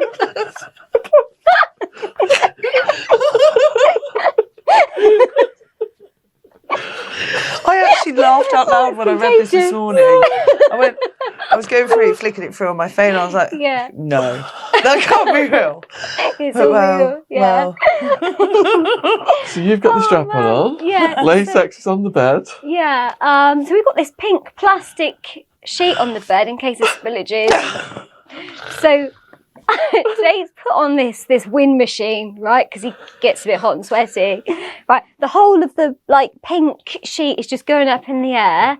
Latex Trooper's just like having this wank marathon. Is he naked then? He's And naked. is Jay naked? Jay's naked. Not got anything unusual on. Whoa. Jay was upstairs to start with, getting into his costume. So What was his costume? Yeah, to start with, we're just sort of... Sorry, I'm crying with laughter. All right. Composure. Right. It sounds so mad when I say it back. This was normal for me at the time. It was like normal life, you know.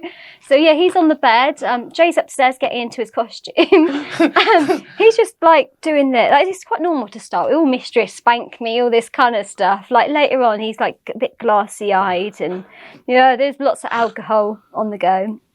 I think I'm at the 3 glasses of wine point where don't really care, but I'm quite happy and like can still talk and stuff. So I think I'm giving the strap on, and I'm getting an ice pop and making him like take the ice pop in his bottom whilst we're waiting for Jay. And but what? Go back. Ice pop in his bottom. In his bum. What, like those, you take the wrapper off? Yeah, that's it. So it melts. We didn't take the wrapper off. We just left the wrapper on. In his bum, and it just melts in his bum. Yeah. Then the next minute, he's just like. I had an ex who used to pop ice cubes up his bum for a party trick. It wasn't much of a party trick, but yeah. It just melts over there. Yeah. Crazy. But yeah, I think he was quite enjoying it because it was really hot in the room. And then the next minute, he's just like still knocking one out on the bed, but sucking on this ice pop. His life depends on it. He's going, got this really serious face on. And I just think maybe it's the tension because we're like waiting to see what Jay's going to do. So he comes in. Jay's not even entered the scene yet. I can't wait to hear what Jay's dressed like. He's gone through one of my clothing boxes and he's got on this fishnet long sleeve top. These mesh pants with like little chains on, and then he's got this black wig. Bright red lipstick and a pair of shades. Oh man! So can you imagine like the love child of Ozzy Osbourne and Cher?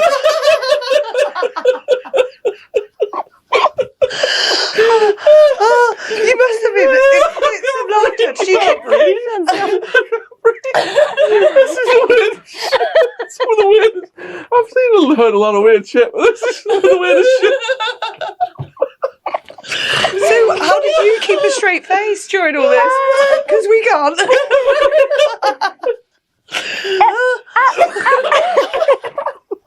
Compose yourself. Drink some water. Fake laughter. Not fake. Oh my god. Well, we got accused of fake laughter on the tug of war one you watched. Oh, did you? Yeah, that wasn't fake laughter. I didn't think it was fake. Oh yeah, people comment. What are people like? They always find something to pick on, don't Trolls. they? Trolls. Yeah. They are alive nothing because of better us. to do. They breathe. The oxygen they breathe is. Go on. So, What happens next? Jay walks in. Yeah. Just to the night. Yeah, he's just walking in, and the hair's like all out here, like he's tried to make himself a bit rock chick or something. Holding your nose. Does that work? It's not so snorting. Yeah, so it wasn't even the outfit that was the weirdest thing. It was the accent. He just adopted like this weird Quentin Crisp type accent. Like, hello. I mean, it's like.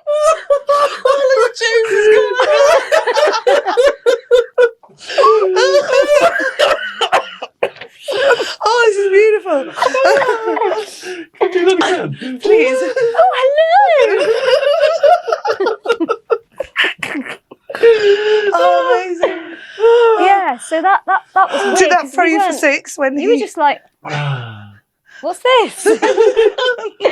So I thought I was going to have to sort of coax them into it. Like, have you seen American Pie? Yes. But Yeah. ooh, if you do kiss, we will. Yeah. I thought it was going to be like that kind of. No. I think he's like straight in there, jumped on the bed. What am I sucking then? I'm like, well, it looks like you're sucking your dick. It looks like his dick, doesn't it? So he was just straight in there. So that goes on for a little while, and I'm telling them what to sort of Did do you feel to left each out other. at this point? No, I'm like a little bit wind up, and I'm thinking, oh, this is quite easy. So yeah, it was an easy night for me, really. And then and then at some point the camera is just left running, and all this madness is going on. And then like no one's in the screen apart from say it again, Latex Trooper, who's just knocking one out, and it's like he's got this glassy stare, doing this. The sheet's coming up round him. And then you can hear like Jay in the background just pick up the phone and start ordering a Chinese meal.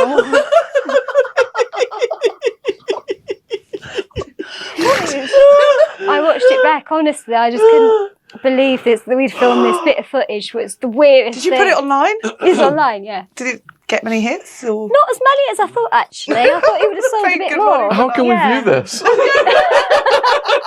I'll send you a copy. Yes. You weren't there filming this, were you, James? No. Oh my God. That is awesome. I've gone completely off track now.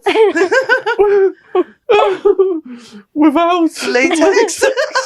That's a distraction. So, because Latex gets kicked out of the house. Yeah, bless him. What was the final straw? Well, I didn't. What, James or Latex? Who went first? Latex went first. I Okay. didn't kick him out. I didn't actually want him to go, even though we were falling out at the time a little bit. You and Latex? Yeah, we were falling out only because, like, so he kept.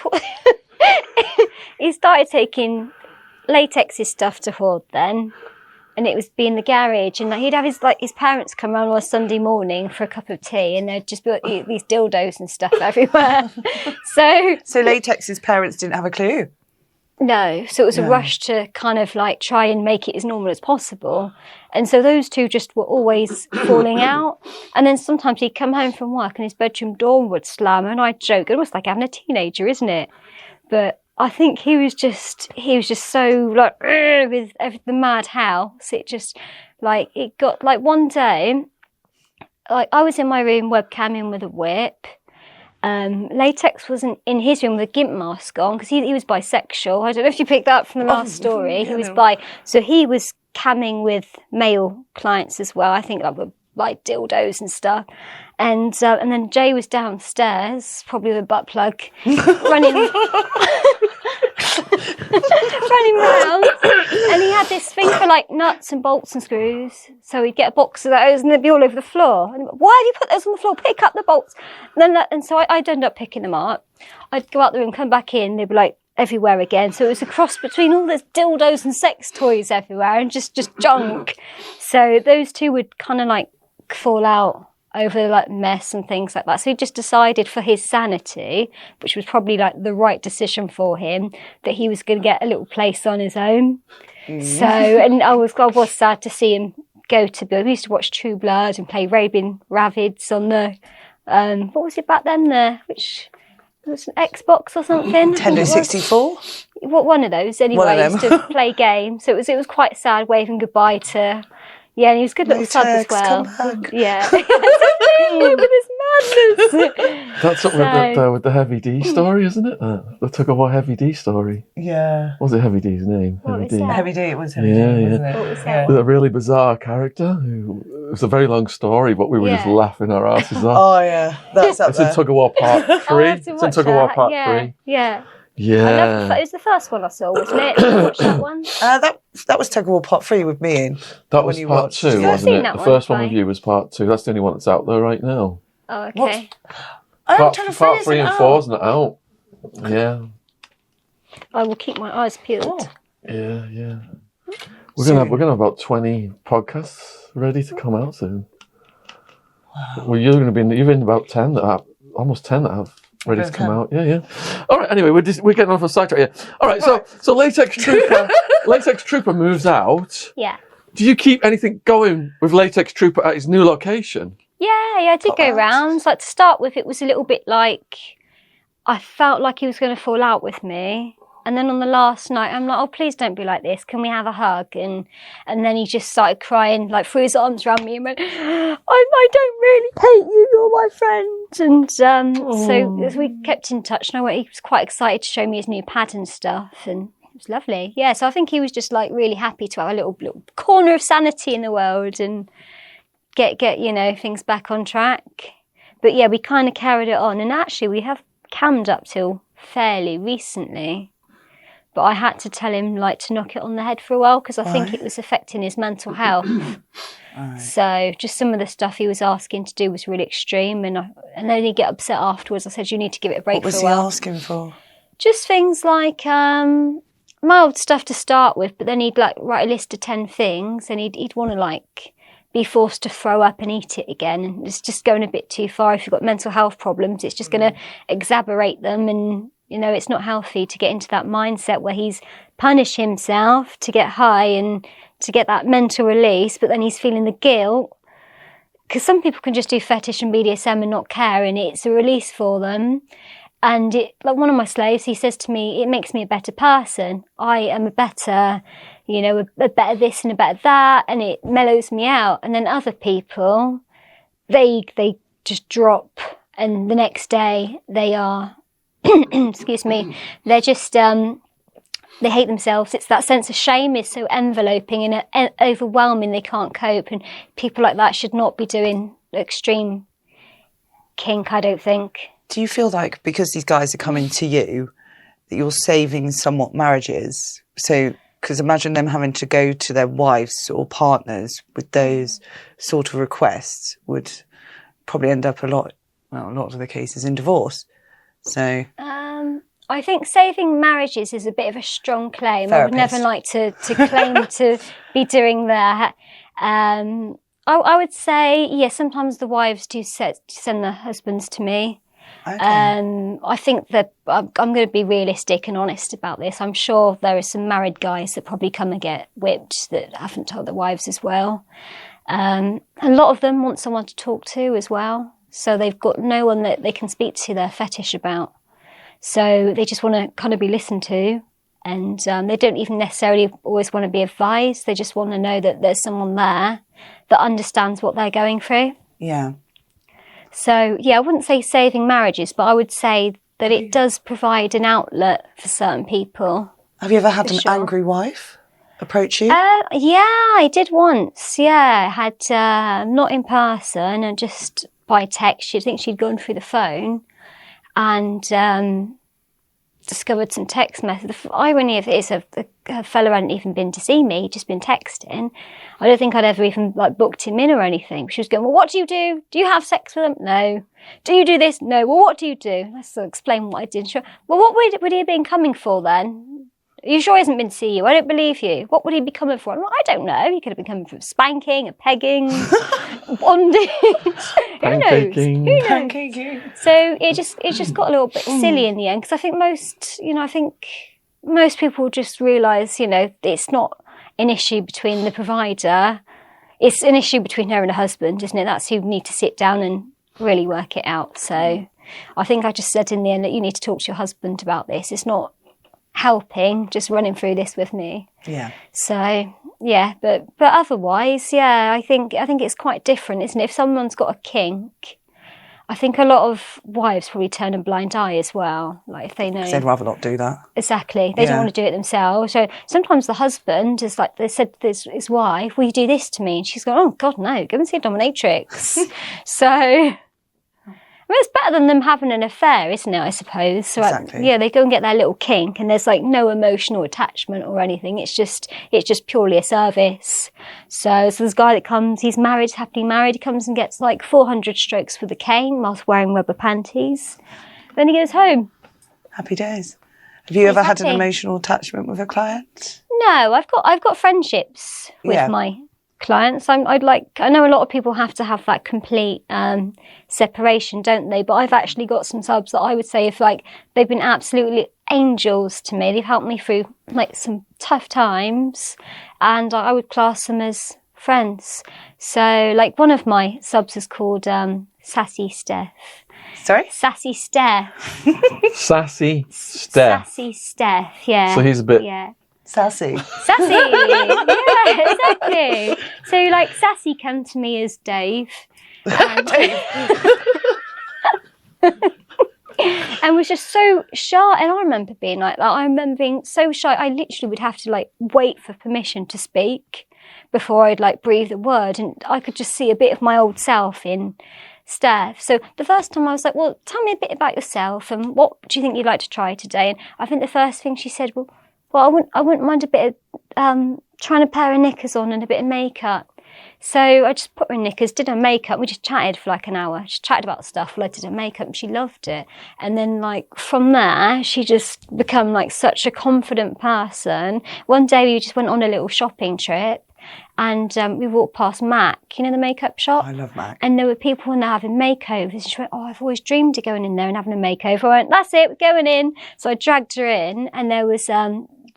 luckily, like, the first makeup artist that came over happened to be a transsexual. So I thought, oh, this is perfect. You know, they're going to get on like a house on fire and she's going to feel really comfortable and relaxed and just love it. So, yeah, I'd, like, count her on my list of really good friends, people that I would just go out with socially as well and go and have a bit of lunch or something because she's a real cool person. So, how long did you last with Jay once Latex Trooper moved out? I can't remember exactly, but it was less than a year because it just escalated. And I think like I'd forgotten how bad he was because like one night I had Latex Trooper to bitch to. We go, what you know what he's done now? And I think the other thing was just the fact that he couldn't blame all of this stuff that was happening on Latex. So, for example, you go, oh no, it was him that did that. He put that stuff in the garage.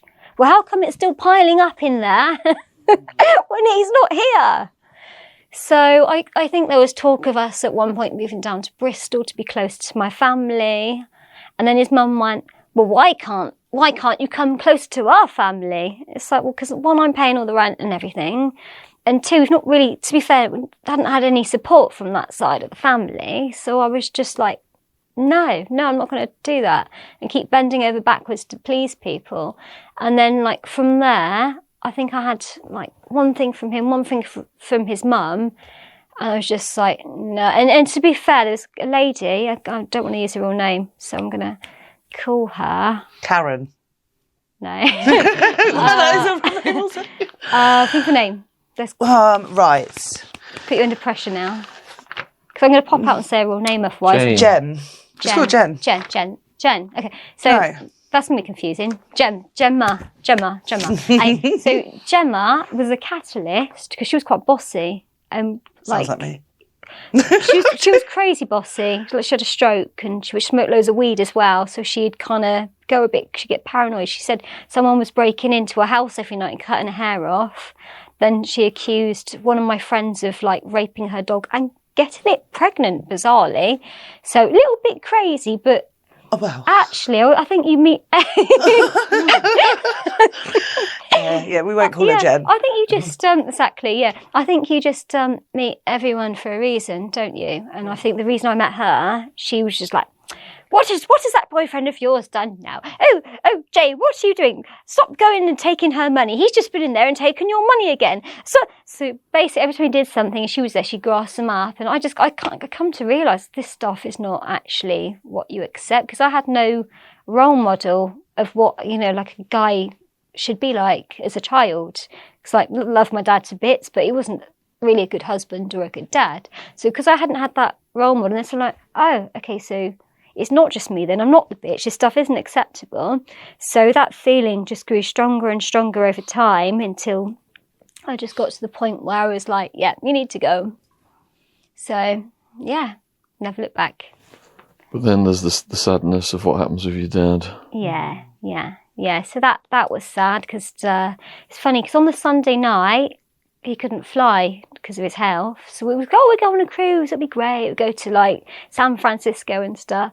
And it was only a few days later, he went into hospital and he died of, well, it was sepsis, but he had like diverticulosis. So, I mean, we don't know if there was a tumour there or the thing is for my dad as well, he liked to drink, right? He used to smoke loads. He used to call the fags his little white friends. And he was gutted after he had to give those up. So he still kind of drank a bit, and then he'd just eat anything in sight when he was drunk. Like he'd eat dog chocolates. One time I saw him trying to put the remote control into his mouth as well. So another time my mum's growing these little seedlings on the windowsill, and he ate all those as well. I like, so you don't know if he put something in his mouth or well, I don't know what happened, but yeah, he passed away. So like probably the first year I was just like, you know, I don't think it was even a person. I was just this shell, just trying to exist and cope with what happened. Because he was crapped up, but I did love him to bits. He was so charismatic as well. Like we would just waltz in here. We would like, you know, like he'd tell a story, and he was the best storyteller. He was so funny. Just a Is real that where you got funny it guy. from? Well, I don't think I am. Oh, you're great. Yes. He played the harmonica as well. We'd do Name That Tune. Right, what's this in 3? Name it in 3. And if you didn't know, you'd be like, oh, I'm so disappointed in you. I thought you were a bit more cultured than that. Oh, we had such a laugh.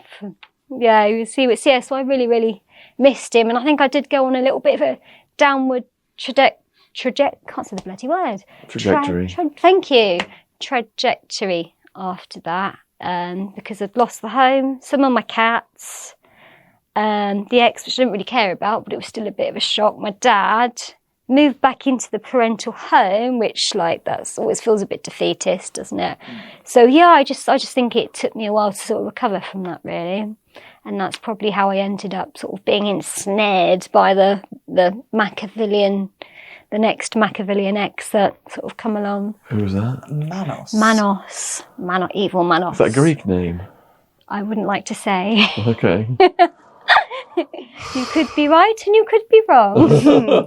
Well, you say here it's the worst mistake of your life. It was, yeah. Wow. Yeah. Because I kind of thought, well, maybe he wanted to build this business and stuff. So I thought maybe this guy's got his head a bit more switched on. You know, I can see he's trying to build something, but he was just really good at delegating. Go, you do this for me, you do that, you do that. That was his skill, basically. He didn't actually do any work himself. So, it just got really abusive and, mostly financial and emotional, taking my money off me, extorting money out of me. How did you meet him? So I was using his place, renting it, he had a spare room, to see slaves, basically. And how did you meet him? So I think it was through one of my friends called Saskia. She was going to go and use his place as a venue. So he's running a dungeon? Yeah, effectively. Right. But yeah, he had escorts in there as well. There were all kinds of different people coming and going. It was like a madhouse again. So I've gone from one unstable environment to another. So that's why I had to do a lot of work on myself and stop seeing dangerous excitement and start seeing peace as tranquil and not boring. Because I think probably there was a bit of me that probably saw a lot of the dramatic stuff as a bit exciting, which I don't understand that at all now, but at the time it kind of made sense. So Was he on drugs? no, he wasn't day to day, but he would sometimes come home and he'd be high on coke or something, and then that was when he'd just be, and he was one of these people who has a kink, but he can't deal with the kinks. The next What day, was his kink? he liked putting on my clothes, going, oh, I'm a slut, look at me, I'm so slutty. And then he'd have, have you ever seen the Kenny Everett show? Yes. Yeah. So he'd do this, go smoking, off his face, like that. And I'm like, it really creeped me out because I'm not against cross-dressing. I've got to do it for work and everything. But just the sudden personality change was just so When he'd had a line. bizarre. That was so, and Yeah. it's also the fact that he obviously thought women are just complete and total sluts. This is what women are like, and I didn't like that. That in his brain, he obviously just saw women as slutty, and that's how he wanted to be. And he'd look at himself in the mirror and go, "Do I look slutty? Do I look slutty?" Like that. So that was just. It was so yeah, I didn't have a problem with the fetish, but just the disrespect, just wearing my stuff without permission, using my toys without putting condoms. Get your stuff over. dirty. Yeah, well, What, because in the business, if you're pegging someone, you put a condom over the toy, and then you use a really strong antibacterial spray to clean them afterwards. So he'd put something in his backside. If you're pegging someone, what exactly is pegging? It's penetrating them with a strap-on dildo. Okay. I thought it was Yeah. attaching pegs to someone. That's then. what I was thinking. That's a common That's what I was thinking. misconception. Yeah. Pegging is having sex with them with a strap on. That's right, yeah. Gotcha, Yeah, okay. Yeah. So he was fouling your instruments. Filing, yeah, that's a really good word. I like yeah, that. exactly that. Gotcha. Yeah. Yeah, so, and then there was another time where, like, he'd ask me to do it, but then he'd start telling me I was doing it wrong. And I'm like, excuse me, I think I know what I'm doing. I mean, I do actually do this so that, like, was a bit annoying. And then, so he'd start just doing it on himself. And then he pooed on the bed as well. Like, this big... Dirty protest. This dirty poo just come out. And I'm like, you just shat yourself. So, like, of course, like, this guy's narcissistic as well.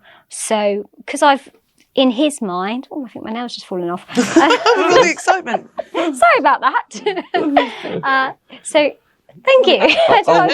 I'll word that if you want. So in his mind, I've somehow degraded him by allowing him to carry out his fetishes. So it's kind of my fault. So, and then he's going, "You're going to leave me.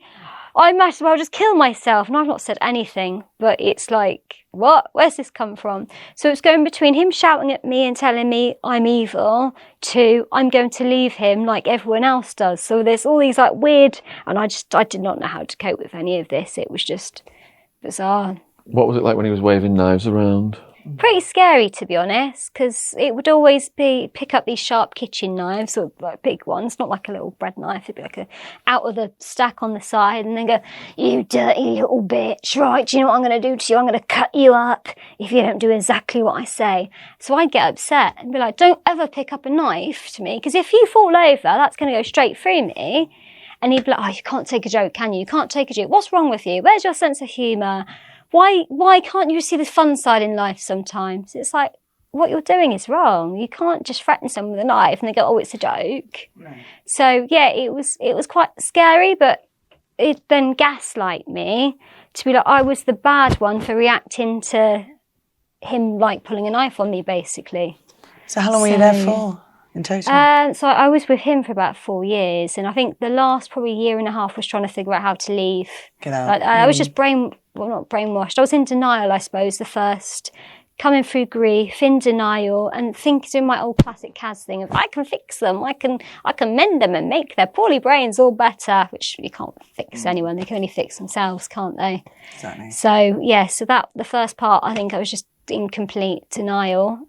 And then it was just figuring out, like, how do I get away? Because they say, don't they, like, when a woman wants to leave an abusive relationship, it takes, like, 7 attempts or something like that, 7 tries. Yeah. And then, like, people say, oh, so, like, my mum will say, why don't you just leave? And she'll say to me, oh, you know, if it would have been me, I would have just walked out sooner. I went, but you didn't, though, did you? Because you stayed with him until he died. So that's not fair. And a lot of people just think it's that easy that you can just walk out and walk away. But when you leave someone who's abusive, I don't know if you know much about this kind of thing, but it's like the most dangerous time, isn't it? You always hear that's when women are most likely to get stabbed or strangulated or murdered in some way. So when you've got the guilt, you've got the shame attached as well, you've got the hundreds of other things racing around your mind, and at the back of your brain, are they going to turn up and do something as well? Are they going to kill themselves? Are they going to kill me? You know, you just... So how did you finally get away? So I plucked up the courage. I sent him away to his mum's for Christmas. He had his kid over, and his whole thing was like how much he missed his kid. And then when she got there, he just had no time for her whatsoever. He wouldn't even make her a sandwich. It was like, oh, Kaz, do this, Kaz, do that, Kaz. And she was a great kid. I thought she was brilliant, but he, as her father, he should have been doing this stuff. And he was just being a bit creepy and weird as well. I don't want to say too much on air, but it was a bit creepy and weird. And I just thought, no, I had enough. So I finished with him. by text, actually, I think it was. Smooth. Quite bad, but safer. Given the circumstances, no. Yeah. On the 31st of December, because I just thought, well, New Year's Eve, fresh start, New Year, take out the trash, kind of, sorry. So just a fresh start and everything. So I took my mum, when I went back to the house, took my mum with me. My mum, he's scared of my mum. He said she's like a big, I think the word he used was battle axe. So... Nice fella. Yeah, he was terrified of her because she just won't stand for any... Because she was married to a man that was like for years, so she is like she's quite hardcore. She would have, if he'd have started anything, she would have probably knocked him out, I think. So I felt quite safe with my mum there, you know. So, and I knew, he kept saying to me, "Oh, I've got nowhere to go." He was at his mum's. "I've got nowhere to go. Let me have somewhere to stay at least for a week or so." So I turned up with my mum, and I said, "Joe, you can stay for the week, but my mum's staying here too. So she's gonna share my bed. You can go in the back room." Anyway, 10 minutes later, he walks in the lounge. She's like, "Actually, I might go back to London tonight." Good. So that worked out quite well, taking my scary mother with me. And it was around this time you ramped up the BDSM. It was, yeah. Well, kind of before I split with him, I'd been really focusing because life was so unstable. I wanted some stability. And for the viewers, could you please explain what BDSM is? Yep. So BDSM what it stands for is bondage and sadomasochism. So that can be bondage, just tying up, tethering in different ways, can be chains or ropes. And then masochism is pain, like liking pain, and sadomasochism is giving pain or liking to give pain. So a dominatrix or a master will give pain to a submissive who enjoys pain. Now, it's not all about pain. That's actually a really common misconception. It's about power exchange and control. Teasing. So, exactly, yeah. So a lot of mine, they might like dressing up, or they might just be into really mild stuff. But when you use the word BDSM, people always think it's going to be like really heavy duty caning all the time, 24/7, don't they? So, yeah, that's what. What role play did that involve? Which one? What role play? Like headmistress, evil scientist. Yeah. So there's the headmistress role play where they've been a very naughty boy and they must come to the headmistress office and receive their punishment. I tell you also, I love the way you say that. bitchy boss as well. That's a bitchy boss. Bitchy boss. Yeah. So can you do that role play with Sean, perhaps? Do a live reenactment here. I'll tap the desk and tap my feet. So he works for you. Let's create a scenario. So Sean works here. He's the cleans toilets, some crappy job, and so he hasn't done his job properly. Comes in, so you need to call him in. I've left some pubes on the rim of the toilet seat. Right, I'm just a tree. And who are you? I'm just a tree. Oh, you're Yeah, I'm just a tree. Tile. Right. But Atwood. Yes. Atwood. Yes. Late again. Come into the room, please. What have I done now? Don't use that tone with me. Right. Are you going to take this seriously? Stop giggling. Right, so firstly, Sorry. that deadline I asked you to meet, you've not completed it, have you? Why is it late? I lost track of time. Did you? Yes. I won't let it happen again. Do you know we've just lost a major contract? No. you're really good at this. He's really good, yeah. You're not going to fire me, boss, are you? I won't let it happen again. Well, that depends. How far are you prepared to go to keep your job? Well, if you're going to punish me, let's get on with it. There he goes. I've never done this before. Natural. Well, it's a shame you're not taking on more slaves anymore. Oh, these bins as well. Why are these Trolls. Oh my goodness, the trolls are going to be, we're giving them so much fodder today. The endless videos. They're going to love it, aren't they? They do. We have There'll be to, a very long. we have to keep them video of alive this. though, with constantly feeding them things. Otherwise they would die without them. It's like a public service, isn't it? Isn't Really? it? Yeah. Isn't it? I love trolls. Oh, what, sorry. I love the trolls. Do you? Yeah. Do they entertain you?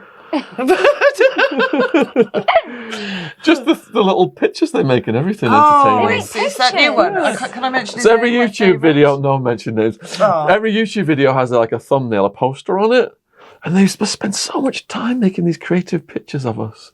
We'll show you some What afterwards. are they insulting pictures or? Yeah, Meant it's to be, a little but bit we kind of insulting, find a little bit funny, a little Okay, bit yeah. wild and crazy. Yeah. You have to show them to me. Definitely. Yeah. Definitely. We'll do that when we go for I lunch. like, you know, you're getting Yeah. somewhere in life, don't you? Where people are actually like doing Putting their parodies hearts and Yeah. Blood, sweat and satire. tears Yeah. into creating Yeah. a video of you to be Exactly. humorous. It's Yeah. amazing. Totally, it's totally cool. Do you want a troll?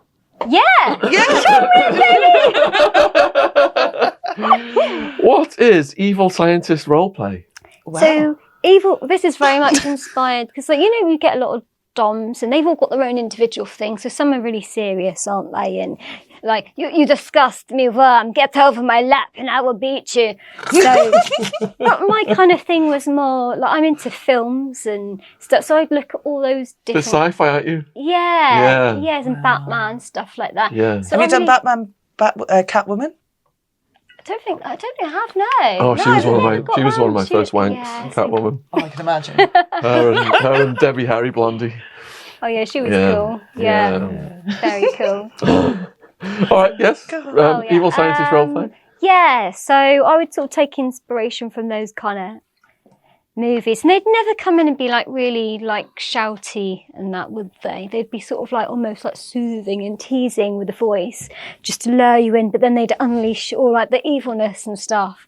So that was kind of like my inspirations that I took from Hollywood. And so the evil scientist would kind of be like in the lab coat with the glasses and just start with, I know you just, you know, you can't resist, can you? You want to give me the information. You're a good boy. You want to help me, don't you? And all this kind of thing. So they'd be like protesting, quite weakly usually, but they'd be protesting. and so you'd go, well, if you don't tell me, I'm going to have to punish you, aren't I? So you'd like get the surgical gloves on. They'd be like, select a little pinwheel with lots of spikes on, like lots of like theatrical I've showing seen them. them. The They look pinwheel. like little pizza cutters. They look way worse Very- than they actually are. Are they not painful? Well, they would be if you really sort of put a lot of pressure on it. Do you? But it depends. It really depends How much you like them? Yeah, exactly. But I mean, they can be quite pleasurable as well. Like if you run it up and down your arm, it can just be like a little tingle. Oh, that's nice. So yeah, it is. Yeah, but yeah, if you're pressing quite hard on the genitalia, probably not quite so nice. On So, a pancaked scrotum, exactly. it would probably sever the skin. Yes, I think it would, wouldn't it? Yeah, yeah. So it'd be like a colander then. Ooh, what's this? So sometimes things got messy. I had a guy tied up who was doing poppers and he started retching, so I had to hold a bin over his face. Yeah, yeah. Right. So he's come in and said, I want to do forced intox. Now, no such thing as forced intox, right? You don't make them take poppers. They love poppers. They want to do as many as possible. And as a mistress, it's kind of your role to not let them have as many as they want to do. So you're controlling it and just probably slowing them down, actually. In reality, you call it forced intox because, you're being forced here. Poppers are legal, by the way. I'm talking about the legal variety, just for anyone watching For the out there. feds. Yeah, exactly. So these are completely legal. There's a shop opposite Well, you Marks can buy and them in sex Spencer's shops, can't you? Yeah, sex shops. There's a shop in Reading opposite Marks's. They sell them as well.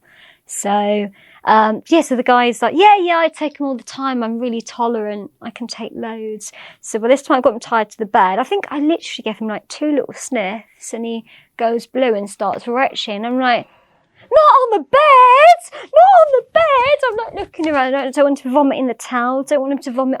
I know, I get the bin. I got the bin like up to his face and then he threw up. Like at most points in a session, if someone had felt so ill they were going to throw up, they generally go, do you know what?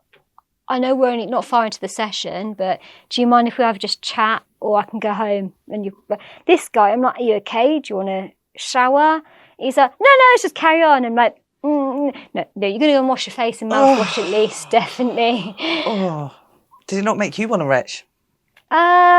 Sometimes it can be a bit like that, yeah. I feel Yeah. that's Have you got a time. story of that Yeah. happening? Yeah. I think because I can kind of deal with people being sick, because I've seen that quite a lot over the years, but it's the other end that just completely grosses me out. What about that time in So- Salford? Yeah, that was quite bad. That was very elaborate. I don't know how, like Pebble Dash. You see, like a council house that's been pebble dashed at the side. Well, this guy did that to our hotel wall, basically. Should I go into more detail? Yes, Yeah, please. go. I'm confused right now. Pebble Dash, council houses. I'm lost at this point. She's saying about stuff from the other end, and so it's a story about not from there, from... But how does that cause a wall to be pebble dashed?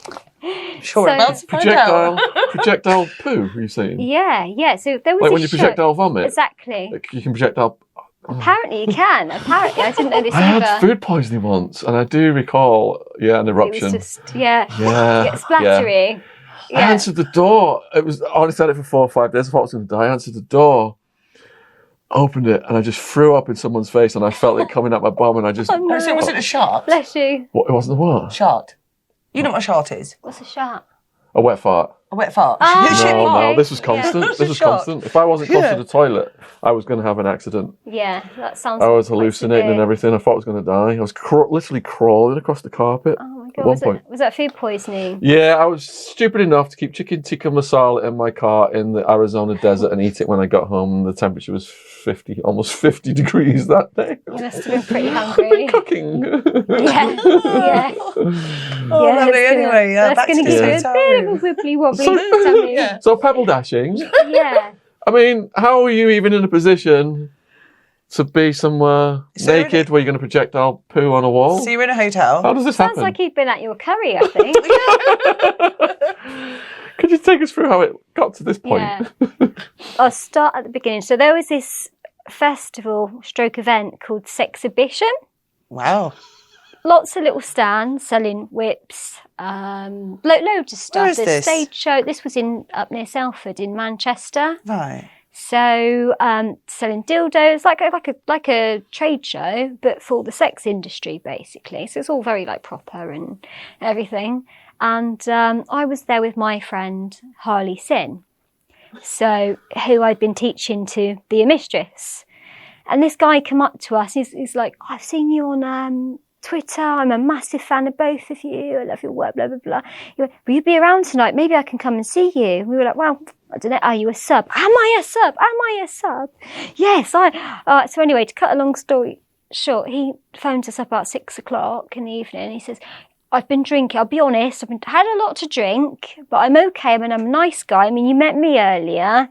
Is it okay if I still come round?" And I thought, I was pretty upfront. It's no, yeah, that's fine. I don't normally see drunk people, but yeah. So the guy turns up, totally lovely, sweet guy. We did a bit of strap on, I think, pegging. Then he said, "Oh, I've never been fisted. Will you fist me?" So I went off and went and got the long gloves. She put hers on. I think The we long just- gloves. Yeah.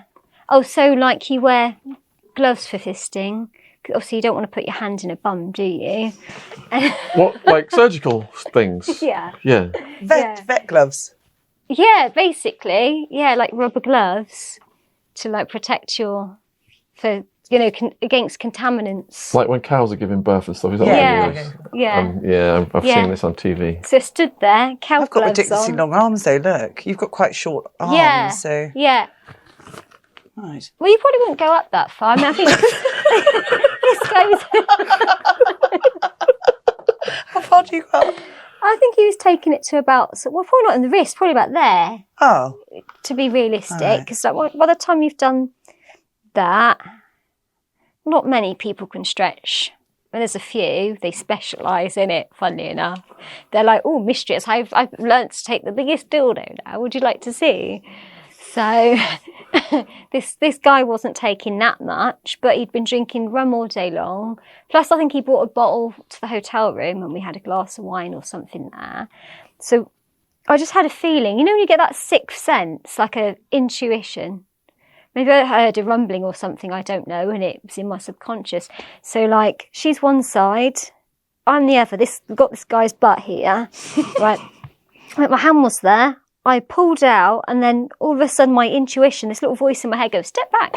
"Step back, Kaz." I go, and it just goes and hits the wall behind.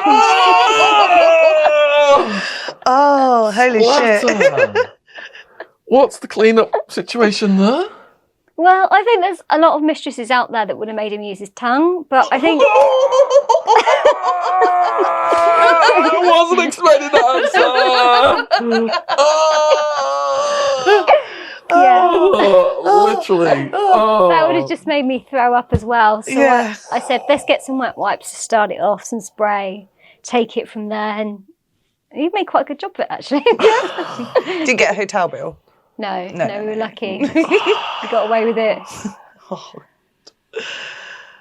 So, like, you look completely normal. You look, What are you saying, you Sean? look quite innocent and just like you're very polite and well spoken. Thank you. But all these lunatics have come in and out of your life. Yeah. Now, when I look back at my life and all these crazy people coming in and out, in and out, in and out. And when I was introspecting, I had to ask myself, there's a pattern here. Yeah. Is there something inside me that's like attracting this to happen? And have you ever thought about that? Yeah, definitely. Yeah, because you don't just keep meeting narcissistic people just by accident, do you? You don't keep meeting there's something, Jays and exactly. There's something in, latex troopers of the world for like decades of your life. There's something going on up yeah, here. definitely. Yeah, I think so I used to see like peaceful as boring, danger as excitement probably. And so I'd be drawn to these like really massively charismatic people that didn't take life seriously, but the flip side was they were fucking raving lunatics. So, and so I think that was a big problem for me, was just not recognising what a decent, normal person is and what a nut job is. And I think even if I saw it, I didn't really understand that that's just not acceptable. I think my self-esteem was probably quite low as well. Something that I've worked on majorly, read lots of self-help books, done a couple of psychology courses online on that Udemy as well, and just to figure out how, what makes people do what they do and try and understand a bit of the psyche behind the behaviour. So, You know what I mean? Yeah. So by now you've made your name as a Dom. Quite Yeah. a big name. Yeah, I'd say so, in the UK. And then Manos comes back on the scene. Right. Talk us through that. So, I think if I hadn't have probably lost my dad, I don't think I would have gone into another abusive relationship, but I was at a low. So he came back in for round 2? No, it was only with him once. Yeah. No, it says Manos. I started about it. It's the order. It's all gone completely. It's going back to Manos now. I think it was getting quite. And yeah, I was thinking, I got I very think it was confused. getting Sorry. quite. Oh, good job you didn't go back. going. Carry on. Yeah. One interesting little psychology thing I was thinking about. Well, a couple of things really is your relationships in your adult life are often formed by what you experience as a child. Right. So we end up adopting like these survival patterns as a child because they help us then and they're useful. Like, so for example, some of my things were I was a people pleaser and I'd say yes to stuff all the time and end up doing stupid things just to be popular or whatever. So that's something I knew was a big weakness for me. Because those patterns, survival patterns, no longer serve me. I just don't need to do those things. They have no use to me. Another thing I read was I was reading a book on how to deal with difficult people and manage them, basically. Because How's that going for you? yeah, it was quite interesting. One of the things it said, this specific bit was talking about if you've got a customer and you work in retail, and it said, try standing in front of a mirror, and if someone's shouting at you and pointing and going, and you, blah, blah, blah, they'll look at themselves in the mirror if you're stood in front of it and they'll become more self-aware. And if they're a normal person, most have become a bit ashamed and be, I'm making a bit of a scene, and they start to back down. So I tried this on Manos when he was in one of his rages, his temple would be popping, his eyes would be like this, and he'd just like a nut job. So I'd stand in front of the mirror and he could see himself, and then I saw him, I was expecting him to, I was hoping like in the book he'd back down. I could see him start watching himself, and the excitement in his face, he was getting off at watching himself shout, in the mirror. It was really bizarre. And I'm like, they didn't cover that in the book. Seriously, have you ever tried that? Not recently. But yeah, it's meant to work. It's meant to make people like see what they're doing and calm down. So, but it didn't work. Get off on it. Yeah, he liked it. I think he made him feel more powerful. He got more puffed up, like because he's only short. He's only a few inches bigger than me. He's about 5. Well, I'm 4'10". He was about 5'6". So and he's trying to make himself bigger like that. Yeah, like looking at himself. I thought he was going to knock one out, to be honest. So then you became conflicted because you was in an abusive relationship. Yeah, very. Yeah, because like by day I'm going, well, I'm Mistress Kaz, and you must do as I say. And my slaves are coming around going, oh, we adore you, we love you. And then like on the flip side, I've got this guy treating me like a piece of shit and telling me I'm worth nothing. So it's like, it's just such a contradiction. And like that, because I was this as well, it was even worse because I feel like I'm living a lie. Like I was thinking, I can talk about it now, it's fine because I feel like that's in my past. But I thought, you know what, if my slaves could see, they wouldn't view me as they wouldn't respect me anymore. And actually that turned out not to be true because one of my subs, I got really close to him as a friend, not in any kind of romantic way, but in a friendship way. And he said, I know you're just not yourself. Do you want to come out for lunch? And I didn't really tell him a great deal. I just said, like, it's pretty bad at home. It's not really going too well. He said, I can tell. You look tired. You look drained. So what were we talking about again? My head's just... Yeah, so you were conflicted because in the daytime you're bossing people around. That was it, You're in an abusive relationship. But now the subs are coming to the rescue. Yeah. And that's the thing. A lot of people slag off the scene. I remember watching one of your ladies and she was saying, oh, but I couldn't do that to them. But it's like they like that. That's their kink. And I agree with what she's saying. But from my perspective, it's been completely different. And I don't feel as if I'm doing things to them that they don't want. And so I've had my slaves just through such a difficult time be really, really supportive as well. And I could count on them as friends, like the sub that took me for lunch. And then I had my sissy as well. You know what a sissy is, right? Someone you boss around. Yeah. So they Sissy Sean. They dress in women's clothes. Sissies are guys who dress in women's clothes. So my sissy as well would just like take me out and that would get me in trouble as well because I wasn't allowed to drink. So I'd go out like for a session and then it would end in like, should we have a couple of gins? So like, and I'm really good at drunk texting. So you cannot tell from one of my texts that I'm pissed because I'll just keep working to perfect it. I'll sit there for an hour if I bloody have to. So I'd know that he wouldn't want me to drink. So I'd sit there writing this text and I'll get it right in a bit. So we keep texting. This text would be like word perfect. So he wouldn't have a clue that I was steaming drunk. So the time I got in, and because he didn't want me to drink, it was a bit like a red flag to a ball. So you'd open the door and I think one time I just fell in the doorway. So, but yeah, apart from the odd night like that, my slaves were just like really so supportive and lovely. So I'm very lucky. Yeah, definitely. So Yeah. did any of all your family and friends know about you doing this? Yeah, I mean, they've known for years. Yeah, So- and they're absolutely fine. Well, No I wouldn't issues? say absolutely fine, no. I mean, they kind of make a bit of a joke about it and they realise they don't really have any say in it. And unless they want to start paying my bills, then they've got no say in it. But yeah, I think they've kind of sort of accepted it, but wouldn't be the favourite first choice for me to do. No. So yeah, especially like it's a strange one really because like my mum's goes, oh, whenever I see big knickers now, I think of you, right? Big knickers. Basically, and you might think, what you want about there? Well, I went shopping once with my mum and I saw this massive pair of knickers on. Now, I happen to have a couple of sissies that are quite large. And I just thought, they'd be brilliant on my sissy. So I bought these big knickers. So every time my mum goes shopping, if she sees any cheap, she lets me know. She goes, and so in Marx's, they've got some size 20s in the sale. Pick them up for you. So, yeah. That's good of her. Totally. So you've kind of got a bit of an understanding now, I think, which is good.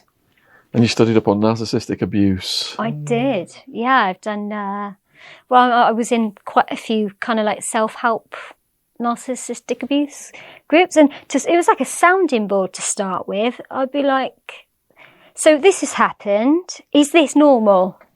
And they'd be like, no, run, girl, run. This is not normal. This is so not normal. Get out of there. So, yeah, that was kind of useful. And then I've like followed all these different coaches as well. And, you know, that also really helped me to see that, okay, whilst I have met those people and this bad thing's happened, at some point, some of the responsibility does lie with me because I've let that go on, I've accepted it. And also, I keep, like, well, not keep now, but I kept, like, falling for the same sort of behavioural traits and kind of letting it be okay. So, yeah, I just found this so useful. Who's the coaches you're following? Sorry? Which coaches are you following? I can't remember their names now. I got them on Instagram, but there's a really good book called Inside the Minds of Angry and Controlling Men, and it's by Lundy. So that's a great one to learn about kind of abusive men and controlling behaviours.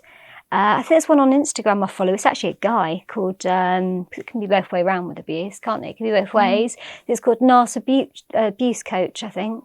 So that's quite a good one. But yeah, there's masses of them on Instagram. So what's your social circle like now? Deliberately small. I socialise a lot for work. Spend a lot of time with my sisters because we're really, really close. But really, I tend to spend most of my time working. I don't tend to sort of go out to bars and clubs, or it's just not something that's a priority to me at the moment. How many appointments do you do a week? Or? Well, it kind of depends. I'm sort of living back home with my mum, so a lot of it's online. So it's when I go away to tour, that's when I see my slaves. So where do you tour? There's a dungeon in Swindon. Sometimes I work out of an apartment and go up to Reading in November. So what are the dungeons like? Talk me through it when you walk in. So you walk it. Let me just think of the local one. So the local one, it's a converted nightclub. So you walk. It's quite normal, really. It's quite pretty with like white drapes, all stone walls, little fairy LED lights. Then you've got your dungeon room, and they've blacked out the windows with black paint. There's a St Andrew's cross in the first room, then a cage where you can pop your sub or your sissy in underneath and just taunt them through the bars. And you probably know a lot about that, don't you? Home sweet home.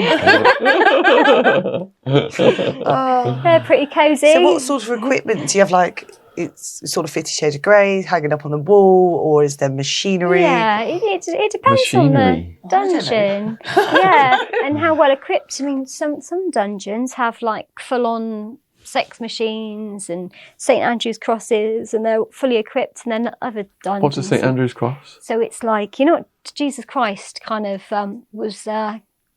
What's the word? Stigmata. So a crucifix? Stigmata. Kind of, but it's like. No, I'm doing it. Yeah. So like. Oh, so what, they tied up? They're tied up like that? Yeah, we don't do the nails through the hands. It's just, yeah. How long can they last like that? Well, if they've not eaten, probably about 5 minutes. But Jesus. If they've had a decent meal, they can. So they've got to have a decent lunch before they come in? Yeah, they can pass out otherwise. Oh. Yeah, because you've got your hands up, it affects your blood pressure. So you've got to be really careful with it. And that gives them a sexual thrill? Yeah, because they feel vulnerable. Like. So they're up there naked? Yeah, they're naked, yeah. So with like normal sex, if we're going to call it normal, I don't know if it is normal, like between vanilla. a man and a woman, vanilla sex, right? Yeah. So it's quite easy for a woman to feel overpowered and, the little one, because we're smaller, aren't we? And probably not being sexist, a bit weaker. For a guy to get that same feeling, because, some guys want to feel like that, it's got to be a lot more extreme. You can't just grab them by the throat and say, right, you do as I say. That sometimes they want to feel as vulnerable as they can, so they want to be naked, tied up. And I mean, there's this brilliant spanking bench in the dungeon. Have you seen one of those? Spanking bench? Yeah, not seen one of those? Usual park bench. What does that mean? What does a spanking bench look like? So it's, I'm just trying to think to describe it. So you basically, this bit goes here. And then, so it goes up like that, like across, and then the legs go. Oh, is it like one of those chairs you can get massages on? Similar, but your bum's out. So get them for work to it's like that. Help you back when you're at the desk. And you've got to sit on them at a really weird angle. I used to have one. It is a bit similar, but more bent over. So basically, their bum is presented in the air. Then you can like strap them down to it, and that's the perfect spanking position. So there's a hole in it, is there, where the bum's exposed? No, they're they're leant just over it. positioned over it. Oh. Yeah, they're just bent over it, basically. What were you picturing? To spank the bum, you'd have to get in there, wouldn't you? In where? Like, you wouldn't go under, would you? I don't know. I've never. Get over. So none of this happened in Arizona? So, what? I've written a book called Party Time, and my third wife in Arizona, we had a few things going on, a few little dungeon things, but not the level that of your knowledge and I think experience. what was it you said you had a sex swing? We had a sex swing. Yeah. The hardware store thing came into effect. We went and got bigger, industrial changing more See, bolts I know with. you weren't as innocent. You were Padlocks. just taking it up a level there. Padlocks. You've totally. I've learned a few things today.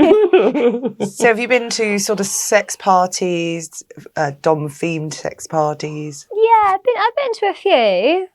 I think people just tend to think that, it's a mock with people in gimp masks running around. Probably a bit like JJ with a butt plug out of his arse. They're actually a little bit more civilised than that generally. You tend Like a nice to have, bar, a few drinks. Yeah, that's right. You walk slave on the in, lead. have a little chit chat. Exactly. Does that actually go on? Yeah, that goes on as well. There was this one guy. I went to an event called nice little shout out for them probably. Bitches Unleashed. Bitches Unleashed. Bitches Unleashed up in Manchester. And this guy walked down the stairs. I can't even remember. I'd had a few drinks. I can't remember if he had clothes on. All I remember is the writing all over his body, saying things like, use me, I'm a trashy little bitch, do what you spank me, all this kind of stuff. So he was loving it because he was walking around. Every dom, that walked by would be like, ooh, spank. So you do see stuff like that, but most of the play is restricted to certain areas. Okay. So, because you don't want to go straight into a bar and then just see someone with their bottom spread and being Still smashed don't go with a up their strap arse on, or do you? It's not, you just want to sit and enjoy your G&T. You don't want anything on display. So there tends to be separate little areas where people go off and do their thing, which is quite a nice dynamic, tends to work quite well. But yeah, they are quite fun actually. When I went to that one, they had a slave race. So they tied, so say you're next to me, Jen, Right, I'm and here. your right ankle, if we're the slaves, our ankles get tied together with rope, right? So I think you used to do them on sports day, that Exactly. race with the parent and child race. Yeah, yeah. And you race the slaves? Yeah, but they have to do tasks as well. So they've got to have 2 against 2. So that team So a against little that relay team. race. Yeah, so they have to go and fetch something for the mistress, come back, rub the foot for a minute or so, and do something else, and it's which team runs first. So it was a lot of activities and fun stuff, as well as it wasn't all like hardcore BDSM. It was a bit of a giggle and stuff, which I thought was What was the name of this place? cool. It was called Bitches Unleashed in Bitches Unleashed. Manchester. We're up there at the end of the month. That's not where you met James by any chance. Bitches Unleashed. Guess where we are? How did you meet James? Yeah. Friends barbecue. Bollocks. Oh, cover story. Oh, sorry, this James. Yeah. Oh, sorry. Where did I meet you? Documentary. Yeah, I what- liked you, didn't I? Did we get chatting online or email or something? Yeah, email, and then we met in Watford, I think, wasn't it? In Starbucks or somewhere. Yeah, it was. Yeah, we sat in Starbucks having our You little didn't book an appointment then? No. But what he did do was make a video which has got a lot of views. Let's plug that. What is the title of that video, James? Interview with a Dominatrix. And that's on what channel? It's Vimeo and Amazon Prime as well. And this is some of it's on YouTube, is it as well? The trailer's on YouTube. Trailer is on YouTube. So, Interview with a Dominatrix on Vimeo and Prime. Yeah. Okay. People can Check watch it out. the full stuff. So, where do you go from here then in your career? Well, at the moment, I'm writing a screenplay with a producer, which is an adaptation of my book. Is your book So- your personal story? No. Have you written your personal story? I've written a first draft, and yeah. do you know what? Some of this stuff we've talked about today is kind of exclusive content to this Yeah. show, because I've struggled with how much do I think you've got to be your authentic self, haven't you, and be honest. But I've just struggled with the book, and have I given away too much? Can I say that? And I keep like editing and then just coming back to it. So How many words is it now? it's about 100 and something thousand, I think. 100 and how many? About 100 and something thousand. Oh, I'd love to publish that. Really? Yeah, Well, I can- your story. We've sat here for 2.5 hours. Is that how long it's It's been? been so fascinating. really? I Jen thought we started- hasn't even demanded a break. Yeah. She's been so I great. always demand breaks. Usually after an hour, I need a break. Oh, it's Yeah, riveting, honestly, we have been riveted. You are a natural raconteur, perhaps inherited from your father. But yeah, Brilliant. yeah, and I'm sure the people feel exactly the same as us watching this. Are there any stories we've left out that you'd like to? Was there any on that little bit of scrappy I was just paper? going over it. I don't know. I think we managed to get them. I think we did them all, didn't we? I think we did them Yeah, in the general. Plus, I can always save something for future. Well, Yes. part two. Would you We come back would on love for to have part you on two? for part two. Absolutely. Definitely. Yeah, definitely. Save them for Definitely. future. So, viewers, please let us know what you have thought about today's podcast and Latex Trooper in particular. I will be having lots of giggles. 2 books out there on Amazon: Dreaming in the Dark, Sordid Secrets. So, what are they about then? So, Sordid Secrets was originally published by a company called. Let's not do the name. Just a company. And he said, write a short novella, see how it sells, and then go from there. So I just thought, they would say, write about what you know, don't they? So I know domination. So this character was kind of like, not me, but I used my own personal experiences So to a fictional version of your... fictional version of some of the things that's happened. Some of it imagined, some of it extreme and made up, and probably some of it wasn't too much of a stretch of the imagination as well. So it's about her and her lover, Zora. She's a mistress, and it's just kind of like a short story of this couple that come to, become submissive slaves at her country manor where she's a dominatrix. And then I kind of stopped working with my publisher because I didn't feel it was the right dynamic for me. Lovely guy, but just wasn't working out. So I then self-published Sordid Secrets, and then from there I thought, do you know what? I've absolutely got free reign now to do whatever the hell I like and what I want to do. Because he was going, don't put that in. And, try and keep the cover really tame. So I think with the second cover, I've got a chick on the front, massive boobs in lingerie over a plate of cocaine and a note. I've just made it as trashy as I possibly can. Because I think we're a bit serious with the first one. We went, have a lady come out of the car with just a little bit of knicker droppage, quite saucy, but you could read it on the tube. And I think, no, I want someone on the tube with it under their newspaper. I don't want anyone to see me with this. Because I just think covers are so important, aren't they? That's the first thing people see, cover title. Yeah. And these days on Amazon, it's just a row of little thumbnails. Exactly. So your cover has got to stand out at that size. Yeah, you've got to grab attention with Yeah, it. and people don't understand that. Yeah, Yeah. when they design covers and they put too many things on them and the titles are too small to read. Definitely. At thumbnail size, yeah.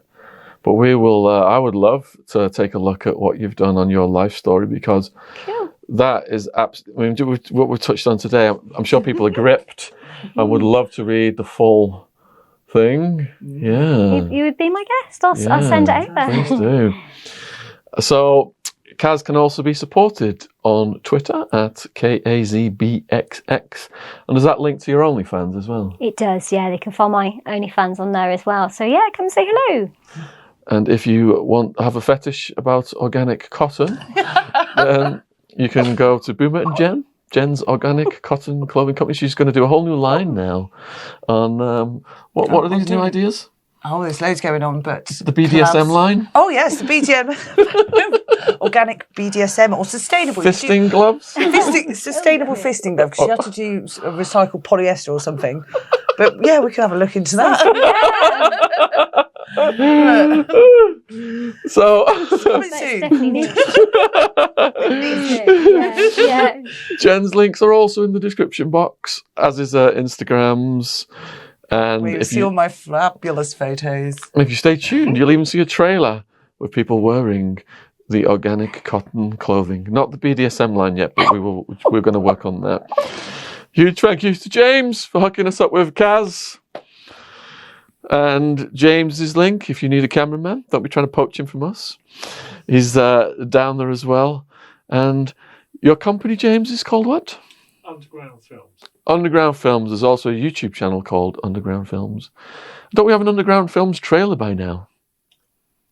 A trailer for Underground Films? Yeah. I don't yet. Yeah, we should start an Underground Films trailer on the end of these as well. Yeah. We could get Sean to redo the advert to send people to sleep. So, let us know in the comments what you thought about this. It has been an absolute fun. There was a point there where I laughed so hard I couldn't even breathe. I love moments like that. It is the antidote to all of the BS and madness going on in the world. So yeah, huge thank you most of all to Kaz for coming down today. You're going to join us in a group hug? Yeah. We started doing group hugs. Yes, Spread cheers. love. Well done. Cheers. Oh my God, that was Brilliant. amazing. Yeah, you as well. Wow. Wow.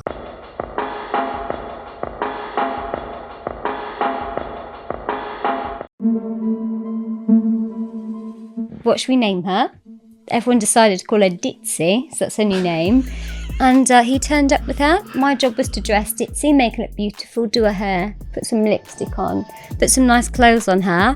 And then obviously he had to do certain things to get his reward at the end of the session. But I don't get that all of the time, but I do get people coming to me going, yeah, give me some stripes, get the cane out, smack my bottom.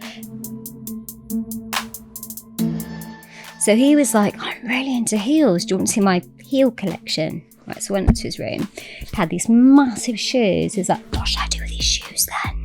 It's like, I'm really into trampling. Can you just like bruise my back and cover me in marks? And I'm like, yeah, I can try that. I'm off on a bit of a tangent here. There was a little vicar from this local village in Portugal that used to love like going out and taking pictures. So he'd be like doing fanny shots and stuff of like some of the girls, and he'd be like dressed in his all vicar garb and stuff. Oh yeah, so he likes to dress up in tights and put custard down them. So he started off as one of my phone clients years ago.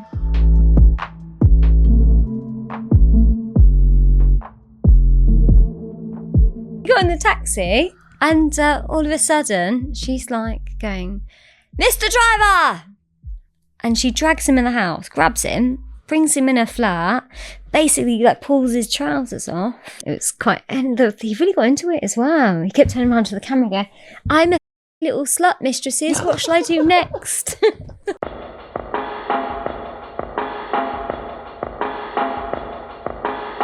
Here we go. Kaz B Part 2. Tremendous response to our first ever interview with a dominatrix. And on the audio platforms, it's become the biggest thing in the last year. So we are back with Kaz B. Huge thank you for coming back on, Kaz. Huge thank you. Definitely. How's life been treating you since we did our first part? It's been really good. You know what, actually, since I was on this show, I've had submissive gentlemen get in touch with me going, I've heard the podcast. So my OnlyFans has gone up. They've been exchanging messages. All I can say is thank you. But yeah, I've been pretty busy. Ooh, what have you been up to? Well, this week, this wasn't via you guys, by the way, just so you know. I had one of my regular slaves come to me and he said, look, can I say trans sex doll? He's building up to see a trans lady. Did you just say trans sex doll? Yeah. Okay. Yeah, so he's building elaborate. up to a trans experience with a trans woman. But he thought, well, rather than go straight to that, let's just experiment and just go a little bit along the way. So he brought this trans sex doll with him. And we did a poll on Twitter. What should we name her? Everyone decided to call her Ditzy, so that's her new name. And he turned up with her. My job was to dress Ditzy, make her look beautiful, do her hair, put some lipstick on, put some nice clothes on her. And then obviously he had to do certain things to get his reward at the end of the session, which was a little bit of playtime with Ditzy. So where does one get a trans sex doll from? Not that I'm. if you're interested. There will be no links in the description box. I would say start with Google. And is there like a range of quality of these dolls? Like, are some like, what's that movie, Ex Machina like level? Yeah, I would say so. I mean, you've got your kind of like cheap budget range, which is where I think his starting place is at. So I think she probably cost him about £40 or something like that. But you can obviously get the really good ones. Do they talk to you and stuff? No, it's just a bit why are plastic. you This one's a inquiring? blow up Or like one. AI so- robot trans? No, that does exist though, I think. Does Jen? That exists, right? Doesn't it? The ones The that iRobot. I don't know if they talk yet, but I think Not they're yet, quite... but- Like that A little movie. bit Did you mobile. watch that movie, Ex Machina, it was called, where he fell in love Yeah. with the robot? But I think it's quite singular actions. Like you press a button and it does... I'm not indicating anything here. I'm just saying it can move its arms, right? Yeah. So was he satisfied with this experience? I think he was satisfied the minute he walked in the room and saw Ditsy dressed up, to be honest. Right. That So how does this work? Ditsy's Yeah. there, she's all dressed up. on the The bed guy walks looking in. Like this. So it's a person pretending to be a doll. No, it No, is it's a doll. It's No, actually I've a got doll. that It's an completely actual- confused. it's It's not a sex role doll. play. So he's a sub. I'm me, the dom. And there's a blow-up sex doll on the bed dressed up as a character called Ditsy. And so he's asking it questions. So I'm like just getting the back of her head and going, Oh, nodding what? its Yes and no head. answers. Yeah. Wow. And did he ask Ditsy whether she is pre or post-op trans? He didn't even ask the question. He wasn't fussy. Bloody lazy Didn't care. No, I just said, do you consent, Ditsy? Because it's all about consent, isn't Yeah. it? She went, Obviously. And what happened next? well, he had to perform his task to obviously gain his reward, which were things like grovelling at my feet, licking my heels. Various implements were involved as well, which I probably shouldn't name here and now. But yeah, he was at one point making some sounds like a chicken. And that earned him a very, very big reward, and he got to enjoy Ditsy. Wow. Kaz, We had a can good you time. please regale us with these chicken noises? Can you impersonate them? Could try. It was a bit like, That doesn't sound like a chicken. it doesn't. Nor did he, funny enough. Oh, dear. So what else have you been up to this week? Did he get punished for doing inadequate chicken noises? It was just punished anyway. So these hills have been trampling. Trampling? Yeah, I've got a farmer that comes to see me. He builds barns and tends to the pigs and stuff. And he's really normal and, you know, just does normal stuff. But it's like, I'm really into trampling. Can you just like bruise my back and cover me in marks? And I'm like, yeah, I can try that. So like got him on the floor by the radiator. He lied on his front to start with because it's always a good start point, isn't it? Just make sure they're not too sensitive. And I stood on his back, and actually Kurt Geiger's are really good for not basically injuring people too much. That was a bit Kurt of a Geiger. bonus. Yeah, a little plug there. Yeah, and then obviously he flipped over, and that a bit more sensitive that side round, unfortunately. So bit of screaming. So would he have gone home with a lot of marks? Yes. And is he a single man? He is, yeah. He put, like, in the text, I don't know if you remember me, but I'm okay with marks. And I said, look, when somebody says that, that normally means that they want marks. Is that the case? And he was like, well, it's not that I want them, but I'm not against it. Is it So, yeah, usually the yeah. single folk who like the marks? Yeah, pretty much, yeah. Because I think Yeah. anyone that's going to have to go home either to a wife or that they're in the gym a lot, you know, they're going to try and hide it, aren't they? Yeah. So, You'd need a cover story, wouldn't he? well, yeah, how do you explain that away? I fell into the combine harvester. I was out seeing one of the sheep. Oh, no, hang on. That doesn't work either, does it? What proportion then of people in this community Hmm. have a penchant for marks? I can't really answer that question because I think each dom gets a specific audience that suits them. Like, I'm not a really extreme person myself. So I like someone else, for example, that's really extreme might get someone come to them all the time and yeah, mark me, go on, give me welts across my arse. But I don't get that all of the time. But I do get people coming to me going, yeah, give me some stripes, get the cane out, smack my bottom, and I want to know about it and go home feeling it afterwards, because it's like a little memento and a token of what you've taken from your mistress. Right. So they take it home, they think about it, they spend time. But sometimes it's afterwards. They think about it and it's in their mind and they're like, oh, yeah. Like one guy that I know, he doesn't enjoy it even really in the session. And when he goes home, that's when he's like, send me a little text. That was amazing. And he's just like left with these whelps and he's like, send a little picture in the mirror of his bottom all welted up. Wow. So it's the psychology behind it, you know? Do you think that like someone who wasn't single then, who wanted to get marks, would go home and like the thrill of almost getting caught in the marks scene?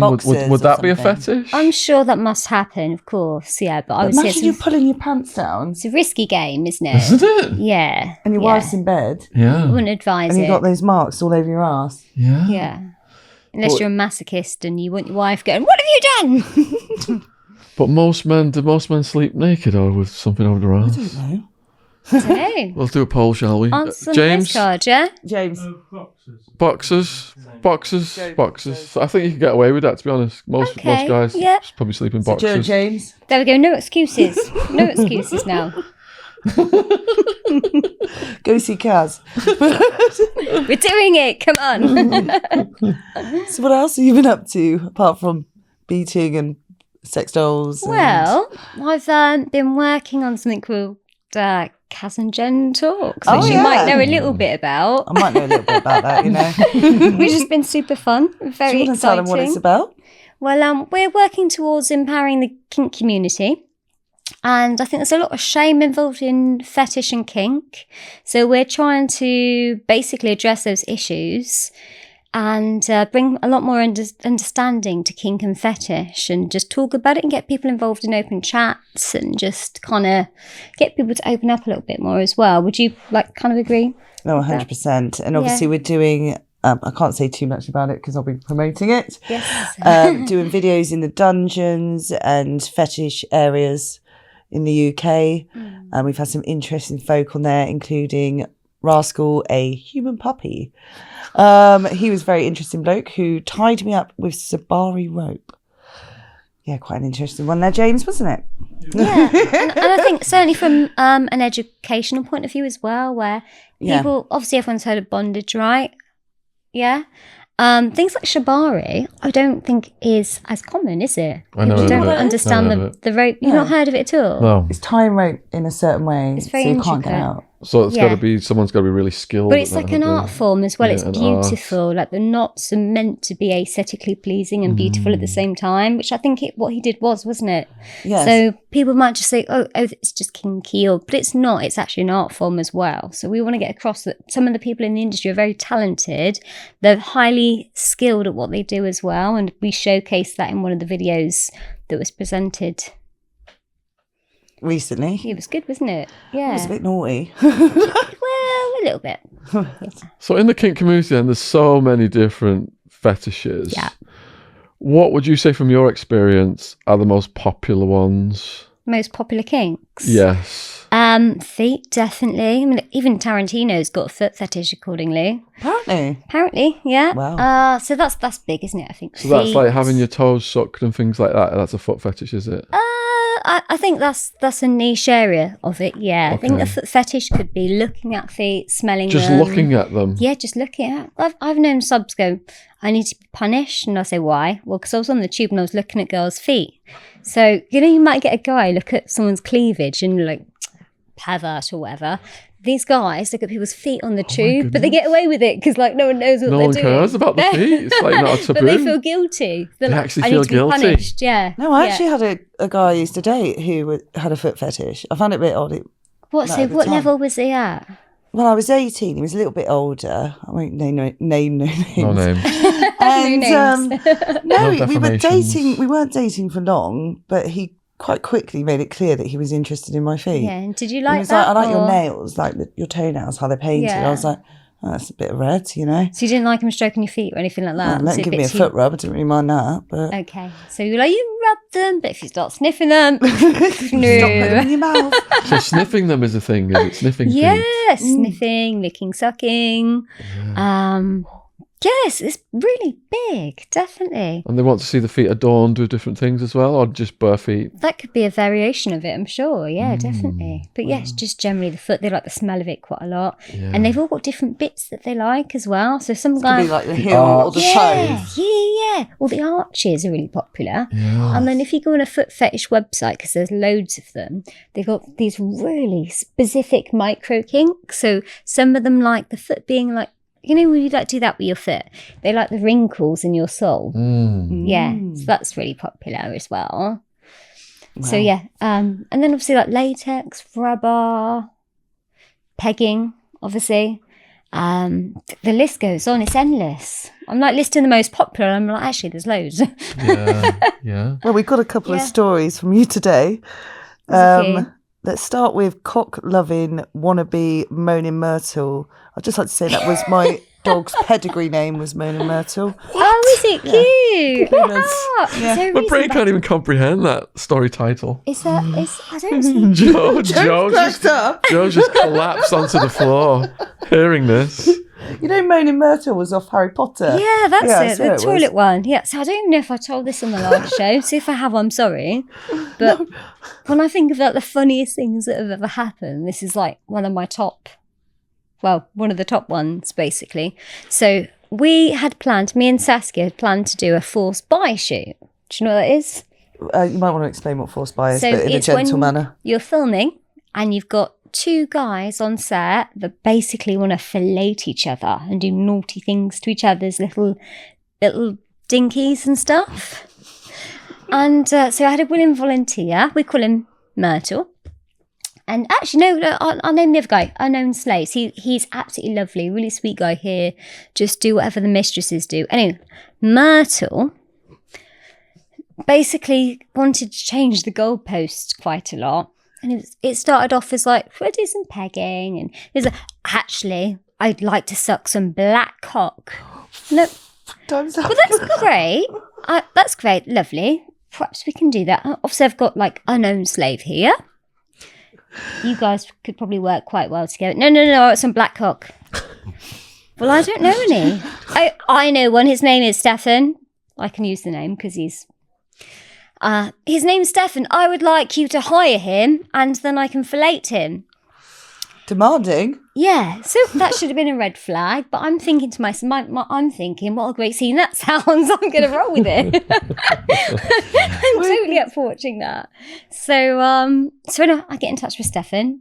Lovely, sweet guy. I've worked for him since. He's lovely, but he was going for a bit of a flaky stage at the time, so I get that.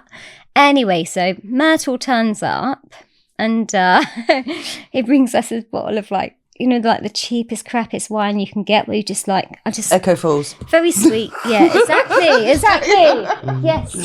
Yeah. So anyway, he's like, I brought you a present. So I'm just like, stuck in the cupboard. I didn't bother opening it. And I'm phoning Stefan and, all right, oh, hi, darling. Everyone's here. We'd be here soon because we're going to be ready to start filming. Unknown is like wearing his gimp mask. Little saucy outfit he's wearing. I think he had like a thong on, like a little frilly one and stuff. And we're all ready to rock and roll and start filming this scene. And he's not even like massively into doing buy stuff, but he'll do it to please the mistresses, which is, you know, which is cool. And so anyway, rocks up. He's do you know this? You know when people turn up at your house and they do this thing where they just linger in the doorway for like about half an hour? You can't get rid of them. Well, are you coming in? Are you leaving? Just please make a fucking decision. I think, oh, no, you're not. Just don't stand in the doorway because it's making me really uncomfortable. So he was doing that whole thing for ages. And I was texting Stefan. Stefan just ghosted us, basically. I don't know why. Perhaps he's having a bad day. Everyone does, right? Everyone has a bad day now and again. And so I'm like, Myrtle, I'm not sure if he's going to come. Can we just carry on and do a scene with you and Unknown or some pegging? Well, I wanted some black cock. You promised me some black cock. Well, no, I didn't. I just said that we can try. And he said, yes, that is my only role in this whole actual scenario. But I'm very, very disappointed. This is like Max Mosley's circus. I'm like, okay. Well, if you want to leave, just be my guest, leave. And then he just wouldn't fuck off, basically, wouldn't go. So it got to the point where I was like really trying to help in the beginning. And I just got really bored. So I'm like, okay, right, well, drop us a text when you get home.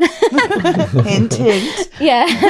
And then he was like, just moaning on and stuff. And then the slave, he'd like, they never speak up or say anything really. Is he going to go home or what? I've only got till 3 o'clock. We need to film this scene. So I started giggling. Anyway, this dude who got named Moaning Myrtle. Because he's a moaner. Yeah, moaning little bitch, basically. He was a little bitch. He went and opened the wardrobe door, took his little bowl of £2 Necco Falls back. But I'm going to go home and drown my sorrows because I didn't get to suck any cock today.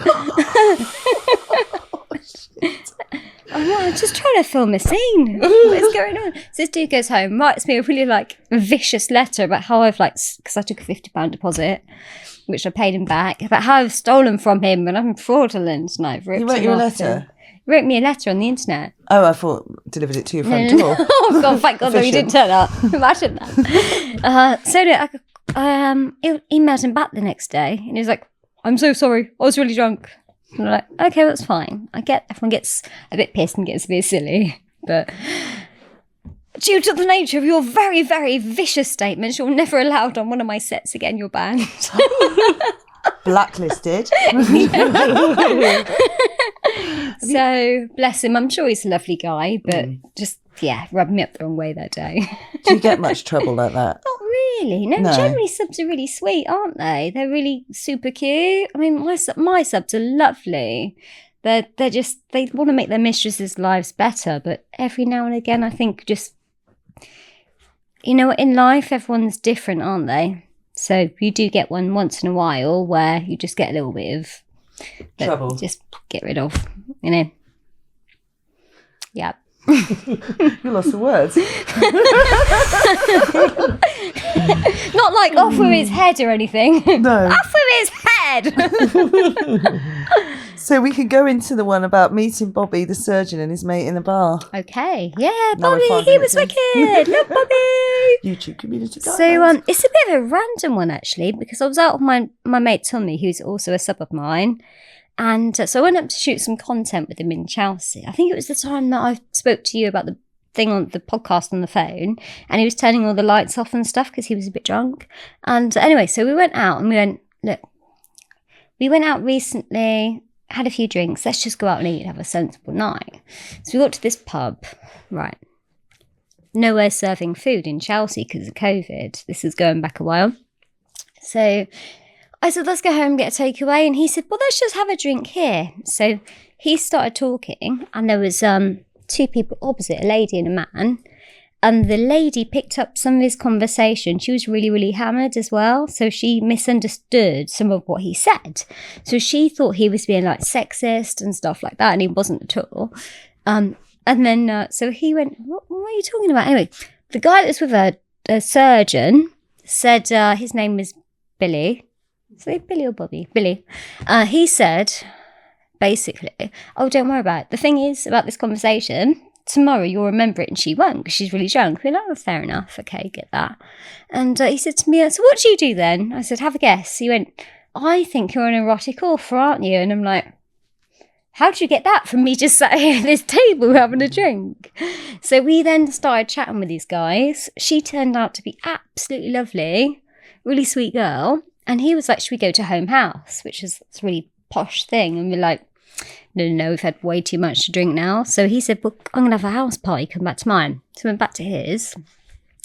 And apparently it was very obvious he was very much sub and had a kink.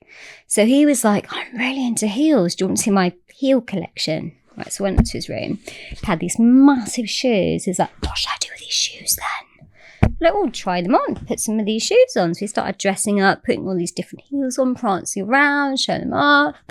And there's, I mean, like super cute heels, like bright red, like Manlo Blahniks and stuff, massive stilettos. Heel envy. Yeah, I know, totally. Yeah, they were gorgeous. And then we went back downstairs for a bit because, like, my friend Tommy was still there. The other girl was passed on the sofa. Anyway, this top banker turns up. We're going to call her Sheila. Anyway, so Female. She goes to Tommy. So how'd you guys know each other then? And I didn't really say much. She went, oh, she's my mistress. Oh, right. So what's that then? She turned around to me and said, what do you do with your life? I think it's disgusting. You know, when you Was that an Australian accent? I'm trying. It's not the best, but yeah, I'm trying. Yeah, when you decide to sort your life out, come to me. So anyway, that happened. So anyway, we went upstairs again, left her chatting with Tommy. When I got upstairs, he basically said, I want to be like really dominated. Own me. So I'm like, let's have some fun with this.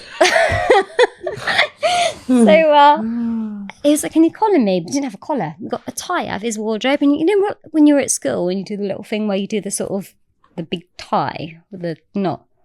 So I put a tie around his neck as What, collar. like properly? Made him walk down the stairs on this kind of like tie. And then we got to the bottom of the stairs and she like flipped out and she was like, oh my God, Billy, fucking get up, Billy. Stop it. You fucking fucked it. Get off the fucking floor now. And he's just like, only answer to Mistress Cass now. And she was like, fucking hell. I was going to give you a fucking wristy later, but fuck that shit now. I'm going home. You're all fucking perverts. Well, So like little Billy's down on the floor on all fours. Little surgeon guy, like mends people's hearts and lungs and shit for a living. She's a top banker. She's just going, this is too much for me. So she's like, she turns to myself and goes, right, take me out. I've had enough of this. I need to go. You. I mean, she'd be a good dom, right? She'd be a good dom. You walk me down. So little Tommy takes her off outside. Meantime, he wants to get spanked. I'm like, I'm not getting paid for this, by the way. I'm just loving it. I'm going, this is fucking hilarious. I'm going to spank this dude. So I take him upstairs, slap the shit out of his bottom. And then meanwhile, Tommy's trying to get in and I don't even know about it because he can't get back in the door. He's lost. He's so drunk, he can't find the house. So I go back downstairs, pick up my phone. He's back in. Meanwhile, basically, well, we've been spanking and he's out. She's been going, well, I just think you're a pervert. I don't get what this is all about. You're something wrong with you. And she's, what are you into then? And he's gone, well, I like dressing up as a woman and getting pegged up the arse, basically. And sometimes Mistress Kaz pecks me at the arse. And she's gone, there's something fucking wrong with you. You're a fucking pervert. I mean, you're not even like fucking masculine. You're feminine. And he's gone, and that's more than you, isn't it? oh, he got burned. She got burned. I mean, how do you feel about people who find stuff like that really bizarre and have that sort of reaction? To a point, I've got a little bit of sympathy with her because she's just come round to this house expecting a regular friend to be there that's been normal, and she's walked into this weirdness, and it's probably been a bit of a fucking shock, to be honest, hasn't it?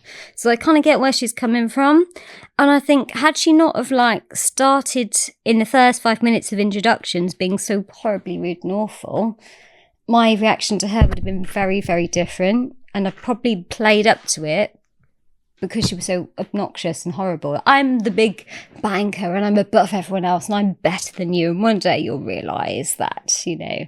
But yeah, I do understand to an extent. Well, little Tommy's running around with his tie on. Tommy didn't give it. He was loving it. He thought it was brilliant. You should hear his version of the story. So next up we've got... now I'm always losing my keys. So yeah, you managed to lose a key with someone called Steffi. Oh, that was a chastity key though. Yeah. Not your regular house. You know, like, my house key was a chastity. I probably didn't mention that. Sorry. So, you know, like chastity cages where you're locked up for a certain amount of time, whether it be like a week or a day or ongoing. You know about these? So this is something that locks your privates up. Exactly that, yeah. And they're for men and women? Well, from what I know more about the male chastity cages. So you get a ring that goes around the ball area. And then there's kind of like a hard plastic sheath that goes around the dinky area. And then they lock in. So once it's on and padlocked, a gentleman can go to the bathroom and urinate, but he can't do much to himself. What if you get excited during the night? Well, you can't get fully excited. Because it's No, going to it's hit. It's going to hit. restricted, It's yeah. quite painful. So they can get excited up here, but they can't get excited as much down there. So it sends it back down. Yeah, so that's where the interesting part comes in, because then they start to get more in their head and become more perverse, which is from a Dom point of view, it's quite fascinating, really, because you should hear some of the stuff they come out with while they're under the influence of chastity. How long can you keep them in for? I've heard of mistresses keeping them in for about 6 months, but I don't really agree with that because I'm sure it's Wow. not safe. Is that almost like a form of tantra, like edging, like because you're getting some kind of pleasure and stimulation, but then it's going back down, so you can't release that tension. So the tension's always there, Yeah, but I it's suppose. building and building and building and building and building. Like in tantra, they say to not ejaculate, just let it build, let it build. Yeah. Yeah, I Is think it you could be similar? right. Yeah, I'm sure to an extent, yeah. But I don't think it's healthy to be in chastity for 6 months purely because... 6 months. Yeah. I mean, like, I missed that bit. I thought you said like 6 hours. No, 6 6 months. days, 6 months. because Yeah. obviously when you reach your That is- peak, you know, there's certain hormones and chemicals that are released, like oxytocin, adrenaline. What's the What other is one? when you ejaculate? Yes. Yeah. Yeah. There's a Yeah. whole slew of healthy There's so chemicals. many. Isn't there? Yeah, which I think is good for your I've mental read that in the health. neuroscience books. It really is. exactly. Yeah. Is that where you read it? Mm. Yes. I believe you. For 6 months. Yeah. It's a long time, isn't it? So wouldn't that cause some kind of erectile dysfunction if you constantly just... I've not heard any It's constantly actual like getting half erect and reports. going back down, half erect, going back down. Yeah, I've not heard of that. However, who is actually out there doing reports on this as a job? No one, probably. There's not many people taking So- surveys that are... No, if anyone's going got a through that. survey maybe at home, what do you think? Should we ask them? That they've guys? done independently. And how many of the people that, come to you have had that for like months and months? They go through sort of phases. So, I mean, have you heard of Locktober? I've heard of it. You've heard about it. Yeah. Yeah, Locktober. When we interviewed a sub recently, he was talking about he did Locktober. So you get yourself in chastity for the entire month. So like, Movember, Yes. kink version of that. Right. You lock your Basically. penis. Because if you don't... Joe's shaking his head like not a fucking joke. Because if you don't release your sperm through, it comes out in your pee, doesn't it? I don't, does it? Yes. Oh, okay. Yeah, because the balls have to recycle that every so many days because they die off. Yeah. So I've heard also it This is can gonna make also me wanna cry. come out. It can Just pee those dead ones out. It can come out via the anus as well if stimulated the Oh, right way. for God's sake. Yeah, so like Hold on a minute. prostate- I've not heard this before. Prostate milking can actually release seminal fluid, but it's not the same as like ejaculating properly. But I thought the milking just sends it out. No, not necessarily. No, It actually comes out it the other can, way. but it can come out. Your face. Yeah, No, this. yes, it's true. Is it? Google it. I thought I do not lie. I thought the piping is such that it has to go out that way. I did as well. I learned something. Is anyone else familiar with this? Joe, baffled. We're all baffled. Yeah, I mean, well, there's a Jane, G you see spot, some isn't there, things. in the men's bum? There's a G spot. in Apparently so, I've heard. Yes, if you stimulate that, because like From women the have- prostate? Yeah. Yeah, because that enhances the whole orgasm. It makes it way more powerful. Exactly. Yeah. So it's like a woman can have 2 orgasms, so can a man. So a man can have an orgasm via his penis or via his prostate gland as well. So Instead of the rocket just firing, the launch pad just starts going. exactly And that. it makes it way more powerful. Yeah. Yes. Yeah. And that's why it's Sorry, It's why it's so, I mean, like all of you people at home watching now, you might be sat there shaking your hair. Some of you are going to be sat there going, But Don't knock it if you haven't tried it. the amount of people that go, oh, I'd never do that. And then 3 sessions later, they go, no, so about these butt plugs then. If your body is designed to have these pleasures, Yeah, what's wrong with that? People say, exactly. a guy who would be prostate milked because of the the approach of that part of the body, they have to be gay. Some people say that. I mean, I don't get where the actual comparison is. Why is the bottom known as the gay thing? You don't say a woman's gay if she has anal sex, do you? No. So why is a man gay when he's not allowing another man near his bottom? Yeah. Where does gay come into it? Historic I don't get belief. it. There's just a lot of fear and phobia around Yeah, it. so much. Yeah. It's bizarre, isn't it? Yeah. So bizarre. But it's like you guys, what you're doing is Raising awareness. Yes, that's exactly what raising we're doing. awareness Yeah. and kind of like the way you explain it, it's for people who perhaps are fearful. Yes. What's out there? You're explaining it in a logical, rational, educational way for them so that they won't be prejudicial, I think. I think you're going to change some people's minds about things. Or they'll go down the We wrong hope path so. and go to the wrong people and end up, Yeah, and You a bad know, experience ended up in can hospital really with a change gerbil in the bum. everything, can't they? or a ketchup bottle. Well, you laugh, but these things actually do happen. I mean, I've known subs go to a mistress that's not ever done pegging before, and they've had an injury. Or they you said they do it on their own, try out with various implements, and you can't put glass in the bum Oh or my anything God. stupid like that. You need to. People are hospitalised all the time with strange crazy. things down there. I used to hear this crazy Nuts. story. That's why I said Blimey. ketchup bottle, that somebody was doing stuff on their roof once and they fell. Well, this is what they told the doctor. They fell off and they had a ketchup bottle on a picnic table and they obviously went up there.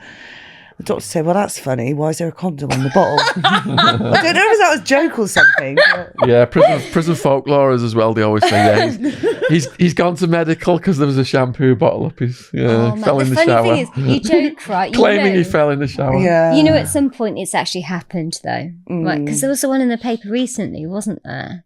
That I'd think stuck up his bottom and it took 6 hours to retract it. Do you know what it Oh my was? God. I think it was like a vase or something. Whoa. Yeah, it's like something That's quite not exactly big. But it was in discreet. you have to Google it. It was in the paper. Can't remember exactly what it was, but it was like massive. It was going around Twitter, like trending for ages, like for Christmas. Oh, Merry Christmas. Yeah, Merry Christmas. All your family know you love it up the arse. The vase. So the next story is about your gynecologist, Roy. Is he your gynecologist or is he... No. No. No. It was a photographer. So we used to do these little holidays abroad to Portugal, and lovely guy. He's deceased now. His name was Tony Brown. Absolute legend. Looked like a bit of a gangster. Big tubby guy.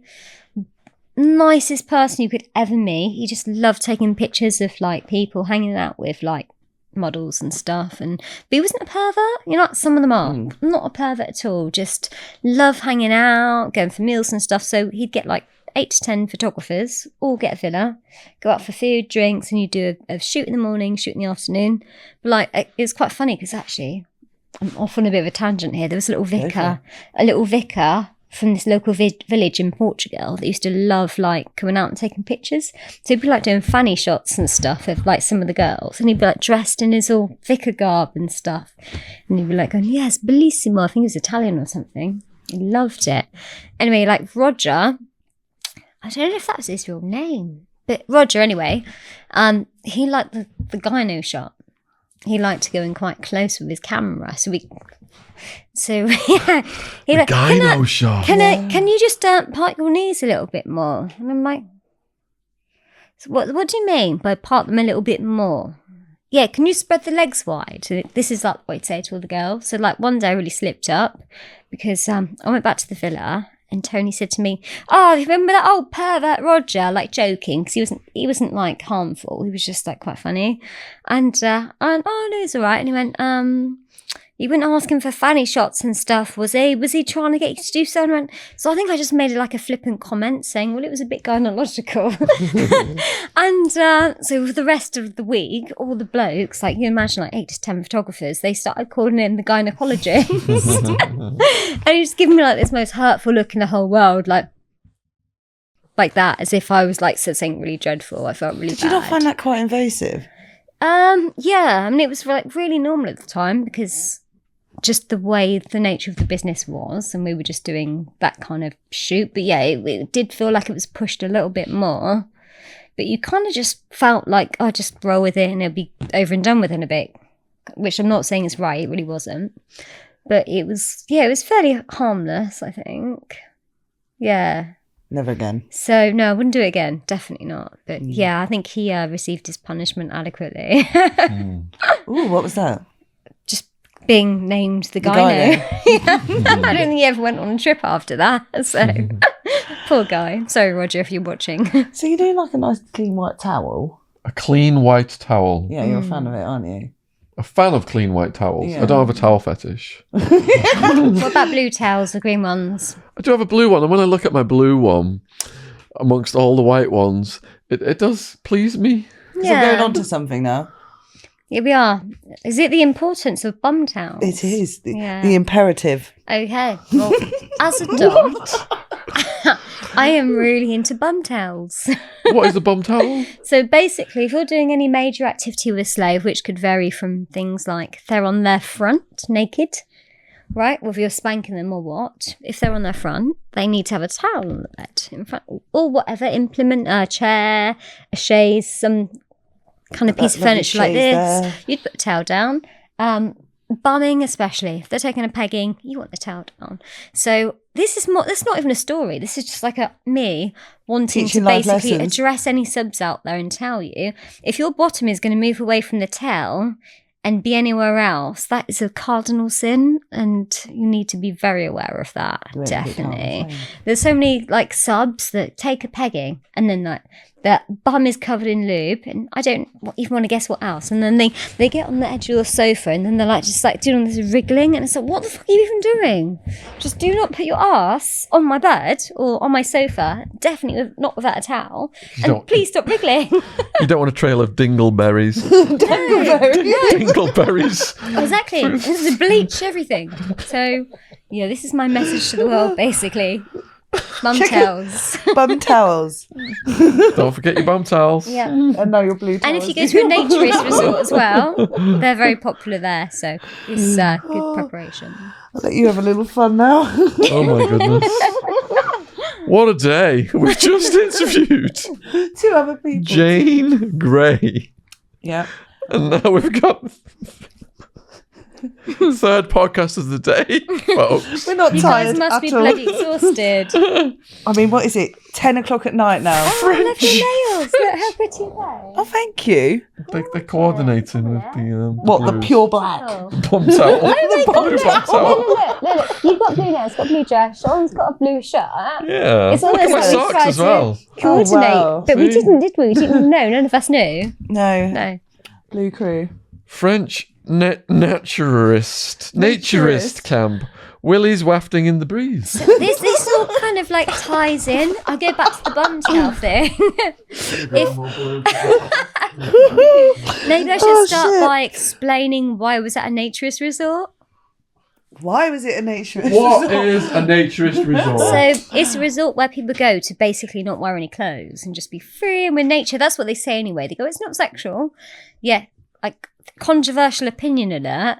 Most of them are doing sexual things. Like there was the nude guy walking around. Not a stitch of clothing on, not even one sock or one glove, but he had a cock ring on. He managed to put that on, but it's not sexual. So I don't know. Well, There's a bit of an argument there, isn't there?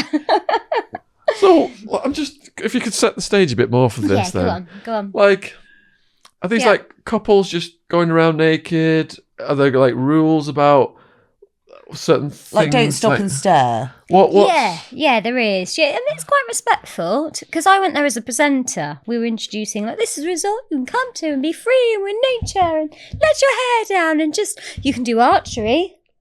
And then there's me. I can't pull the string back, so I'm like struggling with it. You can play crazy golf. You can do trampolining. Or you can just drink in the bar. And then they do a shot of everyone just sat there in the bar. And Do they have yoga, naked yoga? Why are they you probably interested? did. I can't I've seen that remember. advertised in London, Yeah. naked yoga. Yeah, I think they might have Yeah. done. I think they had loads of beach exercises. When I went, it was really bastard bloody cold. Down And what I the dog. noticed, like all these people, Can't you say I done want to that? see that. Downward dog. You know downward I do it dog? every morning in my sun salutations. Do you do it Not naked though, in my boxers. Vision for all the fans. I've got to hide my welts. Oh man, For all the ladies. where were we? I went to hot yoga once. It was Bikram hot. yoga in Richmond, and everybody was in like bikinis and speedos and stuff, and that was quite erotic. So I can't imagine what naked yoga Not must as be like. erotic, actually. Well, in my opinion, because I think clothes leave a bit something to imagine, don't they? Yes. Yeah. Something for the So you imagination. think, like well, I they've got a married nice my body, ex-husband. and when you see someone naked, you just see everything. And there's nothing left to imagine. And for me, it becomes very unerotic. It's sexier, isn't it? Yeah. So I yeah. didn't find anything erotic about this whole naturist thing. So I kind of get when they're saying it's not sexual. I sort of get that because Yeah. it's not. But I think you get the odd few that are a little bit pervy, probably. So Well, if they're he's walking just- around with a... they're got walking ring around on. with a little, little. Like to do... Oh, people just ham shanking. No, they don't. they do weird things like put cock rings on and walk around with a little stiffy. They walk around Yeah, with stiffies. but normally they're quite small. Right. So I think it's a thing. I think that's probably a new fetish. So what's the motivation behind that then? Is that because they're just seeing naked people and they're getting aroused, so they're going to walk around like that because I've got a it's a natural theory. reaction to seeing Yeah. to them the naked people are turning them on. Yeah, I think so. I think the guys that kind of go out naked and they're putting a cock ring on, I think at some point in their life they've been told off for being naked or being themselves, so they fetishize that. So then they've then gone to ultra-sexualize it by then putting on a cock ring or something. So Are these there's- communities like secluded then from society? Yeah, Like yeah. the neighbours can't, like, you know. Oh yeah, God, no, they're away in private places, Private for land. Sure. So yeah, it's nothing. It's totally harmless. There's nothing wrong with it. I'm not, knocking these communities at all by any means. I think there's a niche that's probably needed for people that want to appreciate that, like any kink, right? Swing with the breeze. How often have you been to exactly. these places then? Well, that was for work. Obviously, we went for a week. And what was your function there if it was for work? Well, it was just talking to the camera, going, "Hey, this is the resort. So we're going to eat some grapes and cheese, and then have I can't remember the word is for it in French, but sing beyond fish broth. So you had to use a few French words, and And did you have to be naked to do all this? yeah, it was absolutely hideous. I hated it. Really? Didn't like it. Yeah.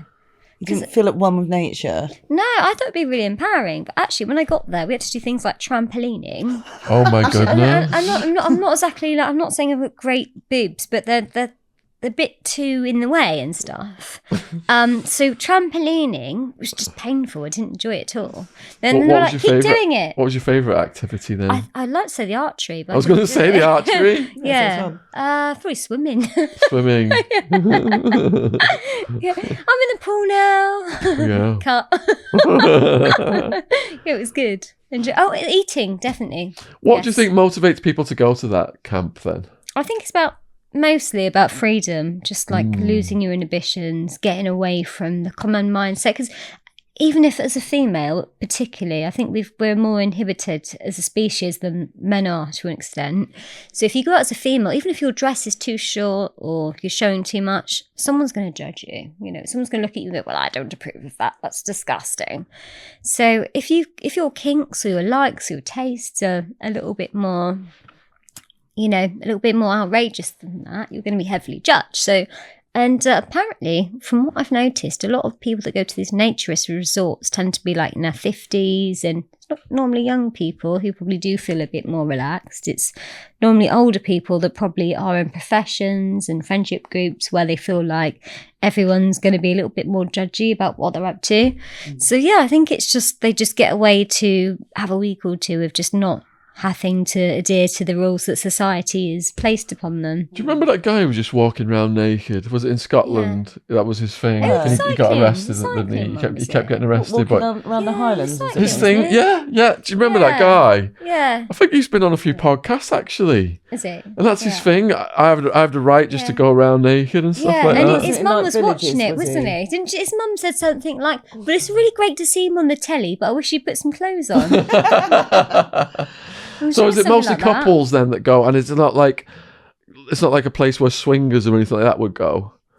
I think with the naturist camps, it generally is couples. No, Yeah. I think you could probably get groups of people turn up, but it's less likely. It's not a swinging thing, No, isn't it? not so much. No, Yeah. I'm sure it goes on, but it's not publicised as being so. That's interesting. No, yeah, Going 'cause hugging and tree. I think it's a different. It's Yeah. a different sort of mindset, isn't it? If people want to swing, it's probably for a night, and they'd go and do it to a club, and then they just want to get back to their normal lives. Whereas I'm going to go on holiday for a week. Can't be bothered with that all week long. They're just going to, So have you had experience of the swinging communities?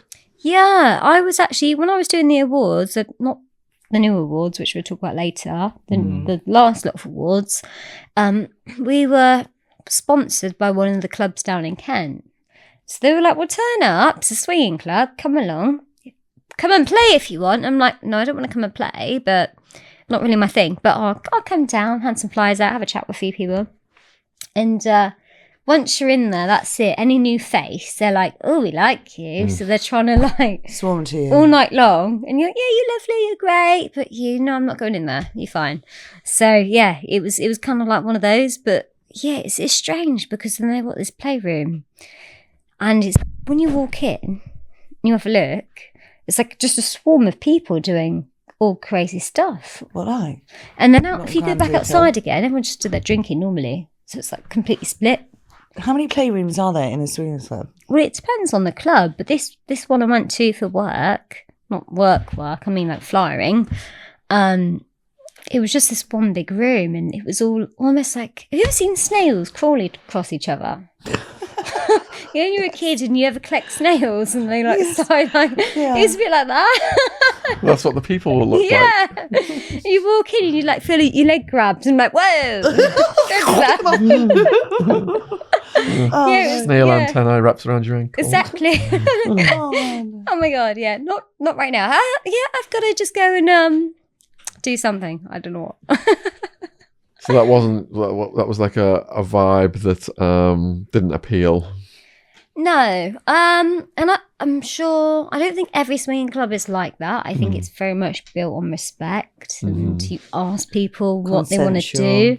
But I just think whatever was going on in that specific place was just a little bit different at that point in the night. So is there a variety of activity in these playrooms, for example, from just vanilla stuff to like S&M stuff? I'm not going to claim to be an expert on this because I think I've been to like very few nights of that structure.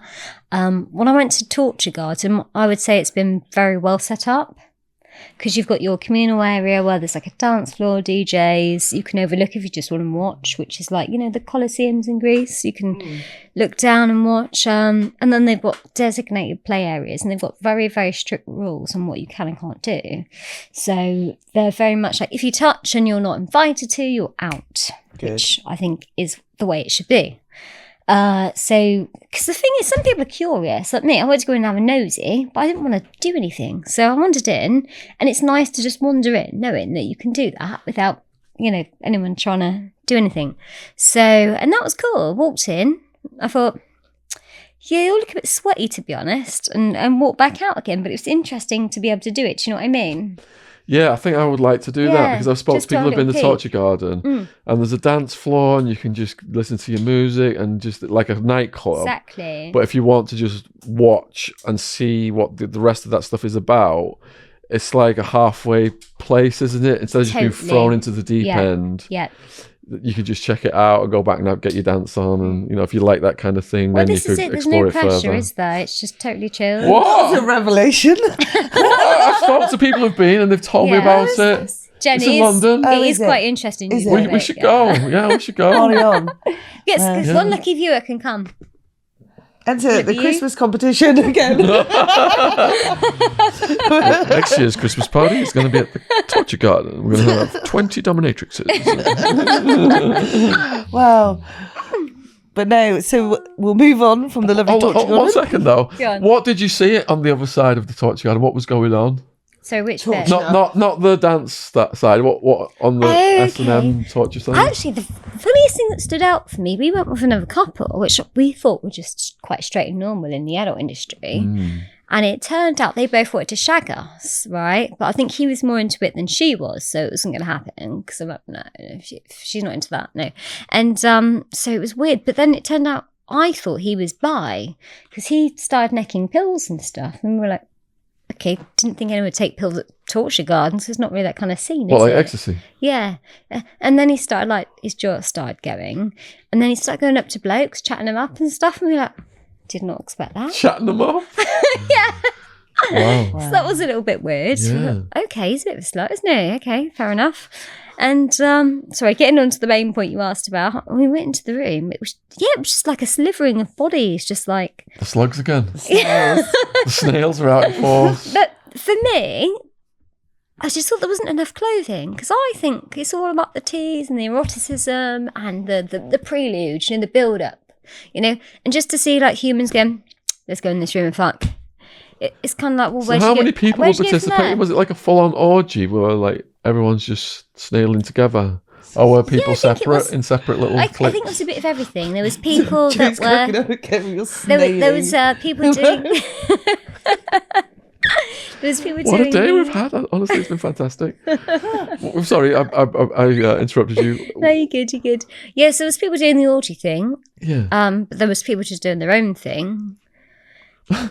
But yeah, When you I just think, when you say doing their own thing, Were they like just voyeuring? not wanking or anything. I mean, just like couples playing and stuff. I think there was a couple of blokes wanking, but I think they were a bit involved. So say, let's say for example, like a couple Yeah. went into a playroom. yeah, What would happen next? Like, would they just be left alone to do their own thing? Would people try and join in? Is there an Yeah. etiquette if you want Yeah, to how do join you in? walk over and Do you like- signal your availability to the people watching? How does it work? well, it depends on where you go, and if anyone out there watching is worried about this kind of thing, I'd say study the club that you're going to go to first. Look up, read up, see what people are going So to do say they have about rules it. on the website? So Yeah, the but etiquette? also you want to know how much the rules are adhered to. So, for example, if you're people that like to be viewed but don't join in, you don't want to go somewhere where it's a bit of a free-for-all.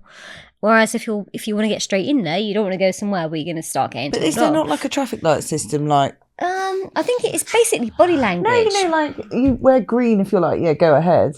Red, No, not that at all. should exist. You're right. It Yeah. totally should. I went to a yeah. gay bar once, But and they had people a traffic change their light minds system. so much Did they? as well. When you're in that kind of environment and people are drinking alcohol and they're around that, their minds change so rapidly. But you could So- just change the colour, like put But a yeah, necklace on I or like something. this idea. That could really work. There you go, traffic light There system. we go. And if like you're getting it on with complete strangers who've just entered this room, Yeah. are there like precautions like condoms and things like that? Yeah, they've got And- massive dishes of condoms Dishes and of stuff in the room. condoms. Yeah, that's a precursor, Yeah. definitely. Always there. right. So, thinking about it, I don't know if there's much lube going on, but I'm sure there must be. And what's the ratio of like men to women in these playrooms? Is it? So I would imagine that a lot of men would be trying to get in these places. Torture Garden, it's pretty much half and half. I think they're very fussy about who they let in. Okay. So it won't be a cock fest. No, I mean, most, especially if it's more fetish, most places won't just let in single blokes. They'll bring a woman, or they'll do something like, well, £50 for a man, or 20 for a couple, or whatever. So they try and deter single men for that reason. And so isn't the there's not just philosophy of perverts. what is it, killing kittens? Isn't that kind of like turn that on its head? The ratio of men to women, whereby the women have That to way. approach the men in that one. Oh, right, I don't know about Killing that. kittens, you've not heard of it?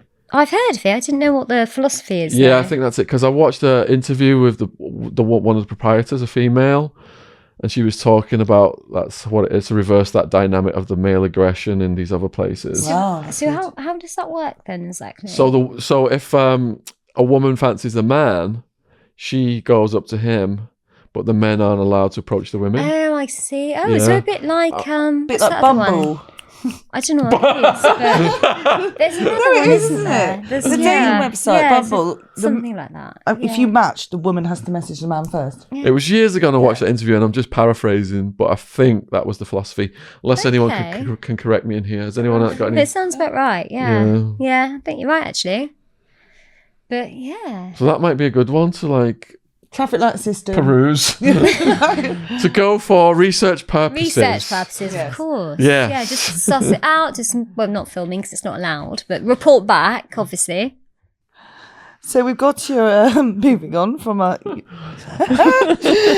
you had some love letters from I want to say didn't. Jezebel. Not for me. What? Love letters. My blow up sex doll, Giselle.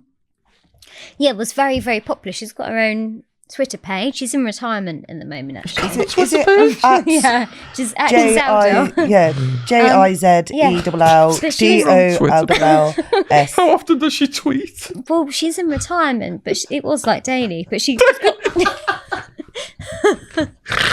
got so many love Did she abide by letters. Twitter's community guidelines?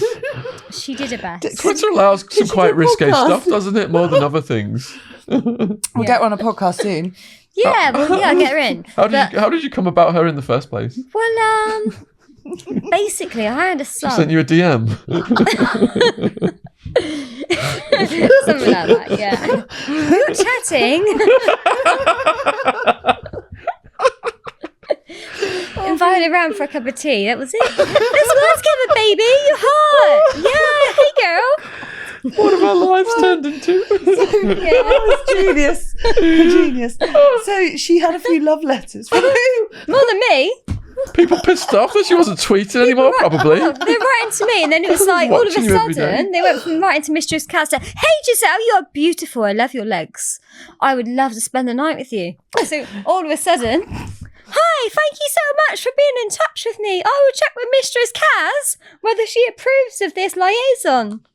And they were just coming through. She had proposals of marriage and everything. Can you believe it? You should have auctioned her on eBay. Should have done. Oh, yeah. yeah. Make a mint. So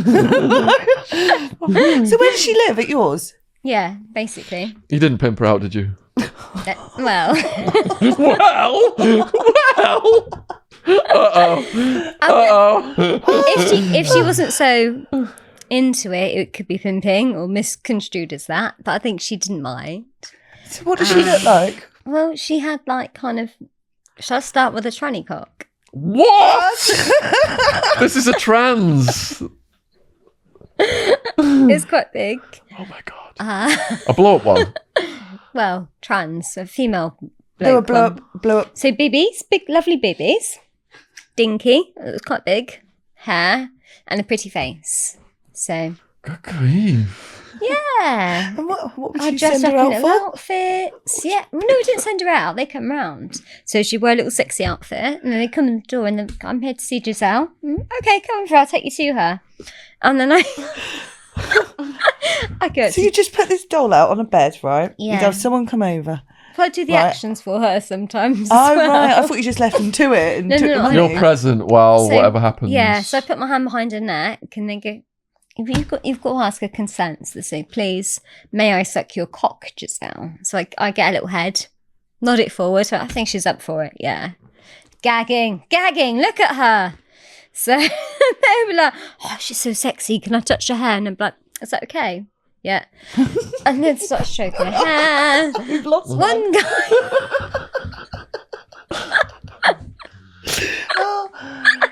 One guy licked his finger, like looked at me as if he was really sexy. Like, I'm like, "What even is that?" Popped it in her mouth, in her rubber mouth, like doing this. And I said, "What's that's meant to be? Save it for Giselle, mate. I don't care." So yeah, Is Giselle okay, or did she need therapy? I think she does need therapy. Yeah, that's why she's in retirement. That's why she's in What retirement. happened? Did she burst? Too much activity. No, she didn't burst. Oh, Giselle. So the next She Giselle, burst. yeah, it's going to be Giselle the third next. Third. You've got through two of her. Third time lucky. Wow. Giselle the third. I Yeah. got you blow up doll for Christmas, didn't I? You did. I've got it in the bag. I'm not used to it. Did you name it? It's It's a male. a male one. Do I look like I need a male blow up doll? I just thought, what can I shock him Vlad. with? What was his name? We haven't named him yet. Vlad, did you just call Vlad? it? Vlad. Vlad. Vlad the Impaler. Thank you. Oh, well, poor Giselle. Roll on Giselle free. Oh no, I miss her. I miss that joke. So I presume the next one is about sploshing. Oh, okay. Yeah. What's that Well, mean? where does it start at? Billy and custard tights, trifle, chocolate cake. Is Oh. next Oh, sploshing. food is that? Yeah. Food fetish. So food sex. Yeah. Food sex. You've got So a there's story so about much that. scope for different things with there, isn't there? With so many different Yeah. foods. Have you got a story about that? Have I? Yeah. Why do you look like you? He didn't look like you in a story, yeah. I think so. I've got to be careful what I say. Cashew nuts. But I mean, you know, Of course. when you're experimenting sexually, who hasn't tried things with like whipped cream and ice cubes and that Yeah, kind it's of, true. you know, strawberries and Sometimes you just everyone's get done a hungry, bit of splashing. right? I just didn't know it was called splashing. Just get hungry now and Can we again. take a survey? Has anyone done anything with food or ice cubes? Like whipped cream. Yeah. Hand up. One. Ice cubes. James. That counts. Everyone. That counts, yeah. Sometimes. Yeah. Yeah. So I'm going to get trolled now for admitting this, but Well, everyone in the room's done sometimes this. you might be guys at home. Imagine this: like Friday night, you've been out, had a few beers, right? You're in your stride, feel a bit peckish. What are you gonna do? Let's have a little bite of my kebab. What's wrong with that? Same thing, right? Well, I can understand the whipped Not cream quite. and ice cubes. It's quite sexy. Yeah, but these guys can relate to this. They know what I'm talking about. What's that? They can relate to it. They know what I'm talking about. What are you talking about? Well, when they're like out, they've had a few beers, they've come back, they get in their underwear, feel a bit peckish. Oh, well, they're going to, oh no, I'm not hungry, darling. I'll just leave that for Alfred to bring the biscuits in the morning. They're going to, you know, have a little munch, aren't they? Kebab. Kebab, strawberries, whipped cream, whatever. Kebab. They're going to have a Are you munch. calling that a kebab? No. I don't get it. Kebab. Whatever's in reach, basically. Oh, I'm just like right. saying, Well, how's most that of the- sexual? I don't know. That's How just is- the I don't munchies, know. isn't it? How is it sexual? Because I don't get it personally. If I'm hungry, I want to bloody eat. And if I am in the mood for something else, I'm not really interested in food. So I'm not someone that's good to ask about that because I just don't get it at all.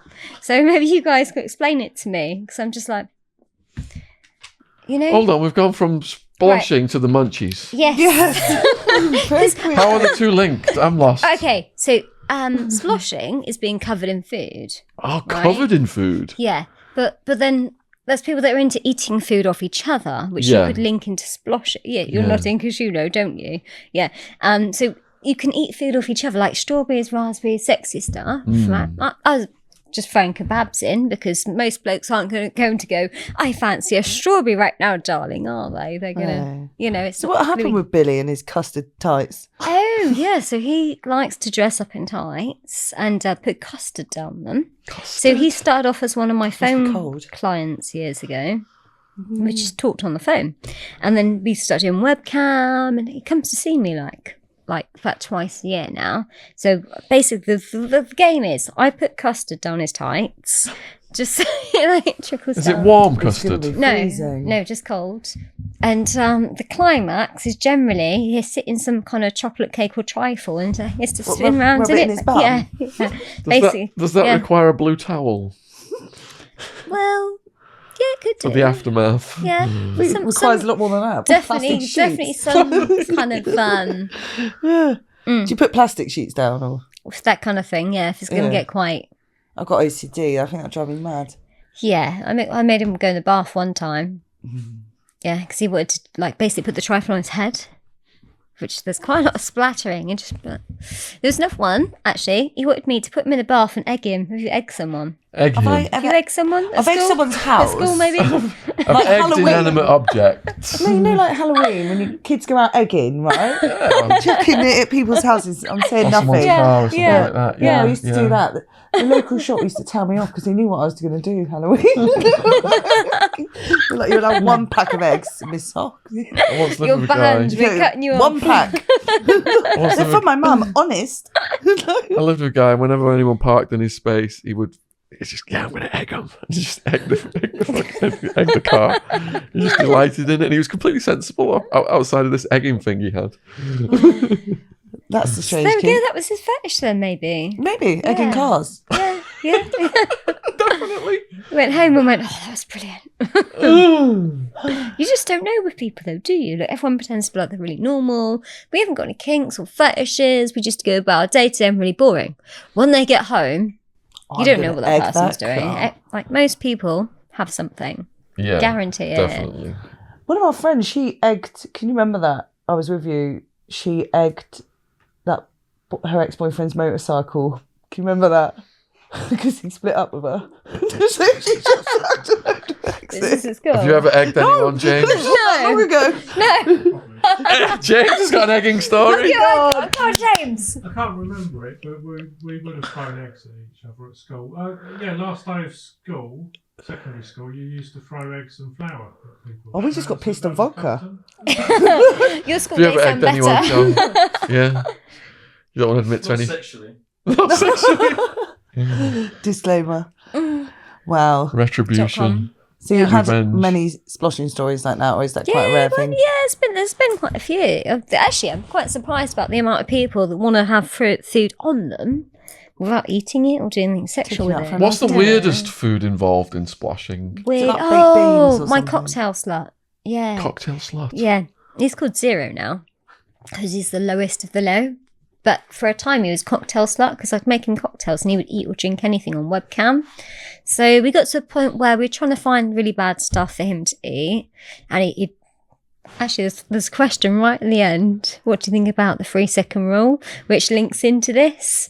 He would eat On lo- he would eat- Arwen, he what would do I eat- think about the 3-second rule? Yeah. What, like you drop a piece of food on the floor Yeah, and exactly. you go, 3 seconds till you pick it up? Yeah. I'm not going to lie, I've been a little bit tipsy in a kebab shop in the early hours of the morning, We've all dropped done a my bit of- burger yeah. and gone, fuck it, Bit of floor 3-second rule. food. But Yeah. floor Yeah. foods. And it was Yeah. the dirtiest floor known to man. Never again. Got a bit ill the next day. But if it was Yeah. like my kitchen, which was ridiculously it's clean, different, isn't yeah. it? Yeah. Sean's A bit iffy. 2 seconds. Yeah. Not as well mopped, maybe. Yeah, in jail, people just eat out of garbage. They're so hungry. But then if you go into some of the clubs, I mean, going back to what the 90s, maybe a bit before, whatever, people just like drop shit on the floor and I'll just swallow that anyway. Yeah, Didn't they? You can eat anything. Yeah. If you drop like your cheese And- and I've seen toast, it. Generally, who gets sick from that? I mean, I've seen people eat so anything. you have your in cheese and jail. toast, right, in the morning. it's rare. Right. Oh, God, you're Don't do it. Don't do it. scrambling around. Tomato falls off. No, the whole thing. If you wash it. Oh, it's what I just rare. hate is when it goes upside down and I drop yeah, it. that happens. Yeah, that That's really a- pisses me yeah, off because then just all my saying. toppings get stuck to the floor. And you know how filthy my floors are historically. So, but just say I brought a dog round. You turn and it there was up- hair all over That's it, you turn it back over, it's got pubes in it. What are you doing in your kitchen? Oh, it's got my back hair in it. Oh. So yeah, would you eat it? Sometimes I just pick the pubes off. And I give it a wash then under the tap. I pick It's the a big little items mushroom. off. Yeah. Like the noticeable pubes and stuff. I pick those big items off, put them in the trash, and I wash it under a tap. Because I'm that hungry. This is like I've just a cooked sandwich. my cheese on toast. I'm not going to let that Wait, get in 10 the more way. minutes to make a nice fresh piece. So There's no way I'm going to go through that. That's 10 minutes of work. The so robot. it won't be the same. So you're going to eat your pube-filled No, it's water washed off. It's washed Brilliant. off. soaky So, But then the bread gets soaked and soggy. yeah. But I'm like, So this story's not going to be too shocking for you, Sean. I've seen much worse in prison, but I've seen people drop food on the filthy prison floors. Yeah. I know people just come and pick it Sure, up and eat you had it. And cockroaches from as that, I well, saw that people could just didn't eat you? anything and not get sick. Yeah, So, it's yeah. true. Yeah, We've it's got really psychological. hearty immune systems, I think. We've got an immune system that protects Yeah. us. It's true. Yeah. There you Definitely. go, guys. Did you have like this is when you had the cockroaches in and stuff as well?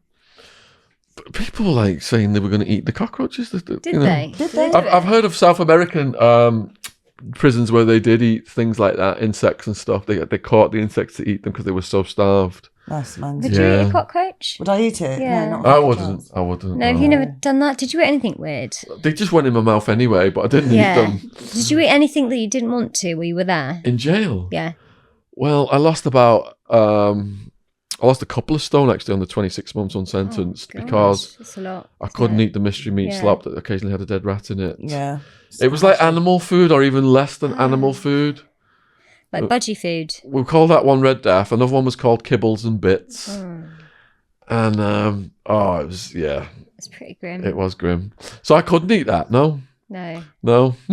See, it's interesting, isn't it? Like, if you're I'd rather starve than eat that. Yeah. Yeah. Yeah, and the prisoners were like, 2 weeks from now, you will be eating that, but I wouldn't. There has been time I've been starving. I've eaten stuff that I wouldn't normally eat. Wouldn't go as far as How cockroach. far do you go with it? I've always wondered. Not that I want to find out. It's funny because Yeah. when you go through not eating like what you used to eat, like before my arrest, I used to eat 3 or 4 meals a day.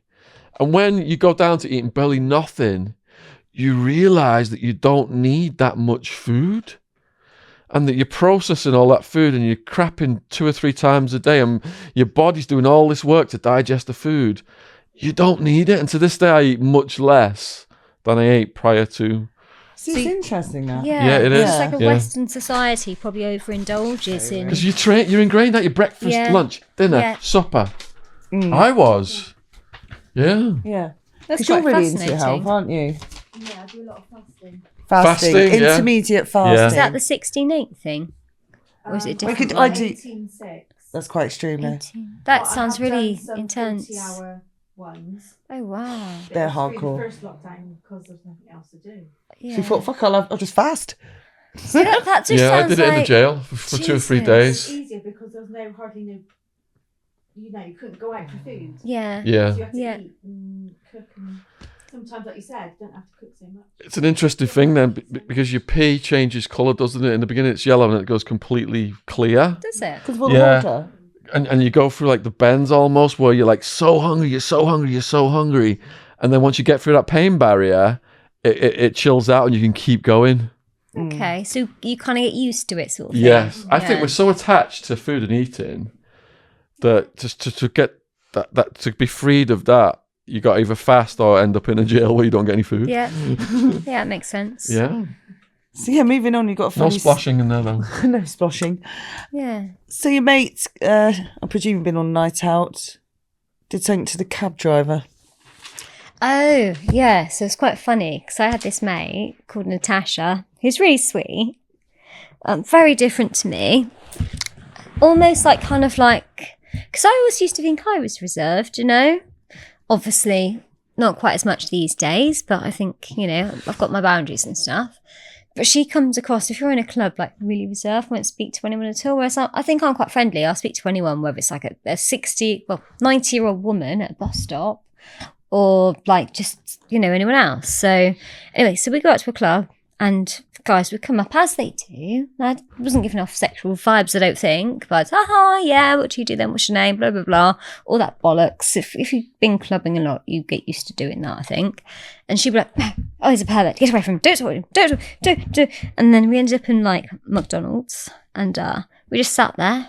I didn't even do McDonald's, but we were, like, eating some food because we missed our bus, I think. We were there all night.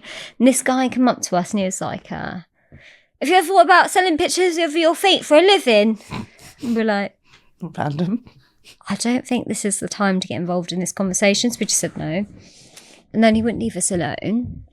So that was a different story entirely. Anyway, so we got You're going to end that one.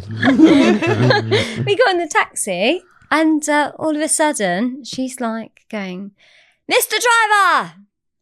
And she drags him in the house, grabs him, brings him in her flat, basically like pulls his trousers off. You know you are if you're watching. Gets his little dinky out and starts like sucking him off. And I'm sat there the whole time going, wasn't expecting that, okay? And then he's like, he looks over to me and goes, can I touch you? And I'm like, I've nothing to do with this, mate. You were still in the cab at this point. No. She drags him into a house. So you get back, right? Grabs this guy, taxi driver, grabs into a house, right? Starts sucking him off, giving him a bit of a, the old hand shandy. And he's looking at me and I'm like, no, nothing to do with me, mate. I start trying to put a pizza in a microwave, right? With a wrapper on still, because we're both quite dry. I'm like, I don't know, I'm not interested, I'm hungry, I'm like a pizza. And so she noshes off this dude. Maybe he comes, I don't know. She then just shoves him outside the door, doesn't even say goodbye, just chucks him out and goes, bye, probably, or fuck off, whatever. And then that was it. And You weren't tempted to splosh him with the pizza? well, no, I was hungry. I wasn't wasting that. And so anyway, the next day she was like kicking off at me going, you burnt my pizza oven, you've melted the pizza. And she put it all over Twitter as well. This is going back about 2013.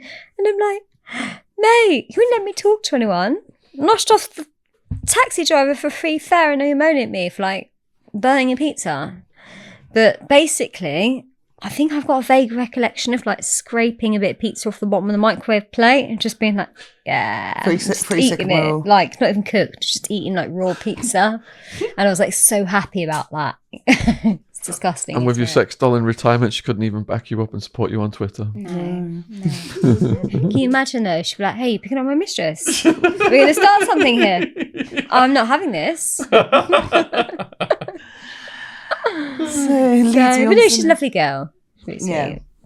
She just had her fun with the taxi driver. It's so funny though, looking back at this dude, his face, he was just like, could not believe what was going on. And then when she threw him out, it was even better because he was just like this. During the headlights.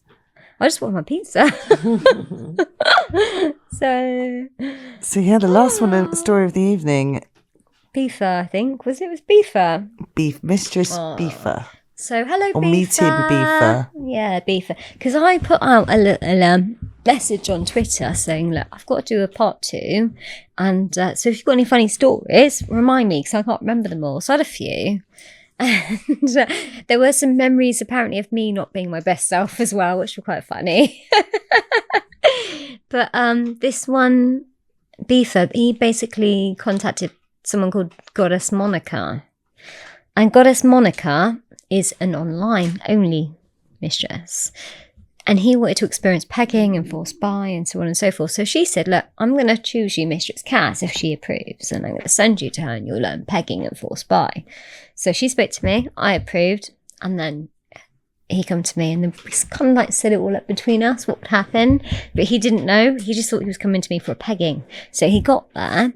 And the first thing was like, give him some poppers. Can I say that? Yeah, poppers. So just a room odorizer, basically. So it just makes the room smell nice. And after that, I took his phone off him. And then we did a role play whereby I basically said to him, well, I need to get your phone code out of you now. And if you don't give it, there's going to be big, big penalties and altercations. And it won't turn out well for you. So obviously you give the phone code. And that was the point where I phoned his goddess and we both talked on the phone. Meanwhile, he's bent over the bed, his arse in the air, presenting himself to the world, spreading his cheeks, begging for a big rubber dick, basically. And we're both sat there going, we're going to video this and send it to all your contacts in your phone. So blackmailing. Yeah, fantasy roleplay blackmailing. Oh my goodness. Which we didn't follow through. No. The fantasy was quite big that we possibly could follow through with it. So, yeah, it was quite... And he really got into it as well. He kept turning around to the camera and going, I'm a little slut, mistresses. What shall I do next? And I was quite overwhelmed because it was like he was coming back. Like, normally they're like, oh, please don't, please. And he was like, I'm such a slut. Yeah, make me do more. And I thought, this is brilliant. Wow. You don't encounter that level of enthusiasm that often. Yeah, and she was laughing her tits off. She was like, you're a disgusting little worm, I always knew it. I knew this would happen to you. Absolutely vile, disgust us. I was going, yeah, you're quite repulsive, cretin. So, yeah, it was quite amusing. So, but yeah, he needs to come back round, actually. Round 6. So do any of you guys have a question for Kaz today? They're like, please stop her talking. My mind is just... The only one I could think of was, Yeah. Have you seen the film Ed Wood? Ed Wood. No, what's that? Johnny Depp's in it. It's about Oh, I love Johnny one Depp. of the worst directors ever. It's a true story. And he had fetishes, and he was a transvestite. Who is he? He directed a film called Plan 9 from Outer Space. Mm. Have you ever seen that? No. I think it's one of my favourite films. Is it on Netflix? Probably, yeah. Yeah, And I'll have to watch that. Bill Murray's in it as well. And, Yeah, can't beat a bit of Bill Murray. and, What's it called? Ed Wood. Ed Wood. Yeah. And the guy, Johnny Depp plays Ed Wood, and the guy, it's a true story. This guy directed this film called Plan 9 from Outer Space. And it's a terrible science fiction film, which was voted the worst film ever made. Oh, God. And The guy was a transvestite and he had a thing for Angora sweaters. Have you ever Googled? Sorry, that just made me think of something really quite funny. Have you ever Googled Space Film 1999? No. I think it's that one. Is that a terrible film? I'll show you after this. This can't be said on camera. That bad. Oh my goodness. If you Google it. What have a look. what was the question, James? So, have you seen that? No. Because No. that- Should I that's watch it? about Fetishes and How is it? kinks and- Any list you want to send me, send them my way. I'll watch them. Oh yeah, Yeah. check that out. We can swap lists. We can be like film geeks, Yeah. Are there kinky any- film geeks. I was thinking, where is he going with this? Is this, director's film? Are we getting Yeah. recommendations? Because we're doing the documentary, right? The link's probably the fetish thing, but Yeah. I just wondered what you thought of it if you did see it. Because we're doing the documentary and stuff together, you're thinking, how can we utilise this for our Yeah. future documentary that's coming out? Plug. Plug. Right? Are there any fetish films that you could recommend? I mean, they're quite minimal on the ground. Most of what you see is obviously the male being the dominant. There's very few films out. I mean, you've got like things like The Secretary, where it's very I've subtle. seen that. Subtle Yeah. domination, isn't it? But I think this is the time to release things because there's not much female domination going on in Hollywood or arts or documentary. So, yeah, it's a like bit of a the Iron's lack. Heart. Yeah. Definitely. Yeah. And Jen said you had some questions. For I us. do, yes. Would you like Yeah, I've got them? some questions for you guys, if you don't mind. I'll kick back So, and relax. anyone that wants to jump in as well and answer the question, I mean, definitely ask James if you. So who should we start with? They start quite normal, Let's start with actually. Sean. Yeah, We can answer each. you can ask him if you want to start with. Oh, well, I've got to ask him this. I thought you were asking me these. Oh, I am. I'm going to ask you, Sean. I'll ask you. Okay, if you were stranded on a desert island, which 3 inanimate objects do you take? So no people or animals, basically. They're already there. You take your mascara, Just, your blue towel, your... Yeah. A speedboat. No, you can't say stuff like that. That's out of the rules. Isn't that an inanimate? No, you can't take a plane, nothing to get you off No that island. You're transport stuck methods. there for the rest of your life. So You've never got to have live there. podcast, You've got to free cope. You've podcasts got to and find fucking free evening. survival tools, basically. A fishing rod. Okay, practical. A spear. Okay. A sleeping bag. God, you're boring. Jen, over to I want to you. live. I want to eat and sleep. Basic 'cause I- Maslow's hierarchy of needs stuff. What am I going to say? Cock rings. Blue towel. What good's that going to do me? Blow up dolls? Trans blow up dolls? Is that what you're looking for? I want to live. Like I want to live. I don't just want to No, like, Get the cock and beat have the a fish. party and die because I can't eat or sleep. no, but you could like take your favourite book. Yeah, but I'd rather like harpoon of something I can eat than read. It's raw survival. Your little sleeping Did you not watch Tom Hanks in that movie? Wilson! How did he survive? Wilson! Wilson! How did he survive? Ow! He was not Hi, Giselle! prancing around with cock Day rings, 52. I don't know how we're going to get out of here. doing a You're my dance. only friend. He was killing stuff. Oh, see, I'm not going to answer that one, but I'll move on to the next. Good. Why are you not answering that one? That's not fair. Well, no, because I can't say anything like fun, like because I'll You just want to go and have fun and die. You don't want to live. I take a bag of ecstasy, favourite book, and a You're just going to go out in a blaze yeah, absolute blaze on your own To be with fair, ecstasy. Fuck To be it. fair. I wouldn't last longer than a week. If you know you're going to die, because you're just not a You natural got to fight for your survival. Shed ton You of just don't vodka. give up right away. Well, I'll have fun doing it. People can live off stuff, live off the land. Oh God, imagine me doing that. Anyway, like bringing up your slaves. I'm in the Indian Ocean. Guys, what would you, inanimate objects would you take? Inanimate objects. Yeah, on a desert island. I think something probably like a little. What do you call that little thing they had in the old days? Like Penknife. fire. A penknife. No, the other one. The Swiss Army knife. no. pot. You make fire. It's a tinderbox. Tinderbox. You make Tinderbox fire. for your fire. Yeah, tinderbox. oh, that's not a bad idea. Am There's I me allowed on the rave. See? a fridge? If I'm allowed fridge. one. Yeah. Yeah. And So third thing's got to be leisure. That's two boring things, right? You've got to have music. I'll take like a Music. king. Music. Yeah. Oh yes, king don't size have to be bed. bored Bag for of the rest of my pillows, life. tunes. What was that? What do you have? King size bed, luxury one.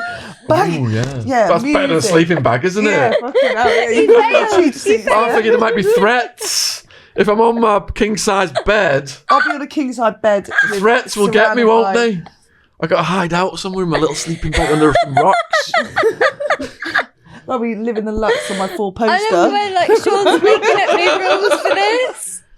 Huh? I love the way Sean's making up new rules. Like there's like the island's been infiltrated by the Yeah, exactly. Pterodactyls, Somali pirates. You're on some big ass king size bed. You know, they get gone. what's it? Those sand animals that bite you. You'll get a bit of shit out. And I went on my king size, and no, there's not room for two. Yeah, those things with the big shells that come out with the clack, clack, clack, clack. Conch. Yeah, no, go for you. What are they called? What animal is Crabs. that? The crab. Crabs. The big things in the shells. They got the beaks. Beaks. No, they're really big. Like this I don't know big. what the fuck he's on about right now. There's an animal that comes out to sea, and they can bite. When I was in Turkey, they warned us about going underwater with those things. If you see one of those things, get out of the Turtle. water. Oh, is that it? Snapping turtles, or Oh, something like that.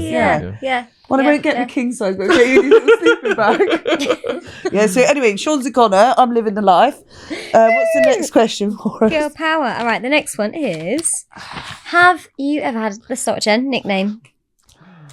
Yeah. So, Boomer, my dog, she's up there, I think.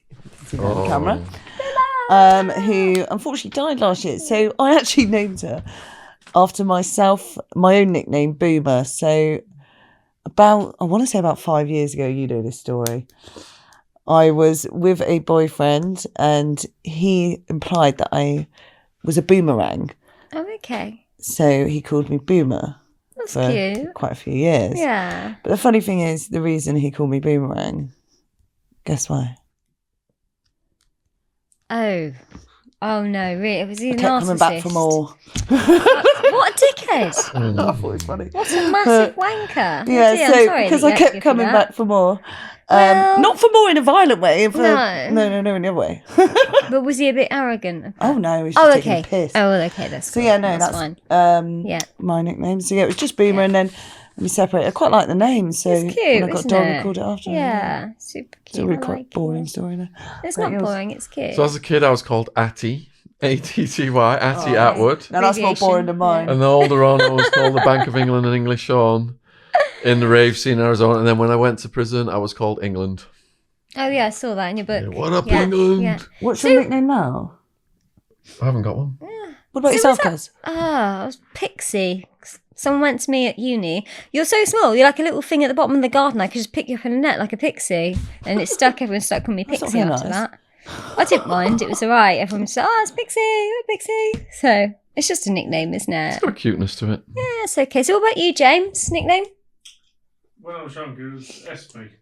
SB. Oh, SB. because Your surname. abbreviation again. Yeah. They SB. do that with a lot of guys. Just ST, Yeah, SP. yeah, just a surname, What about isn't it, yours? generally? Yeah, see, mine was Jadams, which is my last name's Adams. Jadams. And J. So Oh, Jadams. okay. Jadders. Not Ad. I like that. Addy. No. Jad. Have you had one? No, not yet. We're gonna have to get you one then. Would you Oh. like one, or do you not like Call nicknames? you. Because I think they kind of cute, but some people find them offensive, don't they? Have you got an opinion on that? They're absolutely Like offensive or amazing. cute, or Beautiful. just saying? Some people like nicknames, and some people find them really offensive. Yes. But it sort Well, I of guess depends it's on the right. nickname and how well you know the person as well. If I went down the street and went, "Oh, it's Meffy," to someone, it's a bit rude. Oh, shitty. Yeah. So, Sean, what animal would you compare yourself to and why? Oh my goodness. That's a tricky one. You go first. A seahorse. A seahorse. Love it. Mystical creature. Yeah. Super cute. Unobtainable. Definitely. Mysterious magic. I can't even answer that. Go on. Oh my goodness. No, apparently it is my spirit animal. Is it? That's why you Yes. put one up there then, isn't it? Everywhere around the house. Yeah. So, Beautiful. yes. Relax. I think about traits from different animals. Would you What, be a like what- hybrid? Sloth. Bit of a monkey spirit. I'd say a 'cause, bit like, sloth. Sloth? I went to the playroom and I saw the slugs and the sloths. Inspired. Bit of a lone wolf. Lone wolf. I'll have fun with this one though. Describe your internet browsing history. Mine? Yeah. It's all like podcast stuff, isn't it? What's the name of that club you were mentioning earlier? Torture Garden. Yeah. You know that's on there. What would mine be? YouTube. Honestly, that's It's all all I watch. business, all YouTube. Yeah, YouTube. is pretty I just have dull. YouTube on all day if I'm not, if I'm driving, if I'm cooking, Gosh. if I'm... We've got a really exciting life. Has anyone else got a more interesting answer? Browsing history. I want to phone like someone in the audience. Go, hey, who's got the dirtiest story? We need to do that interactivity. Mine is like stupid shit, like Don't we? how to cook an egg, and Yeah, because stupid, like, random. especially at like 2 a.m. in the morning. And, like, Yeah, you can't figure it out. What was it I googled it? I think it was earlier for you. you have to Google it. Something really stupid. It was basically just really. Yeah, basic stuff that you can't stuff. sleep until you know. How long that to exact. how long to boil an egg for? 7 minutes. And they Brad. wouldn't remember in the morning anyway. And how to, I don't know. Yeah, do turtles fly? That sort of stuff. Yeah. Yeah, yours isn't like that. What about yours? Oh, sorry. I've stopped here. So if you had a time machine, where would you go and why? I've had a time machine, where would I go? Oh my goodness. You go first. I need more time on Is it these, back in- they're hard. Like You back can in go my forward, life? backwards, Forward? any. You can go either future, past, any country, any year, or a different planet. You can make up a planet. Different planet? Any way you like. Like your imagination. I'm going to go is forward to when we have life extension then, when we're immortal. A very good answer. God, I'd probably go back to swinging 60s. Yeah. It's also very good, yeah. Yeah. Peace and love and all that kind of stuff. Mm. Yeah. Sounds pretty zen. Yeah. Next question. Sex-related injuries. Have you had one? I had a banjo string incident. Is this like a musician thing? I was making love with my woman, my girlfriend back then, and we noticed a trickle A trickle. of blood, and I thought she was on a period, and she said, I'm not on my period, and I said, well, you're bleeding, and then I pulled out, and she's like, I'm not bleeding, and I'm like, well, where's the blood coming from? And I looked down, and my banjo string was bleeding. A massacre. Was there no pain? I was on multiple drugs at the time. Oh, okay. Okay. And we've been going at it quite vigorously. Yeah. I'm not sure what kind of friction. So what was the kind of antidote to that? Did you ever go to the doctors or Self-healing. I was off my head, wasn't I? I was in my business suit and had to go back to work. I think I just plastered it up or something. And then I went to work because I had to go back to work. And then I noticed blood just going down my legs through my suit.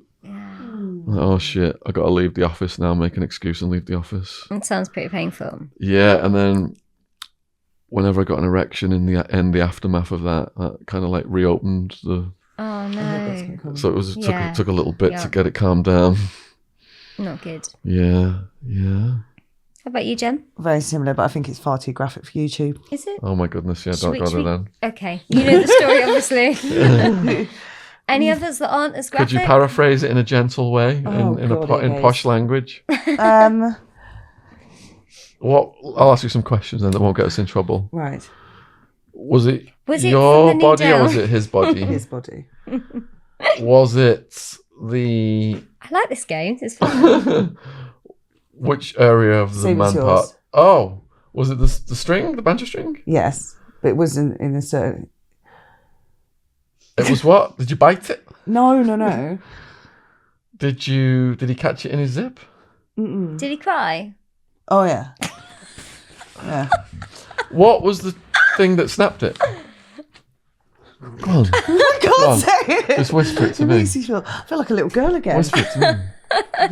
Slowly, I can't hear you. What's that quicker word? Cackling. Gives him an A ends with an ow. Oh, gotcha. Oh. So it was a friction. It was a friction thing, was it? First time, and it Wasn't took me off it for a Wasn't very enough, long time. Wasn't enough Yeah. lube. I didn't use any. Oh my goodness. Was he? What descent was he from? Was he kind Oh, he's of? a British guy. No, just because I know that can have Western sometimes a Superman. And he factor. did say to me, I Apparently. remained friends with him for many years, still Yeah. to this day. He obviously moved on, had several partners. He says still to this day, he can't have sex for longer than 15 minutes without it causing problems. No, that could happen to me. Honestly, it's all your fault. Imagine sticking up you've ruined me. Oh my something goodness. Yeah. On that subject, then I had a girlfriend who she was getting a clit pierced, and I was holding her hand as it was going in. They like drew some lines down there and stuff. But she like shrieked like a pig and jumped out of the seat as it was going in. Oh, So instead of going in straight across, it went in diagonal. Oh no! And she lost all of her feeling Oh, poor oh, girl. in a clit, like for years. And she was asking her mum to send her for surgery and all this stuff. Poor thing. But I think it was about a decade later, she told me that it That's came really back or something. But sad. for many, many years, she was having no That's enjoyment. devastating, surely, for a imagine female. that. Yeah, but like you asked, what about the female bodies then? Have you guys been susceptible to injuries yourselves rather Only when than I've fallen the off a man? bike. To that Yeah. region, You know. yeah. Have you done Yeah. that? I think we're a bit more hardy, aren't we? We get like friction burns on our knees and stuff. Bit sore, I think Yeah. we're a bit more hardy. Sex than... on the beach. Yeah. Yeah, sandy. Yeah. Bit like sandpaper. Glass in the ass crack. Still not fun though. When it's bad, it's not good. No. No. So moving on, how do you handle people that annoy you? I've Bali. learned now just to block them because you cannot get engaged with their toxic energy. Yeah, it's Ignorance true. is bliss. It is, yeah. Carry on living your Yeah. positive, happy life. Yeah, and- totally. This is the thing, what we're doing around such amazing people, the energy is so positive. We don't need to be engaging with these other people. No. And when I had the corona and I was reflecting on my life and thinking about people who gave me headaches and how I was kind of catering to them, Yeah. I resolved that's not necessary. You don't need to have those people in your life. Yeah. It's Just good have too. people in your life that don't cause you problems and lift your spirits. Like you guys, like Tug of War. The energy today has been so All you phenomenal. guys. I would normally be knackered from doing 3 podcasts in a day, but because the stories have been so fascinating, We've kept going to past 11 o'clock now. I'm pumped up on the day. Should we keep going to? Should we do like an all-night podcast? These guys are gonna have a heart attack in a minute. These guys are gonna get back to Essex. Come on, let's get through these. So which Disney Go. princess are you most Next. relate Oh, to? yeah, that's my favourite question. Which Disney princess am I? Yeah. Yes. who Can you relate to? That's why Can I it's a good- relate to? Yeah.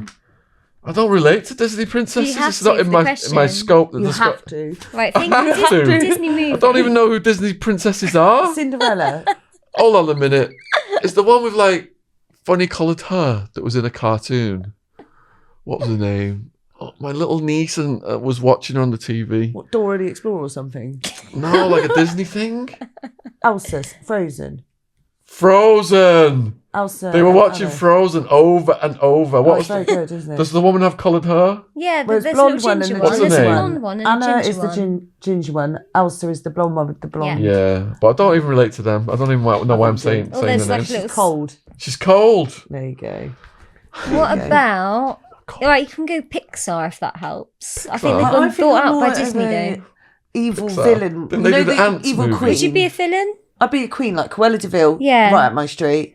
Any of the evil queens. I think they're What would wicked. Sean be then? What would you put him as if you had What's to? that? At a Disney film. You know the Little Mermaid, that thing Yeah. that sings Under the Sea. Oh, the Sebastian, the Yeah, lobster. Yeah. I have no idea. Yeah. Yeah, you won't. Yeah. I occasionally get called Dr. Evil from Austin Powers. Oh yes. Disney, No.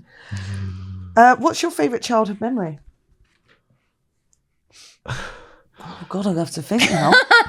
Can we pause for 5 minutes or not? Or are we too we were close to the nearly end? done. Waking up on Christmas Day, eating all my chocolate oranges and my after eights, and then starting to eat my sisters. And then she Brilliant. snitched me out to my mum. The shoe would launch across the room. Stop Stop teasing your sister, Sean. You're eating your own, you guts in bugger. Does that still happen I now can't at wait for your mum to Christmas? see What's that. Does that? that still happen now at Christmas? No, we have the sweatshop now at Christmas. Oh, yeah, you were saying Yeah, about that. yeah, The we're production do you want to forced explain everybody- what the sweatshop is? Yeah. Well, Talk about it. it's not anymore, but in recent years, you know, like when I was sending out brochures to the schools to get my talks going and stuff, Aunt Lily would be like putting the brochures in the envelopes. Lily's your sister. I'd put my sister putting the stamp, my mum sealing the envelopes. I put the stamp on the envelopes to the You return get a it. good job. And we were all sat around doing that every Christmas day for Yeah. year after year. The annual Christmas sweatshop. You can't waste precious work time on Christmas Day, can you? It's like Scrooge. If you're a workaholic, extreme workaholic. Did you see the ghost of Just call me Scrooge. Christmas Past? I still enjoyed Did it. he come and I visit wasn't you? like, bang, rah, So bah, I suppose I'm humbug. going to Oh, take I've you got to to tell the you future this, now. Sean. So Yeah? me and Kaz called you the Grinch who stole Christmas because when you cancelled the Christmas party, this we called you the Grinch. I went, oh, it goes I'm the Grinch sorry. cancelling the Christmas I do. was We know you were, COVID cancelled the we know Christmas you were party, dying not in your me. bed, ill, I was on. He cancelled yeah. that Christmas do. I didn't have it in me to face work for the rest of the year. Then we had a joke and you are the Grinch. So there you It's go. probably just as well. It would have been a riot. Well, that would have gone viral. Oh, brilliant. I think we've done it then, haven't Yeah, definitely. So, should we plug what we're doing then? we? Yeah, let's do it. Do you want to start? Yes, so we have got clips all over our Kaz and Jen talks. It'll be in the link in this description box below this video with snippets of what we are doing in the dungeon. What else have we been doing? There's other Been stuff on everywhere, there. haven't we? We've been travelling. We've been doing lives. We did a couple of lives here. We did some filming down the Timestamp road. that because that'll be fucking gone. Okay. Sorry. Yes. what did I say? Well, We've been doing live. So what have we been doing? Yeah. So it's Okay. been Yeah. where we've been. where have we been? Only here, really, in recent. No. We're on about when we did the dungeons, Master Peter, Oh, when I we did all see. that. Yeah, Basically, yeah, what's going on Vimeo. yeah. So, we went to a dungeon in Edgware, didn't we, with Master Peter? That was quite astonishing. I think that was one we had Mr. Atwood tied up, actually, wasn't it? Can we say that? It's all right. We had not tied up. I mean, like you were a bit busy in the checking out. Busy. The, Hung looking upside on the down, getting my walls. nipples electrocuted. Yeah. So yes, and there'll be other documentaries on there about naked cleaners. What Yeah. else, James? This is all on James's Loads. channel, is it? James's Yeah. Vimeo. Yes. Sex work talk. Is that a Sex separate work. channel or is that a playlist? It's That's Is where- it Underground Films, all It's this? a collection of videos on Vimeo. Is it on Underground Films? No, it's called Sex Work Talk. Oh, the channel is Sex Work Yeah. Talk. Gotcha. Vimeo. Collection Gotcha. of videos, and it's everything you've just mentioned. Yeah. Yeah. Yes, we'll so be head going through over to that, but with us Vimeo if you're mucking watching about now. in a dungeon. Everything. Check it out. You'll find it there. Yes. Brilliant. It's good stuff. Yeah. And your activist mission? Change the world. Well, one step at a time. Change people's Well, also to perceptions. do with I think. domestic violence as well, which Exactly. I thought you wanted It's to talk something we're about. going to return to, isn't it? Because I think we've both been affected by domestic violence. We've had many friends as well that have been affected by domestic violence, and obviously it happens to men as well. But I think that's in a much lower proportion than it happens to women. And unfortunately, I think when these kind of subjects are discussed, there's a lot of men in the background going, oh, but what about violence towards men? And while that is an issue, what we want to focus on primarily is violence against women. We might return to the other topic in future, but we just want to keep it like really positive. And the main subject, whether you're a man or a woman or a trans, it doesn't matter. It's just you can speak out. And if you need help, go and get help. And we just want to normalise talking about it, don't we? Yes, and bringing awareness to the Not world getting too surrounding political about it, domestic basically. violence. Just, get some help and talk about it. And we're here for questions as well. It's great that you guys have got the social message, and because a lot of things that are related to this genre, people classify it as sleaze and stuff, but you've presented everything in a very educational way, and you're trying to like raise awareness of certain issues that are going to cause better things in the world. Like you say, you want changing the world. Yeah, That's what I'd love to do. Even if it's just a small, tiny corner of the world, I think it all makes a difference. definitely. If you help one person, that's something, isn't it? Yes, Definitely. yes. But creating a safe space for anyone involved in that sort of, or into kink or involved in the industry or who have been through domestic Yeah. violence. Yeah, Yeah. cool. Okay. Definitely. Thank you very much, guys. It's been an absolutely amazing, crazy day with all these free podcasts. I'm going to bed. We are brain drained. And viewers out there, please let us know what you thought about this podcast. And put your comments down below. And let us know if you'd like to see more of this content, because we've got a tremendous feedback for Kaz Part 1. Everybody's links will be in the description box, so please support everybody's work. Cheers. Thank you. Good night. Good night. Much needed.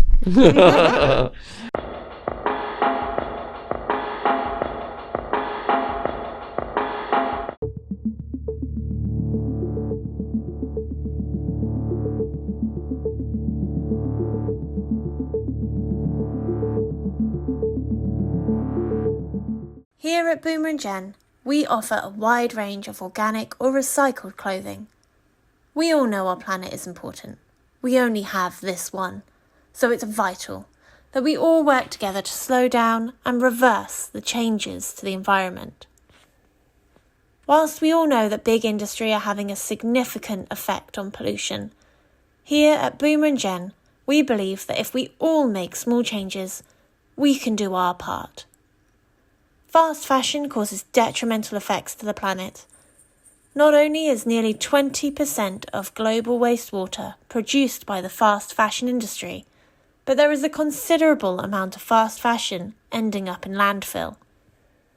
So let's move away from fast fashion items that are only worn once or twice, and start wearing extremely comfortable, durable, and environmentally friendly clothing and ethical jewellery. Boomer and Jen was founded in a quiet town in Devon in 2018. It has now gone from strength to strength as the world is becoming more aware of the current climate situation, helping our customers to buy sustainable, quality clothing. All of our products are fair trade and registered with the Global Organic Textiles Standard Association. Check us out on organiccottonclothing.co.uk.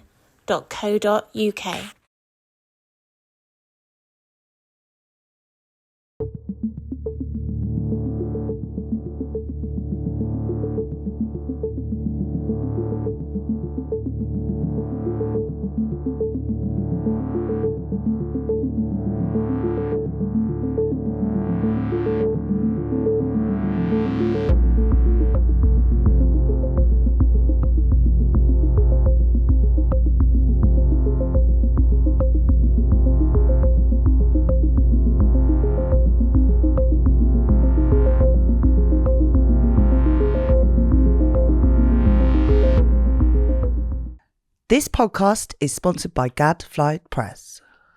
We are proud to announce the publication of The Girl Gambler, a young woman's story of her escape from gambling addiction. The story of a young girl's entrapment in gambling addiction, the true advert for problem gambling and how it controlled her every movement, every thought, and almost took her life. How the guilt and shame that go hand in hand with addiction stopped her from reaching out for help for 8 years, as she didn't feel it was okay for a young female to be a problem gambler. How she believed it was a male-dominated problem, and how eventually she did find the tools that enabled her to become free of her addiction. Available worldwide on Amazon, link in the description box below this video. Thank you for supporting our sponsor.